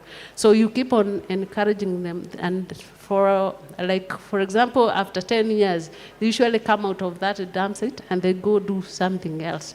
So it's like a seed money where you don't provide it directly, but you provide that enabling environment for them to thrive in whatever they do. And whenever they have an activity, we usually come there. Then we also make sure that we network them with the partners who can be able to assist them. We provide the PPEs, provide them with the capacity development, and also facilitate them for maybe value addition of that waste. It looks like it has to be a symbiotic relationship that works, and the kind of partnerships that you are really leveraging on, it seems like they are working. But I want to take it a little bit granular, a little bit, especially with what you said, collaborating with KEPRO, and KEPRO having 900 members, I'm sure of which majority are maybe manufacturers, and Nakuru City County being a manufacturing hub. Are there any successful projects, maybe, Mr. James, you could tell us on successful waste management, especially at industrial level, you've implemented, and maybe you could share insights about it? Okay. You could continue. Yeah. Oh, it's to me? Yes, to you, then she'll add on it. Okay, thank you. So, before I go to your question, if you were to interrogate programs being held in Kisumu County, if you engage Director Koyo, if you are to interrogate the initiatives by Madam Grace in Nakuru County, if you are to interrogate the model estate that Kara is doing, there's one dominant factor, and it's at that point of disposal. And so as KEPRO, when we were developing our business model canvas, the dominant player that came out was the consumer. Because the conversation for us as far as waste management is concerned starts at the point of disposal. So as long as James, as long as Dennis, as long as Henry, as long as Madam Grace does not know that they need to put their waste in the bin, and they're okay with dumping it or littering or throwing it out of a moving vehicle, then there's only so much that we can be able to achieve. Okay. So with that in mind, we embarked on a very elaborate program that we call the Consumer-Led Transformation Initiative. It's low-key tied to what we've been able to do jointly with Nakuru County and a total of 41 counties across the country. And here, the intention is for us to give the consumer that agency feeling that they can actually be environmental stewards and positively impact the environment as far as their disposal habits are concerned. And so the CLT program is divided into 3 phases or 3 broad objectives. And the first one is knowledge sharing. So what we are doing is going to these consumers, either through town hall sessions at county levels or through other forums. So trying to leverage the different platforms that we have access to instigate social dialogues. First, do a root cause analysis or mapping out the problematic issues that we have as far as disposal habits are concerned.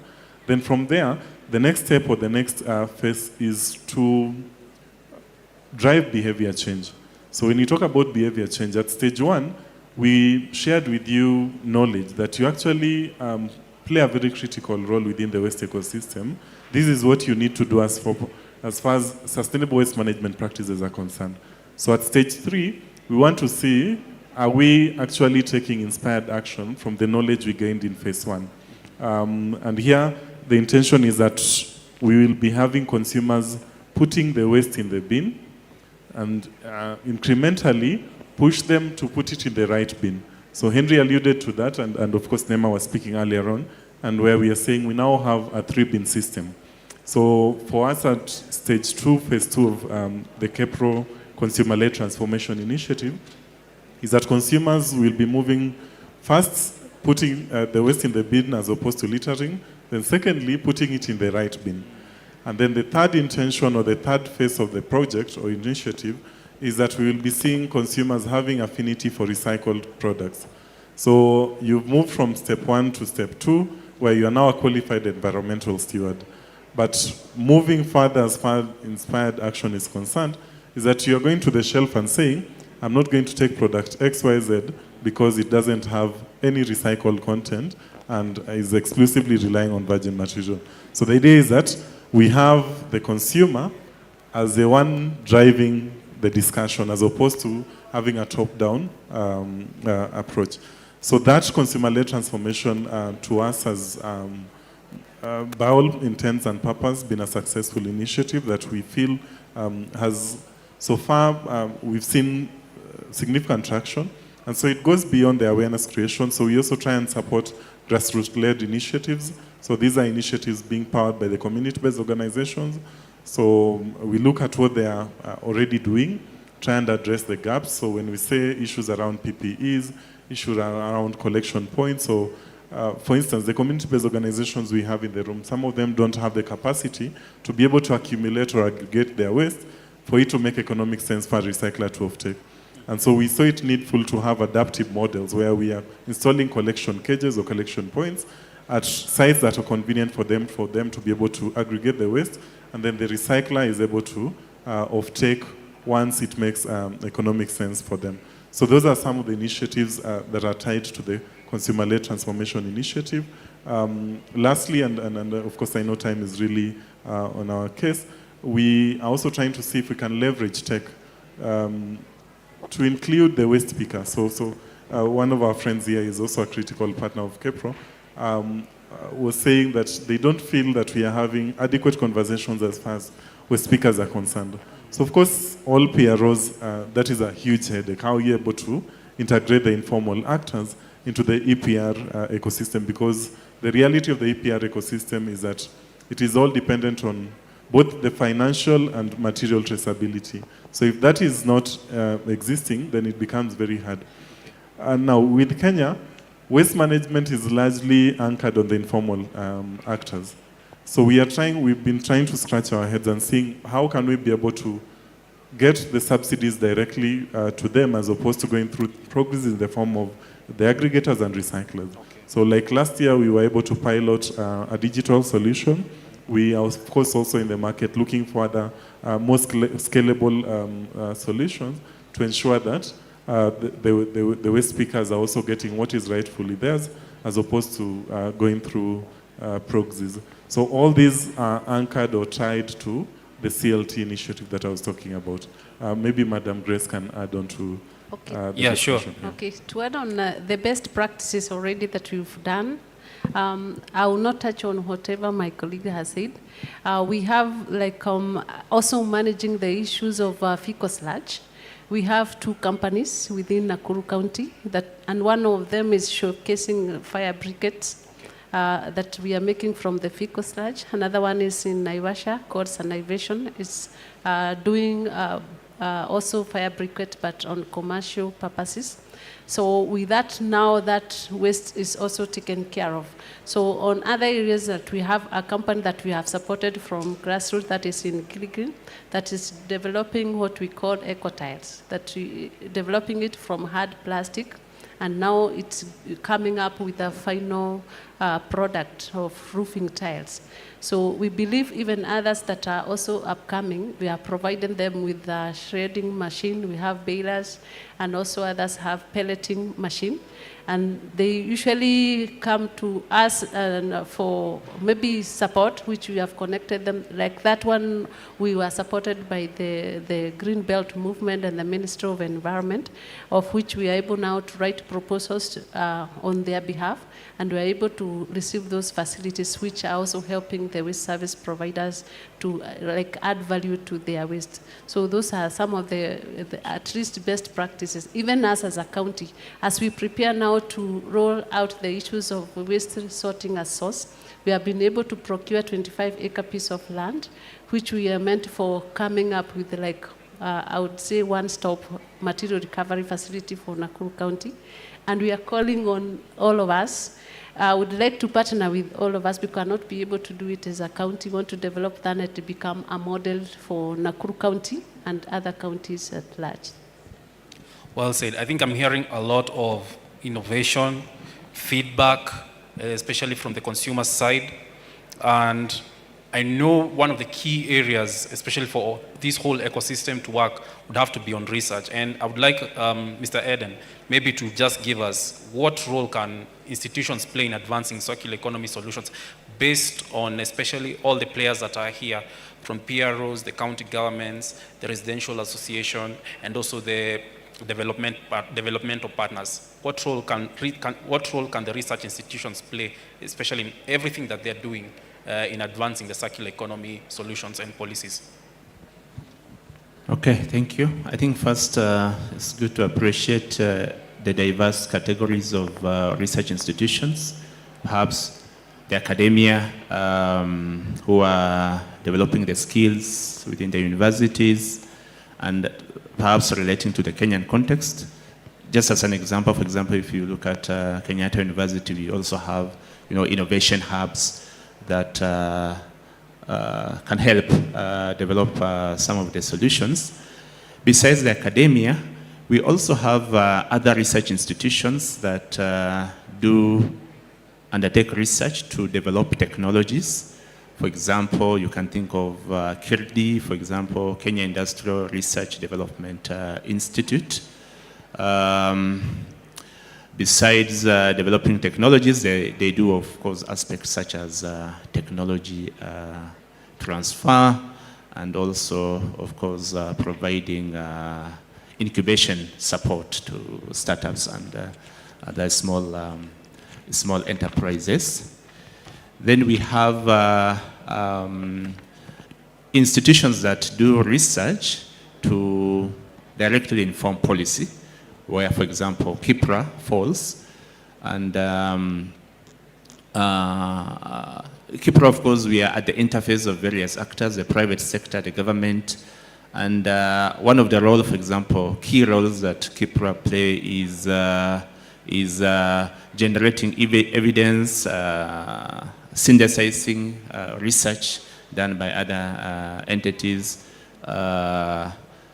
then feeding that into the policy formulation. Yeah, so of course, beyond generating evidence to inform policy decisions, what other roles can research institutions play? For example, the KIPRA is to, for example, organize forums for policy discourse, bringing together government, private sector, solution providers, so that we can build positive synergy in terms of the different perspectives.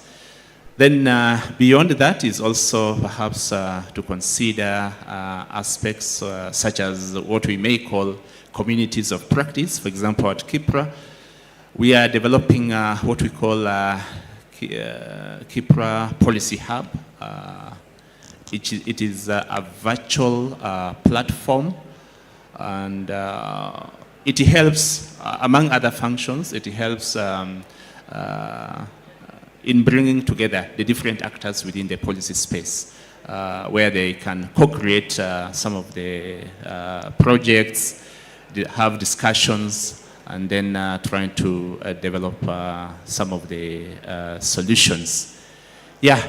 Then, of course, through collaborative initiatives, some of the organizations, for example, like KIRDI that I've mentioned, even the academia, they can help in terms of, by partnering with private sector, develop some of the innovative, viable solutions that will be critical in providing or driving us towards sustainable waste management, among other issues. Maybe just some of the things we have been doing at Kipra, of course, in terms of generating evidence, just some of the examples we have done, for example, research on plastic waste management, looking at what are the policy gaps, what are some of the issues. Recently, then also we have done what we call Smart Cities Index for 4 cities, Nairobi, Nakuru, Kisumu, Mombasa, and issues of waste management among some of the pillars that were considered. Then beyond that, recently we have also been collaborating with the UNEP within the textile value chain. That's an ongoing project. I think CAM was also looped in terms of getting to the respondents within the textile value chain. Then also finally, there is also an ongoing work in terms of the circularity within glass industry, and that one is also linked to issues of job creation. Yeah, those are perhaps what I can share. Wow, that's a lot of work you're doing at Kipra. I wasn't aware of, honestly, but it looks like everybody can easily plug into what you're doing, and hopefully everybody here and our delegates will be able to take advantage of such opportunities. Actually, from this particular conversation, I've found that we found the building blocks of better collaborations in waste management. I've just summarized them as number 1, enabling environments in policy, and the various actors around the whole value chain. Number 2, hierarchy. We have to know who plays his role where or her role where. And number 3, collaboration and deep community involvement. All these would be great ingredients actually for even just coming up with innovations, but around enhancing circular economy. But I just want the panelists to give us like a 30-second parting shot and a call to action to all these players, that is the communities, the research institutions, and the county governments, and the various stakeholders we have here. What would that be for you, Ms. Jan? Parting shot. Can you say again? 30 seconds on... Yes, 30 seconds, a parting shot on how to build better collaborations among the stakeholders, communities, research institutions, and county governments. Thank you. Yes, actually, I think I can do it shorter than 30 seconds. I've written down 3 questions that I think that it came to me for the way forward. And the first one goes to the Nakuru County. You don't have to answer this now, but it's to think. My question is very yes or no. Have you reduced the waste that goes to landfill? Because you have described lots of things you've done, but what I'm curious to know is some of those numbers, the facts. Secondly, for James, I'm super curious, you also don't have to answer, but the project here that Henry is doing in waste segregation at source, is that actually interesting to you from a business perspective? Is it something that you as a PRO are interested in? Speaking of volumes, I'm thinking.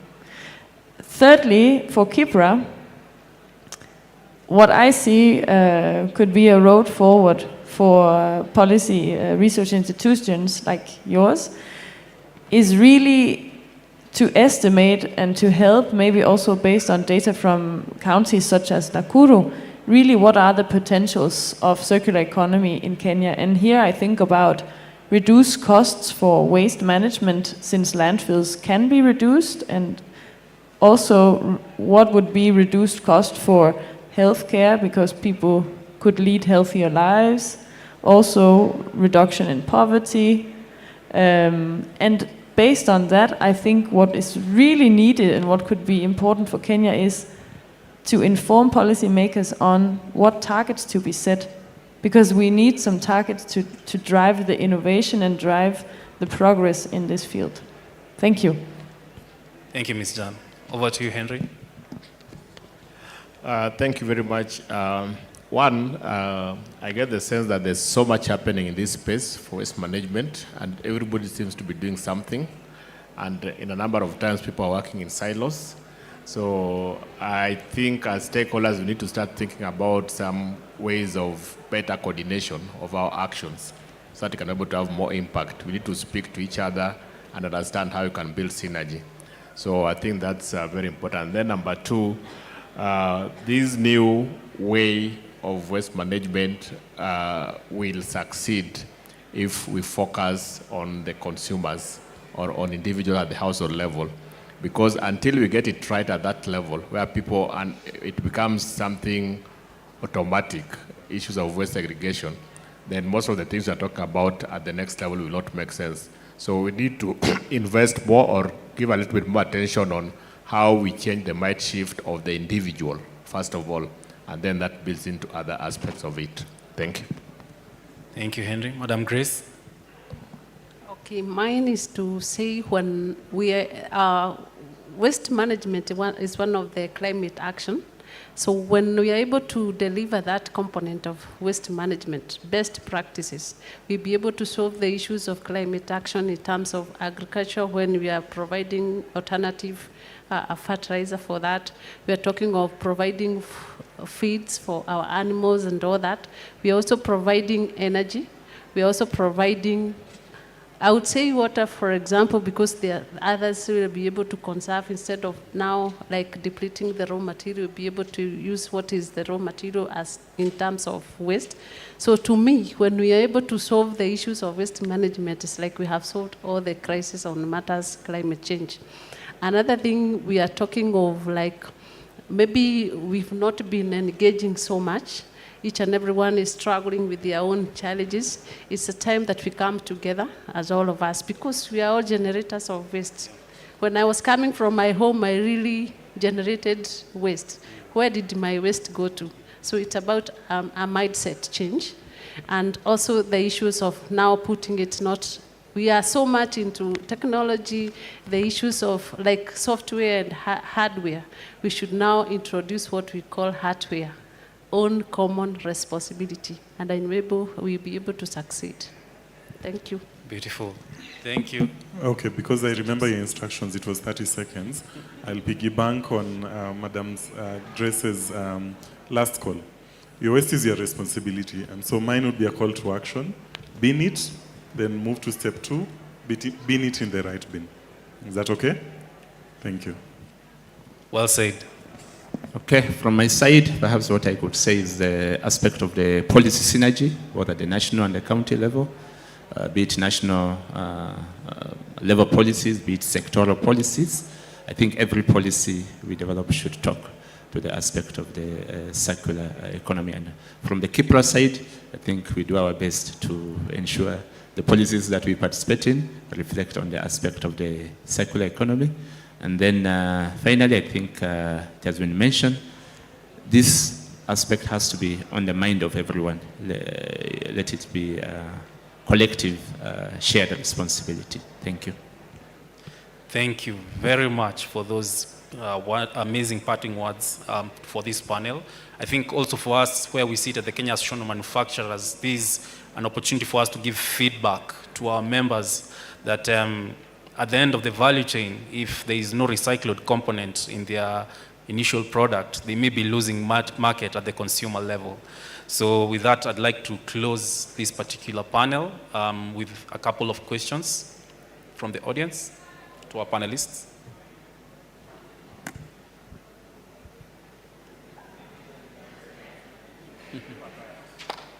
Okay, if there are no questions, yeah. There's a question there.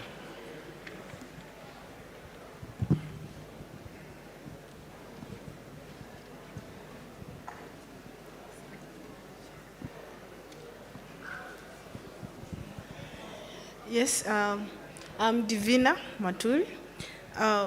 My question, or rather, I would like us to give more information or a clear framework. We are talking about circular economy, waste management, but more about sustainability. What are we doing to eliminate or clear the path to eliminate this issue of greenwashing? Because we found that people are managing waste and making products out of the waste, but out of what they are declaring actually is they are also including other things inside. I'm talking this because I'm coming from a certification or rather quality assurance company. We usually do audits or rather assessments for tourism, textile and agriculture, majorly international programs, and we find this issue is there as small SMEs, or we find that the companies don't know who has what and where to get them. And actually, if they find it, the components or content is not reflecting the criteria that they want. How are we going to set a clear framework? Yeah, in regard to environmental, social and governance. Thank you. I don't know whom you're going to choose to respond on that as you do that. Was your question directed to any of the panelists or Kai? Who would like to take it first? Yeah, sure. When we talk of the legal framework on matters waste management and the EPR itself, I remember my colleague said that we are talking of the payment for environmental services or polluter pay principle. That means if you are an industrialist, like you are coming up with a product, you'll be very much careful to see that the life shelf of that product even before you make it. You should focus to track it before I make it. What are the products that raw materials that I'm using? What are the channels that I'm using to make that product? And then after now it goes to the consumer. How back will it come back to me for proper disposal or other activities? So it's a matter of enforcement of the legal frameworks that are there.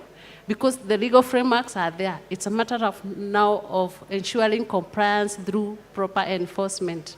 And that can only be done by the authorities channeled with that. We have an authority in terms of like NEMA is one of them. Waste management is a devolved function. That means county government have a squarely a mandate to do that. So right now we would say we educate our people so that maybe them that are doing that they are not aware. After educating them, then you follow up through compliance and enforcement. I think that is very well answered by the right stakeholder, considering she's coming from the county government, and a role of enforcement solely lies with either government agency, like county government, or NEMA, an enforcement agency. So thank you. I'd like to bring the day one session to a close with this beautiful panel of ours by saying thank you, and let's give a round of applause for all of us before we take a final photo.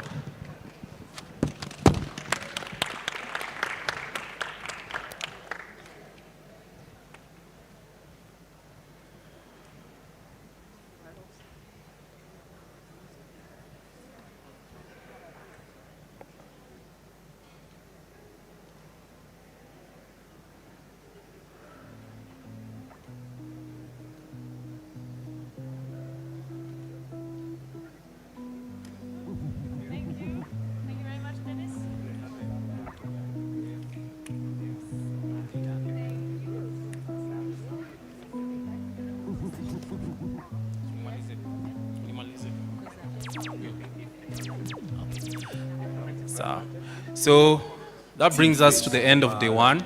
Thank you so much for your attention, your contributions. They've been very vibrant, informative, and lively. We'll continue the conversation tomorrow morning with one last conversation about sustainability in the textile fashion. Tomorrow is going to be a fun day after serious talks in the morning of how we move forward, the circular economy discussions that we've been having today and tomorrow. I'd like to end this day with a vote of thanks, number one, to our various service providers who have given us a very habitable environment, our exhibitors with their vibrant innovations, our delegates with their engaging questions, our panelists with their informative experiences, lastly, our media for covering us, and to all the guests who walked into us tomorrow, see you tomorrow and have a great evening. Thank you.